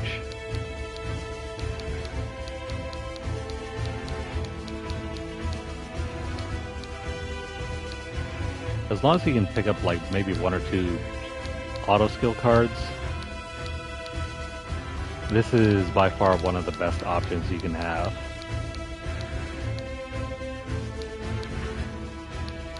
Where is it?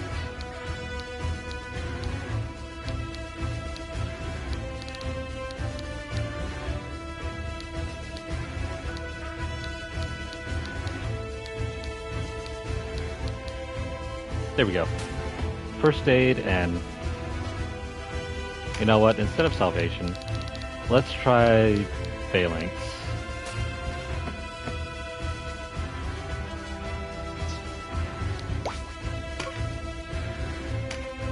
We'll worry about MP on a different test.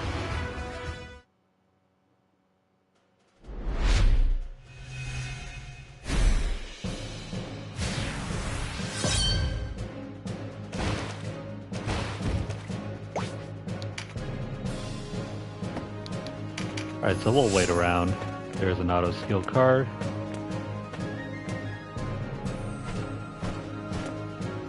Now, unfortunately, with this setup, we can't hit from range. We have to stay on land in order to do anything.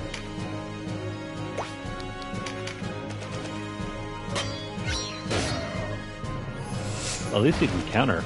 That's one thing.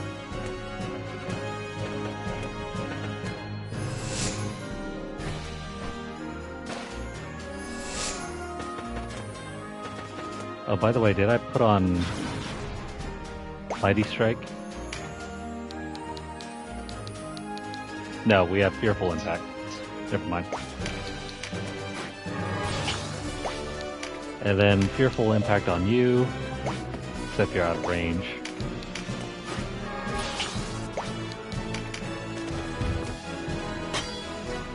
Yeah, so stick to land if you're going to fight.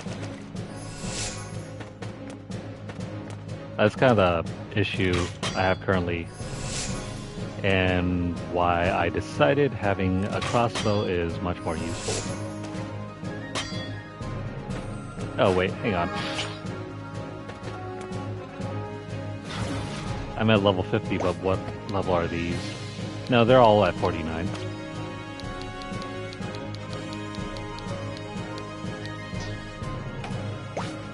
The difference shouldn't be that stark, I think.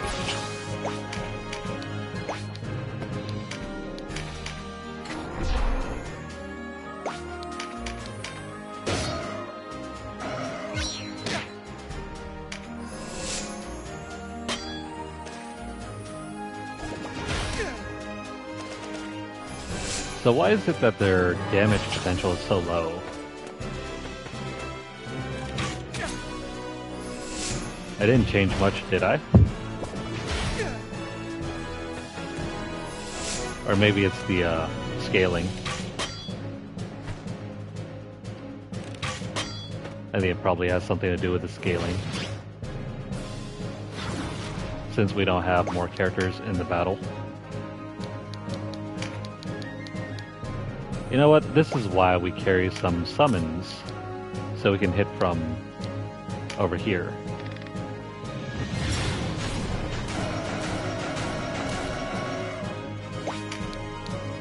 I mean, at least we got that covered.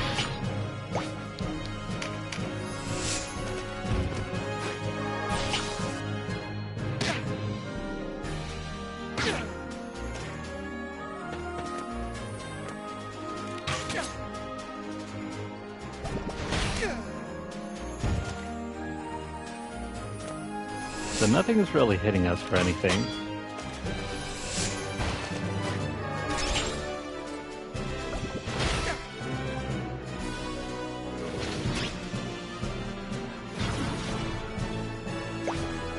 Okay, so there goes Phalanx. And we can steal some MP.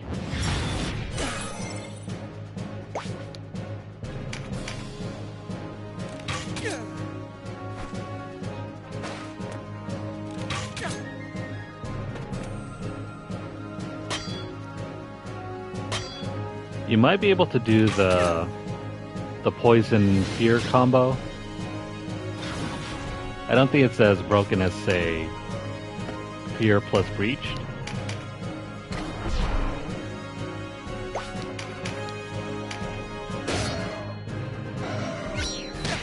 But it's something.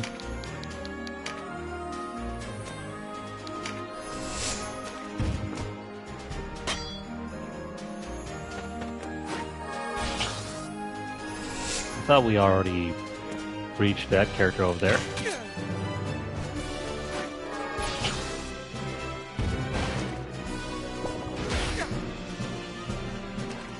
Yeah, you can use the bulge for that. Maybe we'll try that next time. I think I've seen enough here.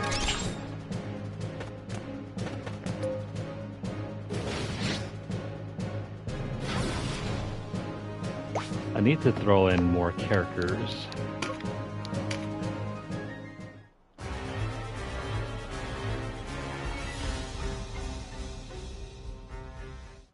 Yeah. We need to throw in more characters if we're going to do more, receive more damage.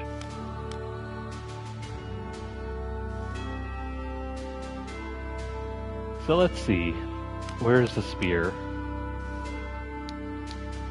Here we go, the bulge. Let's see, this one also gives you counterattack.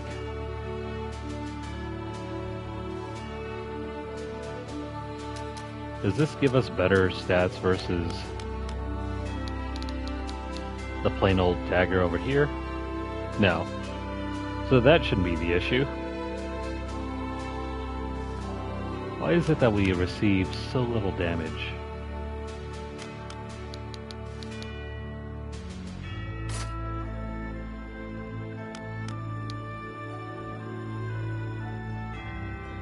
It might be due to the additional vitality?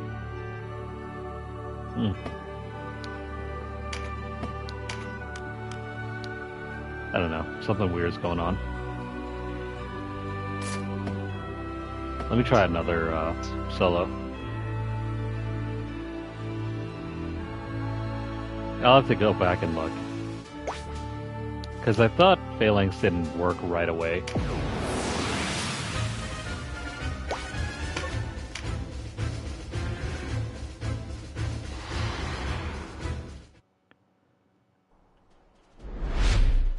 Let me try this again.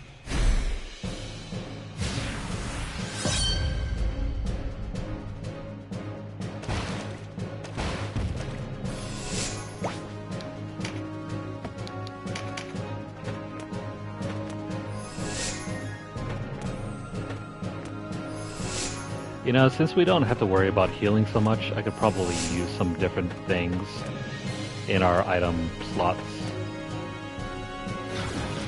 There we go, there's a Phalanx.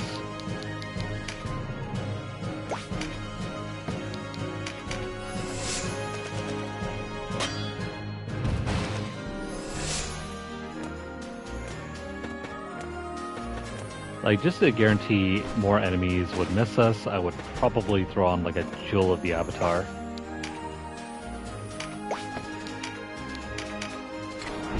Yeah, that's crazy. Fearful Impact takes very little MP to use.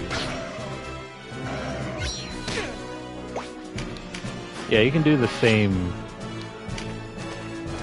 combo there.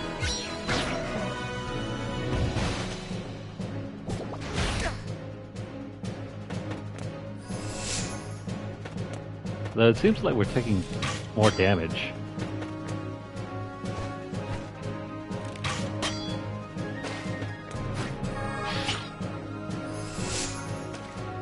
I mean, even with Phalanx up. Or is it not up anymore?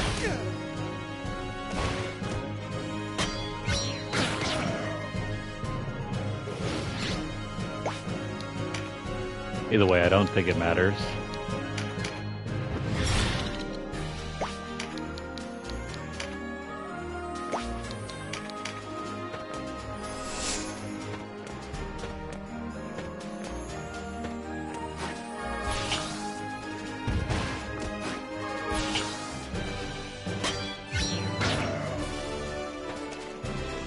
I mean, with as high as our vitality is,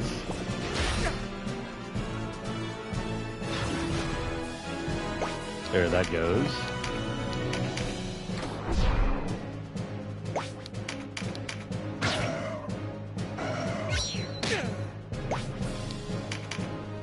Unfortunately, fear doesn't seem to last too long.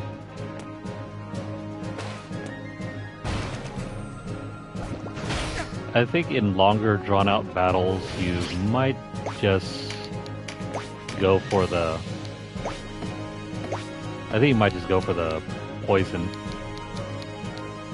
Essentially, you only have like maybe 1 or 2 turns that even use fear.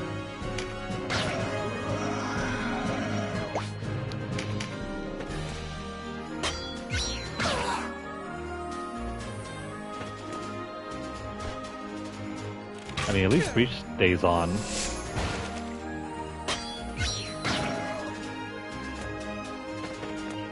And there goes Breach as well.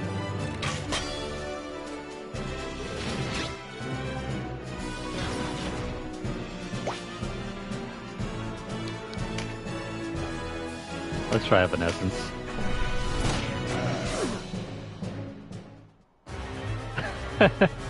Never mind.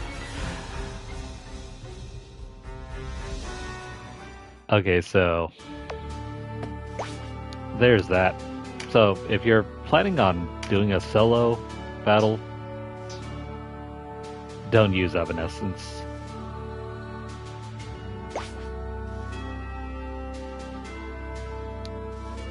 Okay, so yeah, Fear is still good though. Alright, note to self, don't use Evanescence when you only have one character. You cannot solo with this ability. It's an instant game over move. So in that case, let's figure something else out that we can use. I guess maybe at that point just, as long as you have like these two right here, you're guaranteed to survive through most anything. Don't use Evanescence if you're soloing the game. Fear is useful.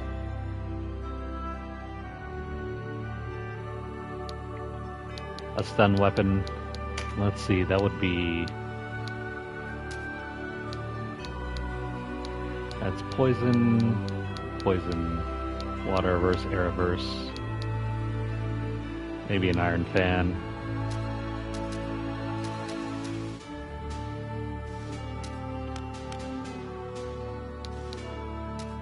Where are the stun items? Here we go.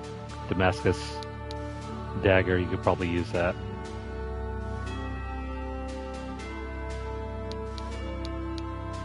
Air reverse.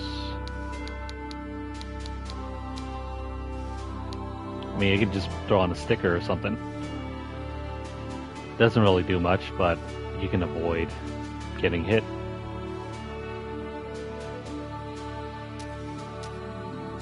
Let me check out bows now.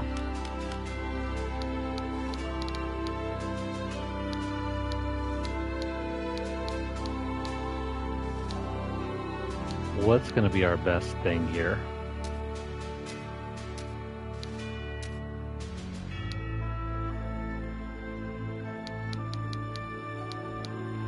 Let me try just this one bow here.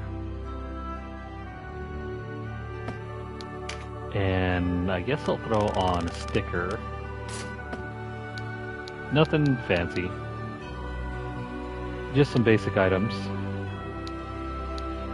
We'll leave... I don't know about Fearful Impact. We'll leave that one on. So we're gonna get rid of Evanescence.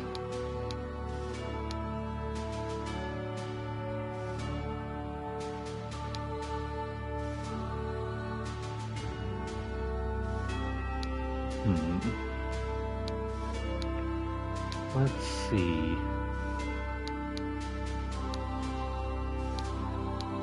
Mother's Mercy, that can work. If you don't want any debuffs on your character.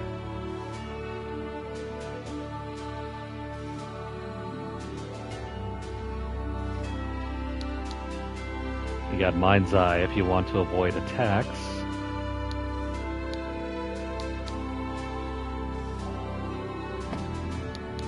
I don't think they do.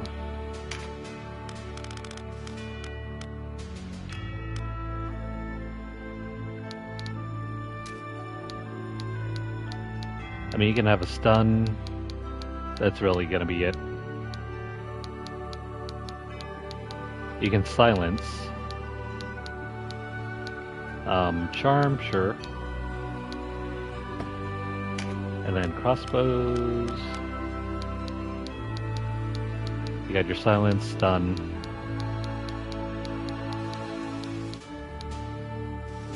I mean, stun plus fear, that could probably work. Let's see.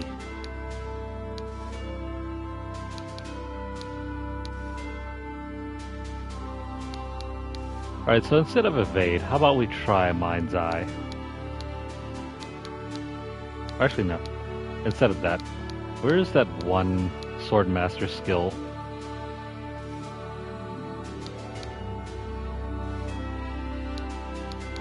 There's a Swordmaster skill that allows you to... what? attack before the others can attack you. That's smokescreen, no. That isn't it.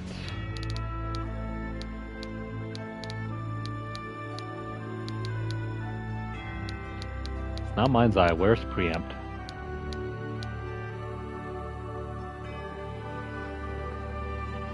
Yeah, let me try Preempt plus...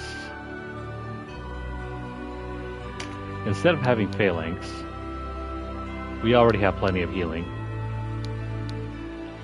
Let's try Mind's Eye.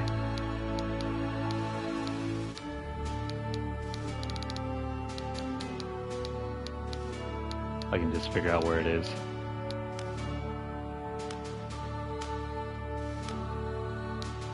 Nah, that still doesn't really help.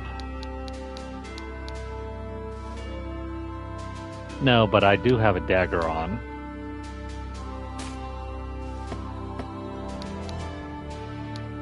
I'm just going to throw on the basic sticker and see how that helps.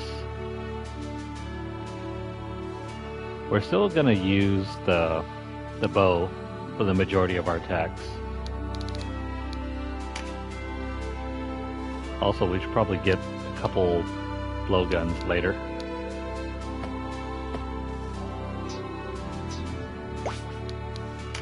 Good day. Right now, let's go ahead and make a few.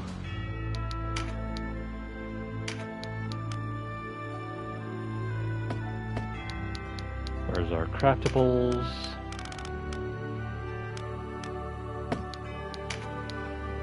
Here we go. This stuns, charms, poisons, silences, petrifies. I guess the best one is this one already. Fair. Alright, let's try. This is gonna be the last one. I swear.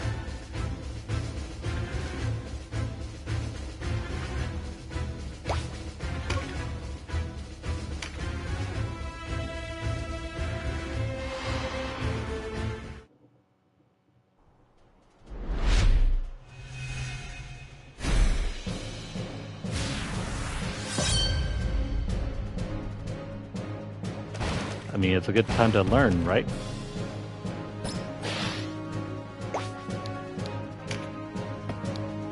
So we want to have Mind's Eye work and also Preempt. This will allow us to evade attacks. Preempt will allow us to, you know, counterattack before melee attacks even hit us.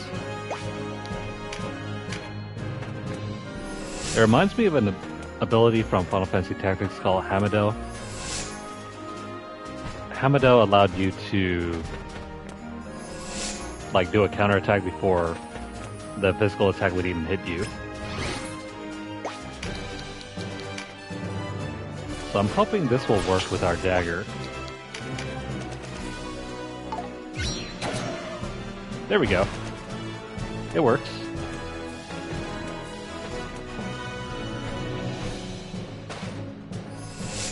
So if you combine Mind's Eye plus Preempt, you can do like a counterattack that's guaranteed to miss. And then we can do Fearful Impact plus, I don't know.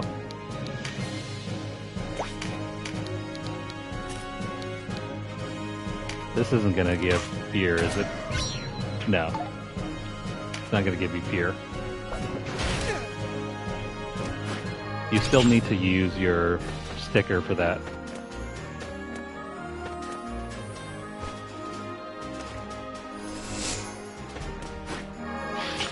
I mean, the sticker doesn't even have counterattack. It only has parry.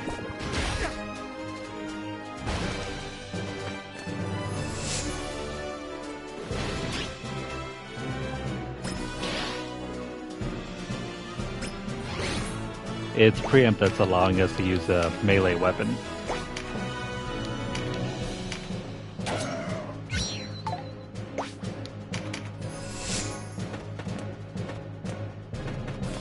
And then it's, what is it? There we go. Counterattack also works for range.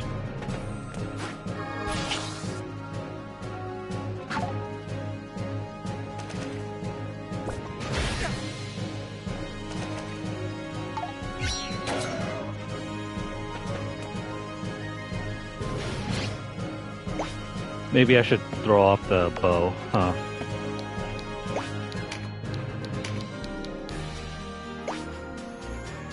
So we know that Fearful Impact doesn't work with ranged weaponry. You still need a melee weapon. I'm pretty sure it should. Let me try it without.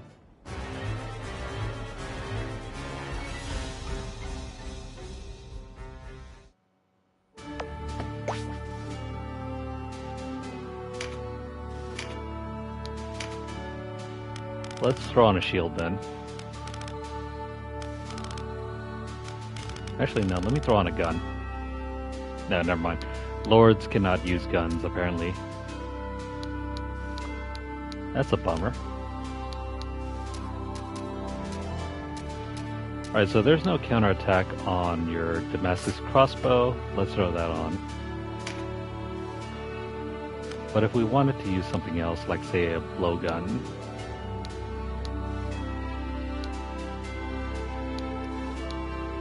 let me throw this one on.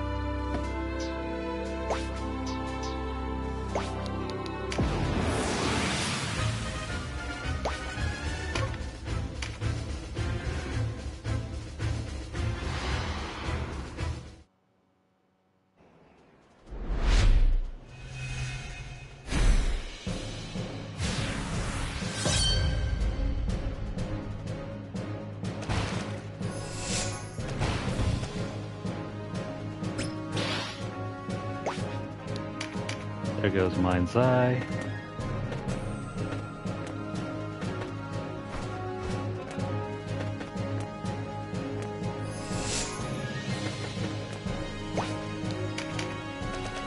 We'll need to wait for some cards to spawn in.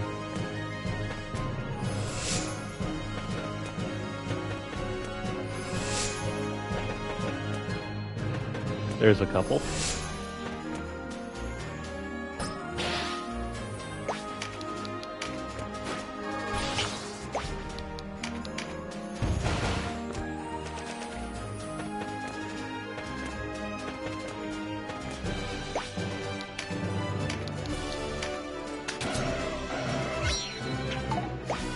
You know, that does a lot of damage for just a blowgun.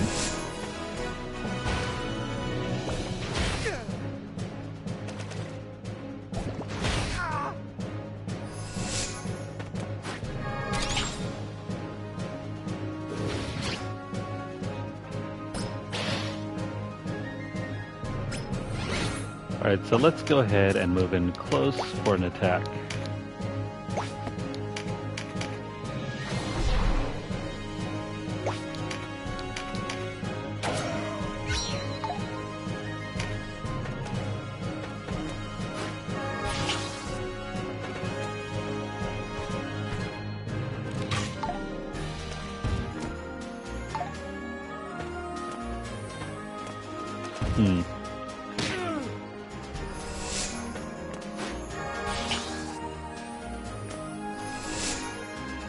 I wonder if you need the ninja swords in order to counterattack.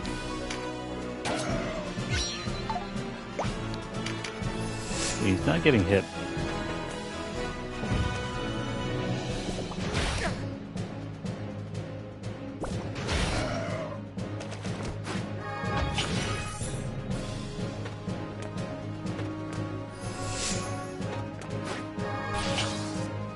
I'm just gonna hold off on attacking for now.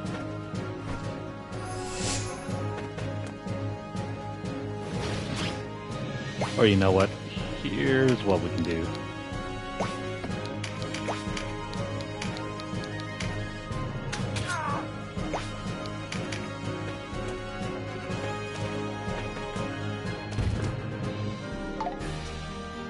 No, I guess not. That's weird. Am I doing this right? It's not preempting our attack.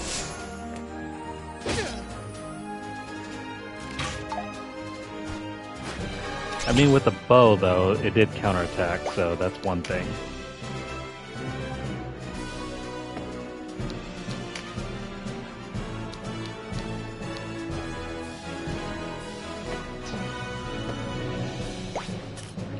Maybe I need to... Yeah, that's the thing. Hang on. Maybe something weird is going on here.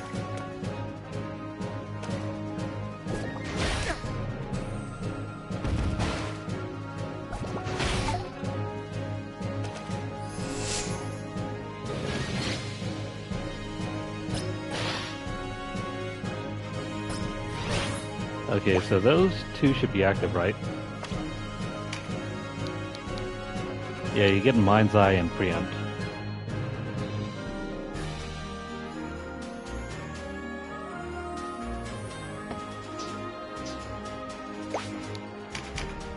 Okay, so melee.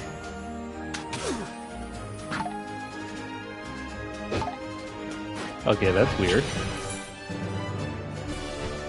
He used his blowgun before the other enemies could attack.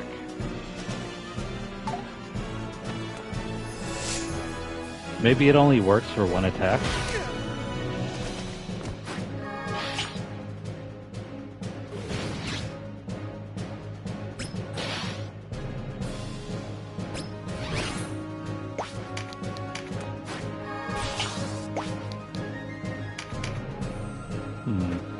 Maybe it only works on one hit.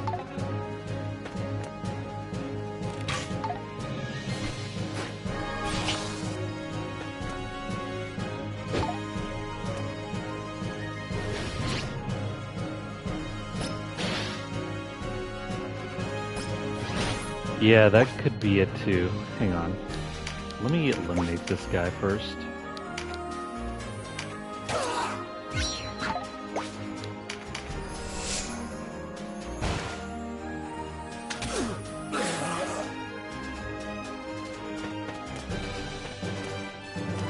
I mean, you can counterattack, definitely. It seems though it only works once.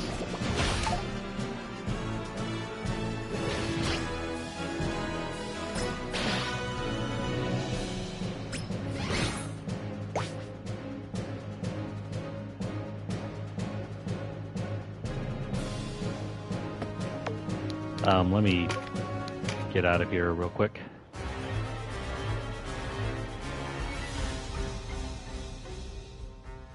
It might only work once. So we're gonna take off all of his equipment, except for the sticker. I'm trying to see if these two will work hand in hand, but this only seems to work once.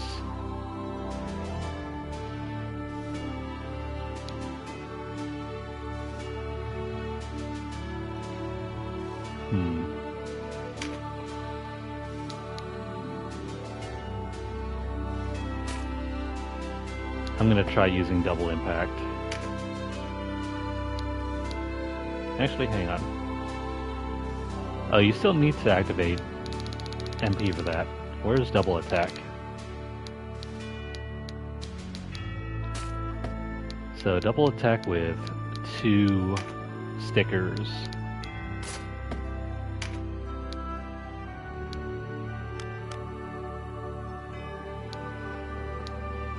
Yeah, so 2 basic stickers. Are there any different stickers besides this one? Good day.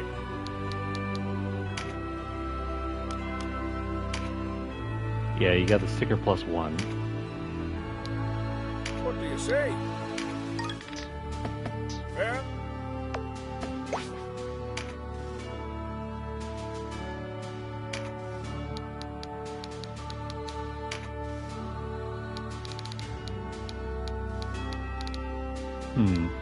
No, I don't think it'll work that way.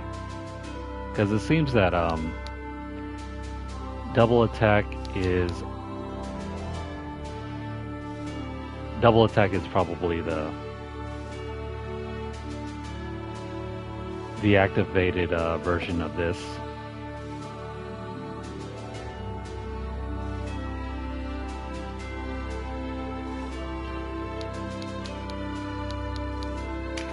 So we're gonna try this combination here.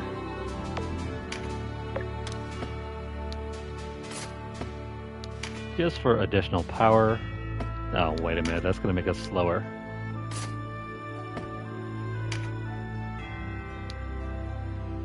That's a bummer. For additional power, this thing becomes slower.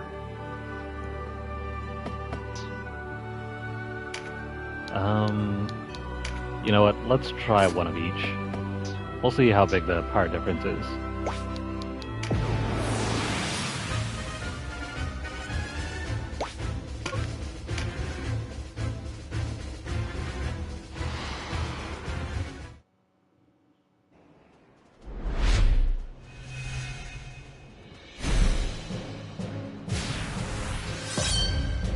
Oh yeah. We can do a whole lot of crazy stuff now.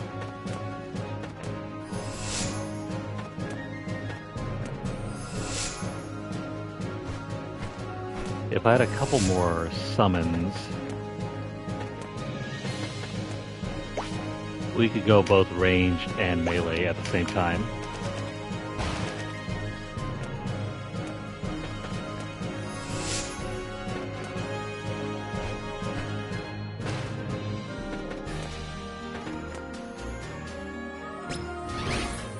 Okay, so preempt is up.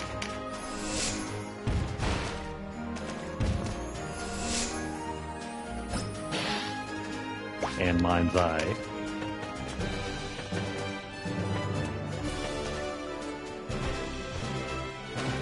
Yeah, usually in a SRPG, whenever there's a Jack of all trades build, somehow it always becomes the most broken class of all.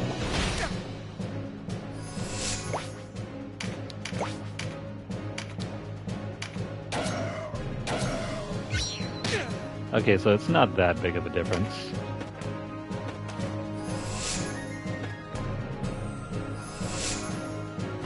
Having the sticker and the sticker plus one isn't going to be a massive change. You're better off just using the sticker, the regular sticker I mean.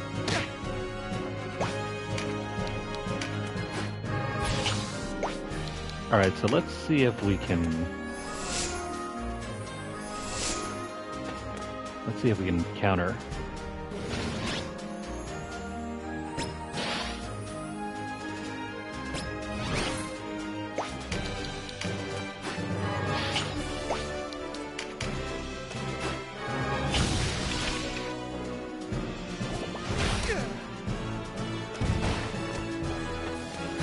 Are you not going to attack?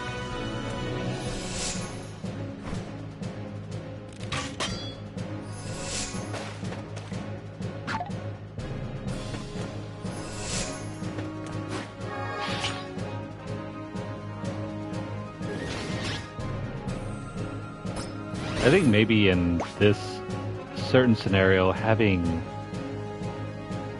the regular one-handed bow is a better...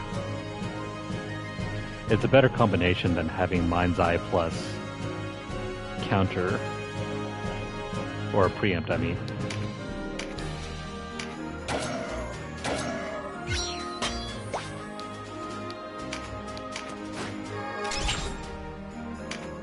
Because I'm not seeing preempt work.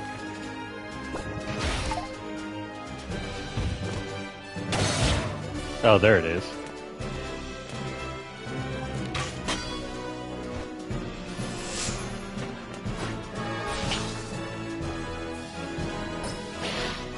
Interesting, if you use preempt plus a crit card, you can push characters away when you crit them.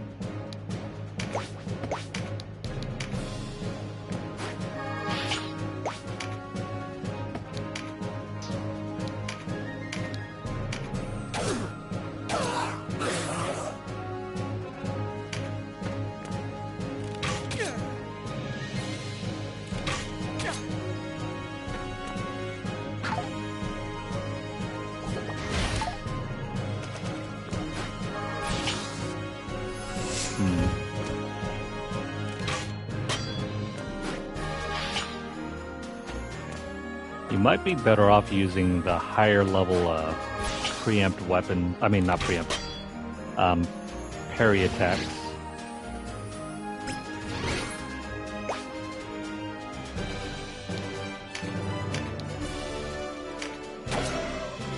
And he's dead.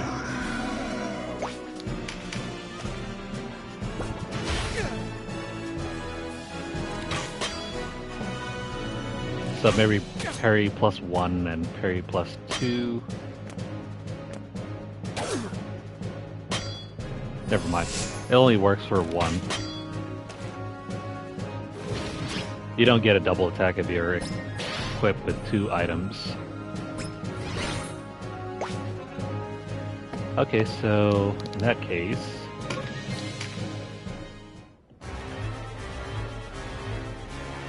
let me throw on the best parry weapon.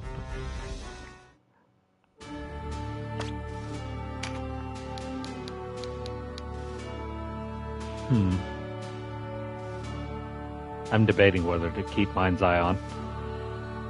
Since Denam's avoidance is high enough, you might not need that.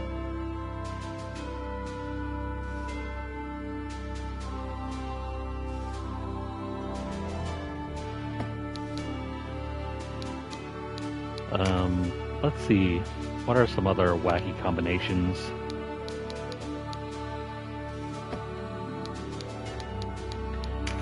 As I was saying, you probably are better off just using parry 1 and 2. So for example,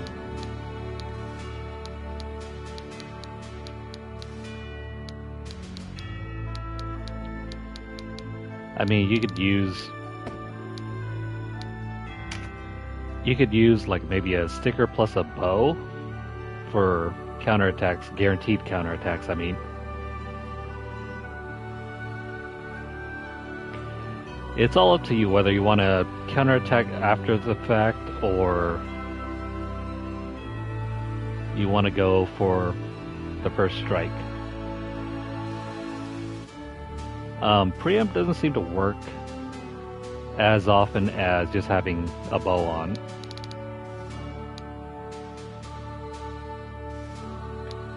Let me try combining all these pinion blades.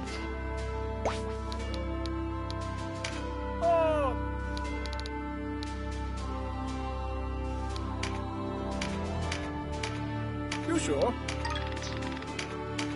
Just give the word. Just give the word. Do we have enough to max one out?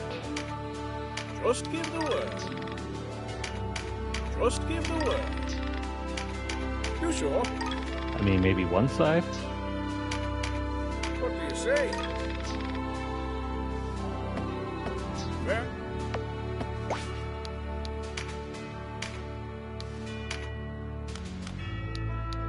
I mean, we only have enough for one side.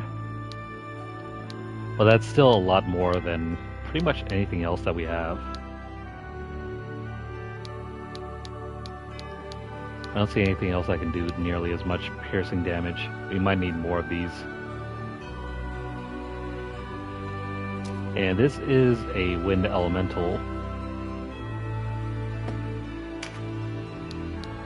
So what if I put this one on and this one on? I mean, it's going to be slower than just using this.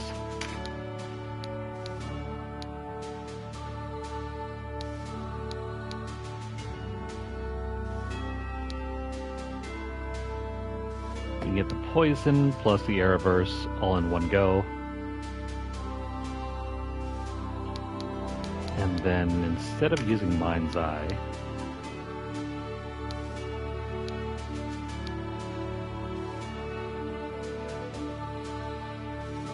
I think having this as a waste. You got Fearful Impact if you want. Poison plus... Actually, hang on. Let me throw it the other way around. Where is it?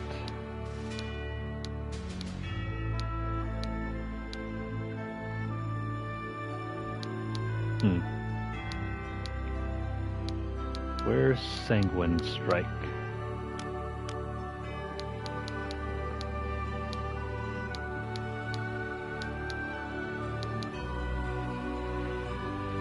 Yeah, you can use Sanguine Assault.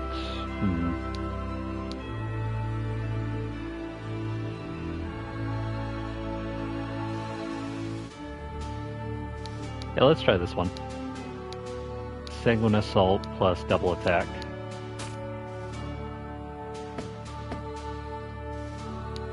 And we'll use this combination.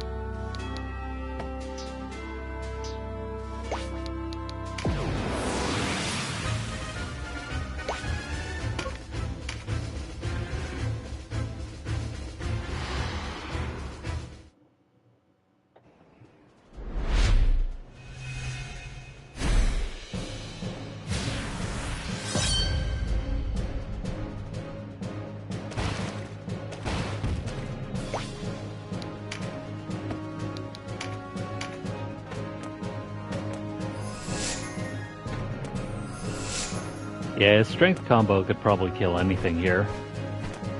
And this is all before even using a weapon skill. I don't even have finishers equipped. Might be overkill though.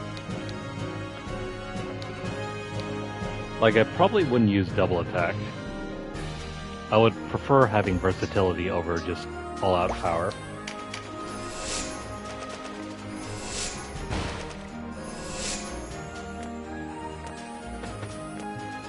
But let's see how this combo holds up, and then we'll call it a night.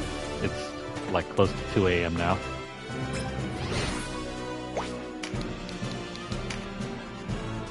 Alright, so if I go over here, I can do...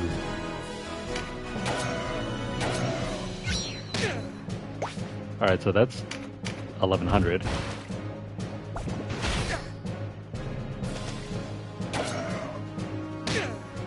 Alright, so depending on which weapon you have equipped in the right hand, that's what you'll counter with.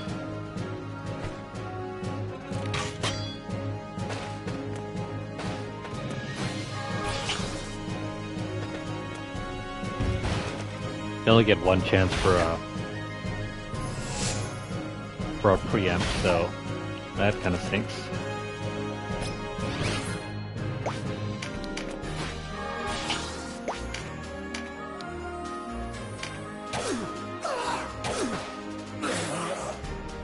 That's enough to one shot.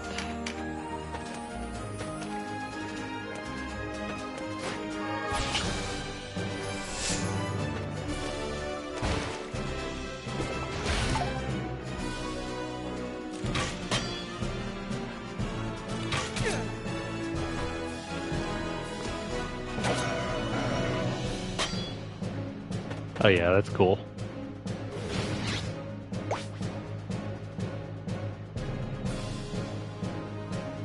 Alright, so based on my testing, I think you're better off just using Mind's Eye or something else in addition to counterattack. Preempt doesn't seem to work nearly as well as I'd hoped it would. Let's throw on Sanguine Assault and then...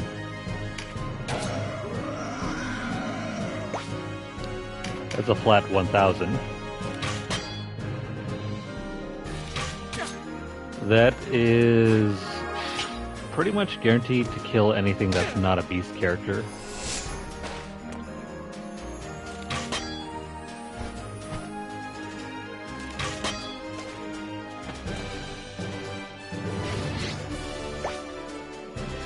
So yeah, you don't even need summons at that point.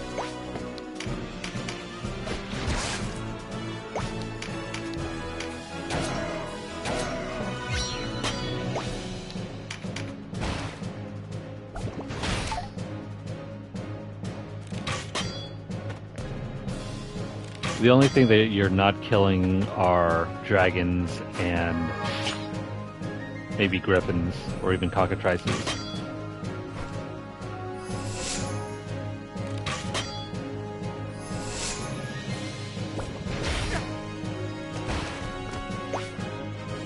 So you do have to watch out for finishers and special attacks and magical attacks as well. You can't just block those.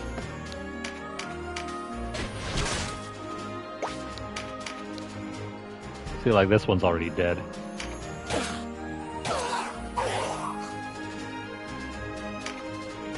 Yeah, with one attack card, you're guaranteed to probably kill.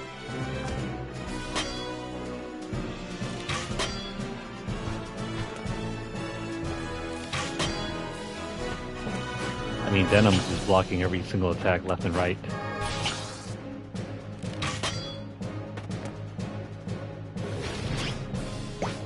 Alright, so let's grab this over here. Let's throw on Sanguine Assault.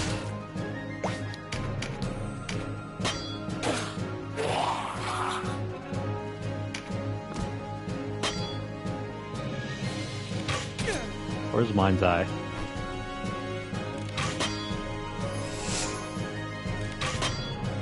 Oh wait, didn't I take off Preempt?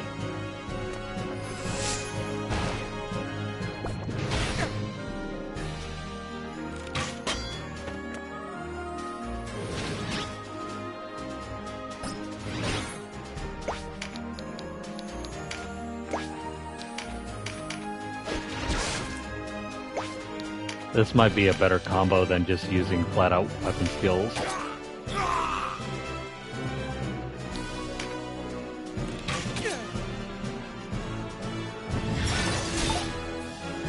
I mean, for 40 MP, this is much stronger than any finisher could possibly ever be.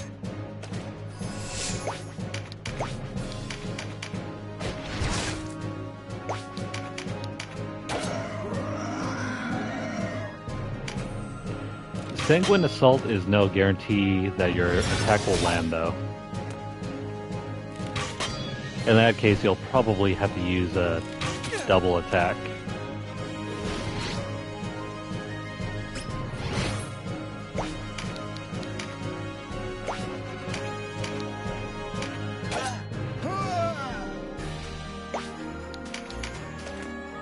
Yeah, so who needs summons when you can do Touch of Death combos?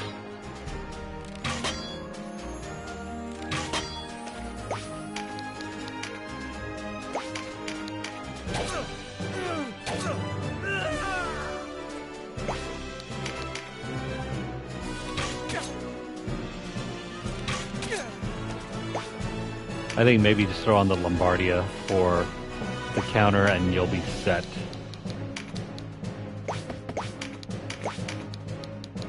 And then if you ever have trouble,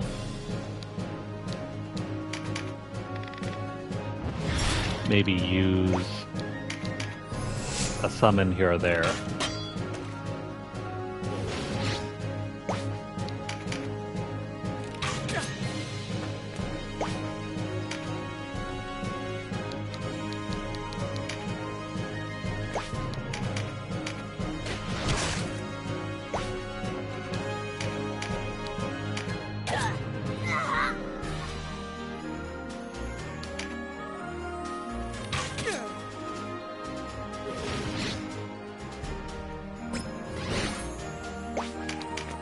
Alright, so with one magical card, how are we doing with summons? Yeah, this is enough to kill.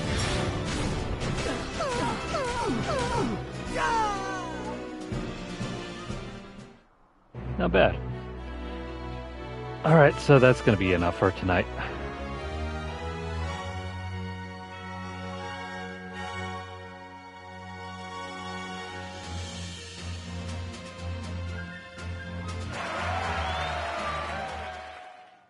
Okay, so as a result of our testing, I want to say throw on your best. Actually, you don't even have to throw on your best. You can either use the Dragon Fang or the sticker. Either one will do nicely. You only want the parry. The parry will help you block against attacks, and then maybe throw on, like, say, the Lombardia. Get the get the counterattack 3. That will ensure that you never get hit unless enemies are asking for an attack in return.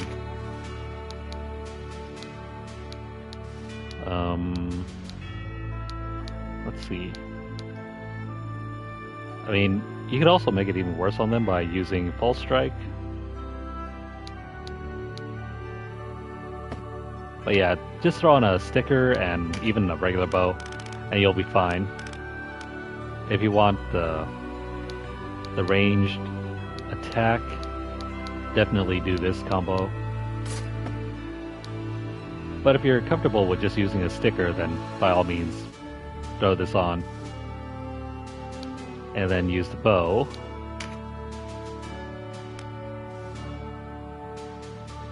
Or, you know, use a Damascus crossbow plus a sticker. That's fine as well. With as high as our stats currently are, and it's not even that high by any stretch of the imagination. Look, our vitality is only like 263.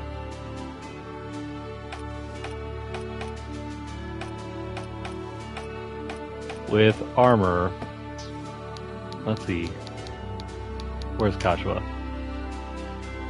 She has higher vitality, even with armor on. And yet, nothing has really penetrated much of Denam's defenses. And he's blocking attacks left and right because of his high avoidance.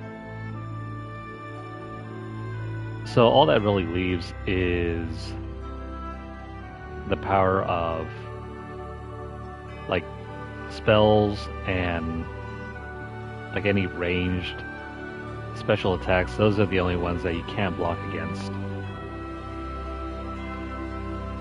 But in the case of even magic spells, you can use avoidance to dodge those completely. And you can throw on, say, maybe a Jewel of the Avatar.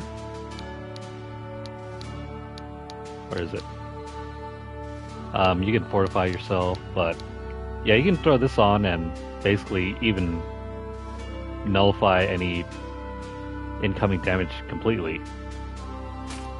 So I guess throw this on instead of like having a healing item, because now you can need to have first aid on. This will give you basically the equivalent of Final Fantasy regen on. You don't need any more healing items, I don't think. Just grab an auto skill card. This will carry you through most of the game. And if you combine that with, say, maybe... I wouldn't use preempt any longer. So combine that with, say... Phalanx or Steel Stance, you'll be fine. You'll always heal yourself up while avoiding damage. And then you can keep these two. I mean, keep Sanguine Assault if you're going all-out melee. If not, I would recommend replacing these two with something else.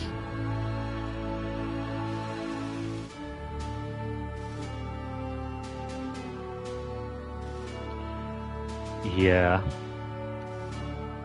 That's interesting. Strength increases your defense as well.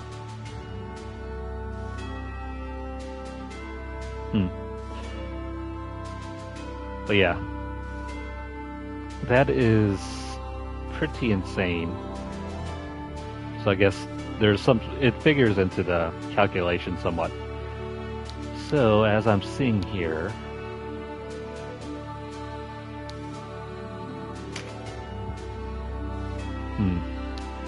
I mean, you could make your character however way you prefer. But so far I'm seeing if you want to just go all out melee, you don't even need weapon skills any longer, provided you have high enough stats.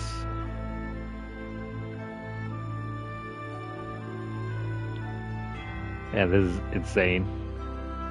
I can't wait to see how well we can perform later. Especially in like Coda 2 and 3. Or maybe even 4.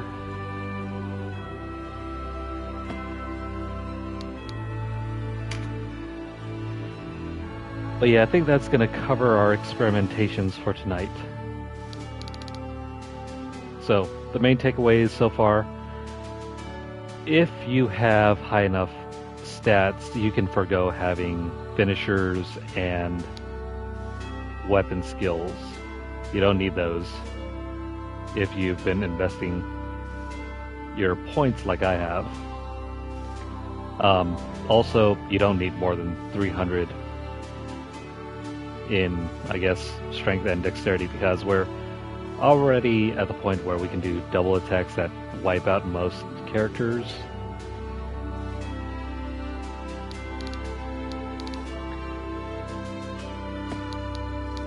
First aid is a godsend. Keep this on if you want to just have auto heals. Preempt does not work nearly as well as counterattack, sad to say. It only works once. I was hoping that would work every single time, but probably not as helpful. If you don't have the avoidance throw on maybe Mind's Eye, this helps plenty. So if you combine Mind's Eye with counterattack,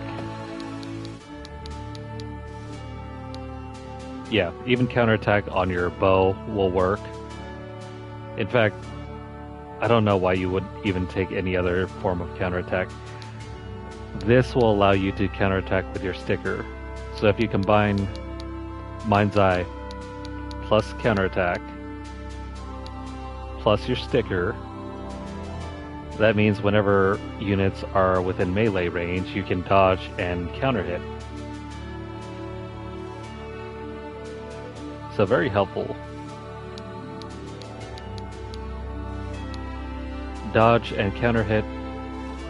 I guess you can replace double attack with meditate. And then later, if you have better summons, then you can do like a mixed attack approach.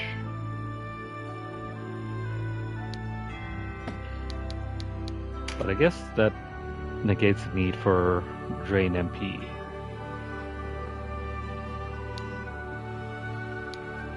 In that case, just stick with Paradigm Shift to force your other characters to move. Alright, so yeah, that's going to be the end of our experimentations tonight. This is going to be fun. So I hope you guys have enjoyed watching this. If you guys are currently on YouTube, please like the video. If you have any comments or questions, please leave them down below. Let me know what you guys think of the Lord class so far. I'm starting to get some ideas on how I'm going to run this. Yeah, it does make me wish I had more than 4 skill cards. There's so much I could do with like maybe 5, but even with 4 I can still make this work. Like if you go for the double daggers roll here, like say for Vice, he can become very deadly. Or if you're using Denam, the double daggers plus double attack plus sanguine assault, it is very, very good. I mean, for 40 MP, think about that. You don't even need this any longer. 40 MP, let's see. Where does that leave us?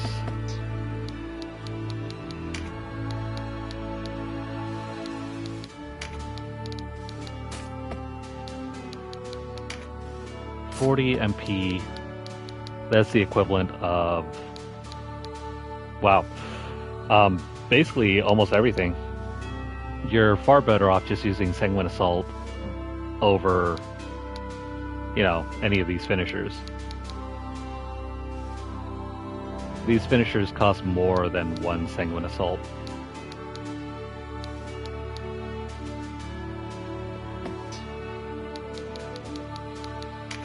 So yeah, if I were planning on doing like a melee focused build, throw on the Lombardia plus maybe your favorite dagger, maybe even the Dragon Fang. You can do like a counterattack with your Dragon Fang whenever necessary.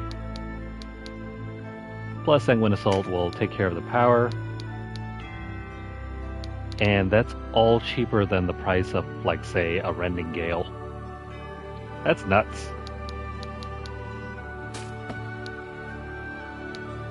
Absolutely nuts. And then for defensive purposes, so that wipes out needing any sort of, you know, dragon, these over here, the Dragon's Bane and Dragon Slayer abilities. You don't need these any longer.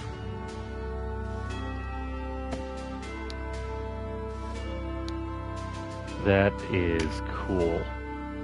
Anyways, yeah, that's gonna be that's gonna be fun next time. All right, so yeah, share this video out wherever you guys can, and also subscribe to our channel if you haven't done so already. Vigorous attack handles parries as well.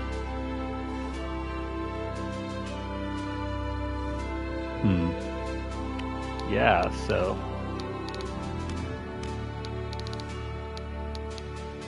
vigorous attack. Where is that? Over here.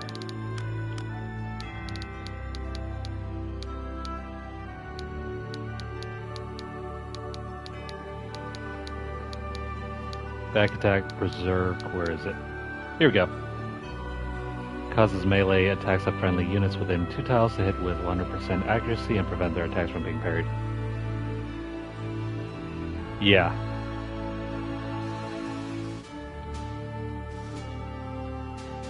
So if you combine that with double attack, you can parry and also land, like what? What does the Lombardia do?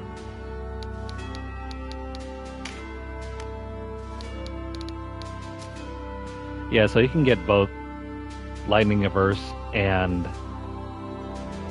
your poison on at the same time. Wow. Okay, so if you make yourself into a lightning elemental, this thing becomes an absolute slayer of all things. Plus you get the elemental bonuses as well. Cool. I still have to weigh the option between the RT of the various items because that might slow Denam a little bit more. Anyways, that's for next time though. So subscribe to the channel if you haven't done so already. If you guys are interested in seeing any of our previous play sessions, make sure to hit up our playlist. Or if you're interested in some of the other games that we play, please hit up our channel. We have so many more videos for you guys to see. If you are on Twitter, follow us at twitter.com/LunarlightGames. Over there you'll find deals, discounts, as well as news stories about the gaming world, as well as the odd giveaway we run from time to time. Check out the pinned post for more information, or have a look at our #LunarlightVault. We are still giving away Borderlands 2 Game of the Year Edition for Steam, so make sure you guys hit up that listing. If you'd like to support our channel financially, you can do so by dropping a donation over at paypal.me/LunarlightGames. Over there you'll find, the link will be posted down below. But if you guys don't have a tip or a tip jar, don't worry about it. You can help out our channel by liking the videos, make sure you guys view them, and also subscribe to our channel. Follow us over at twitch.tv/LunarlightGames, and also hit that subscribe button. Not the subscribe button, the notification button across all of our platforms to get updates as soon as they're made available, or to catch whenever we go live. But yeah, that is going to be it for our session tonight. We will be back for more later. And I'm very interested in experimenting more with our build with Denam. And seeing as how We have plenty of time, plenty of floors left in the Palace of the Dead. There is going to be plenty of room for experimentation. For now, take care. I hope you guys have a great night and have a great week. We'll see you guys again in the next video. Take care.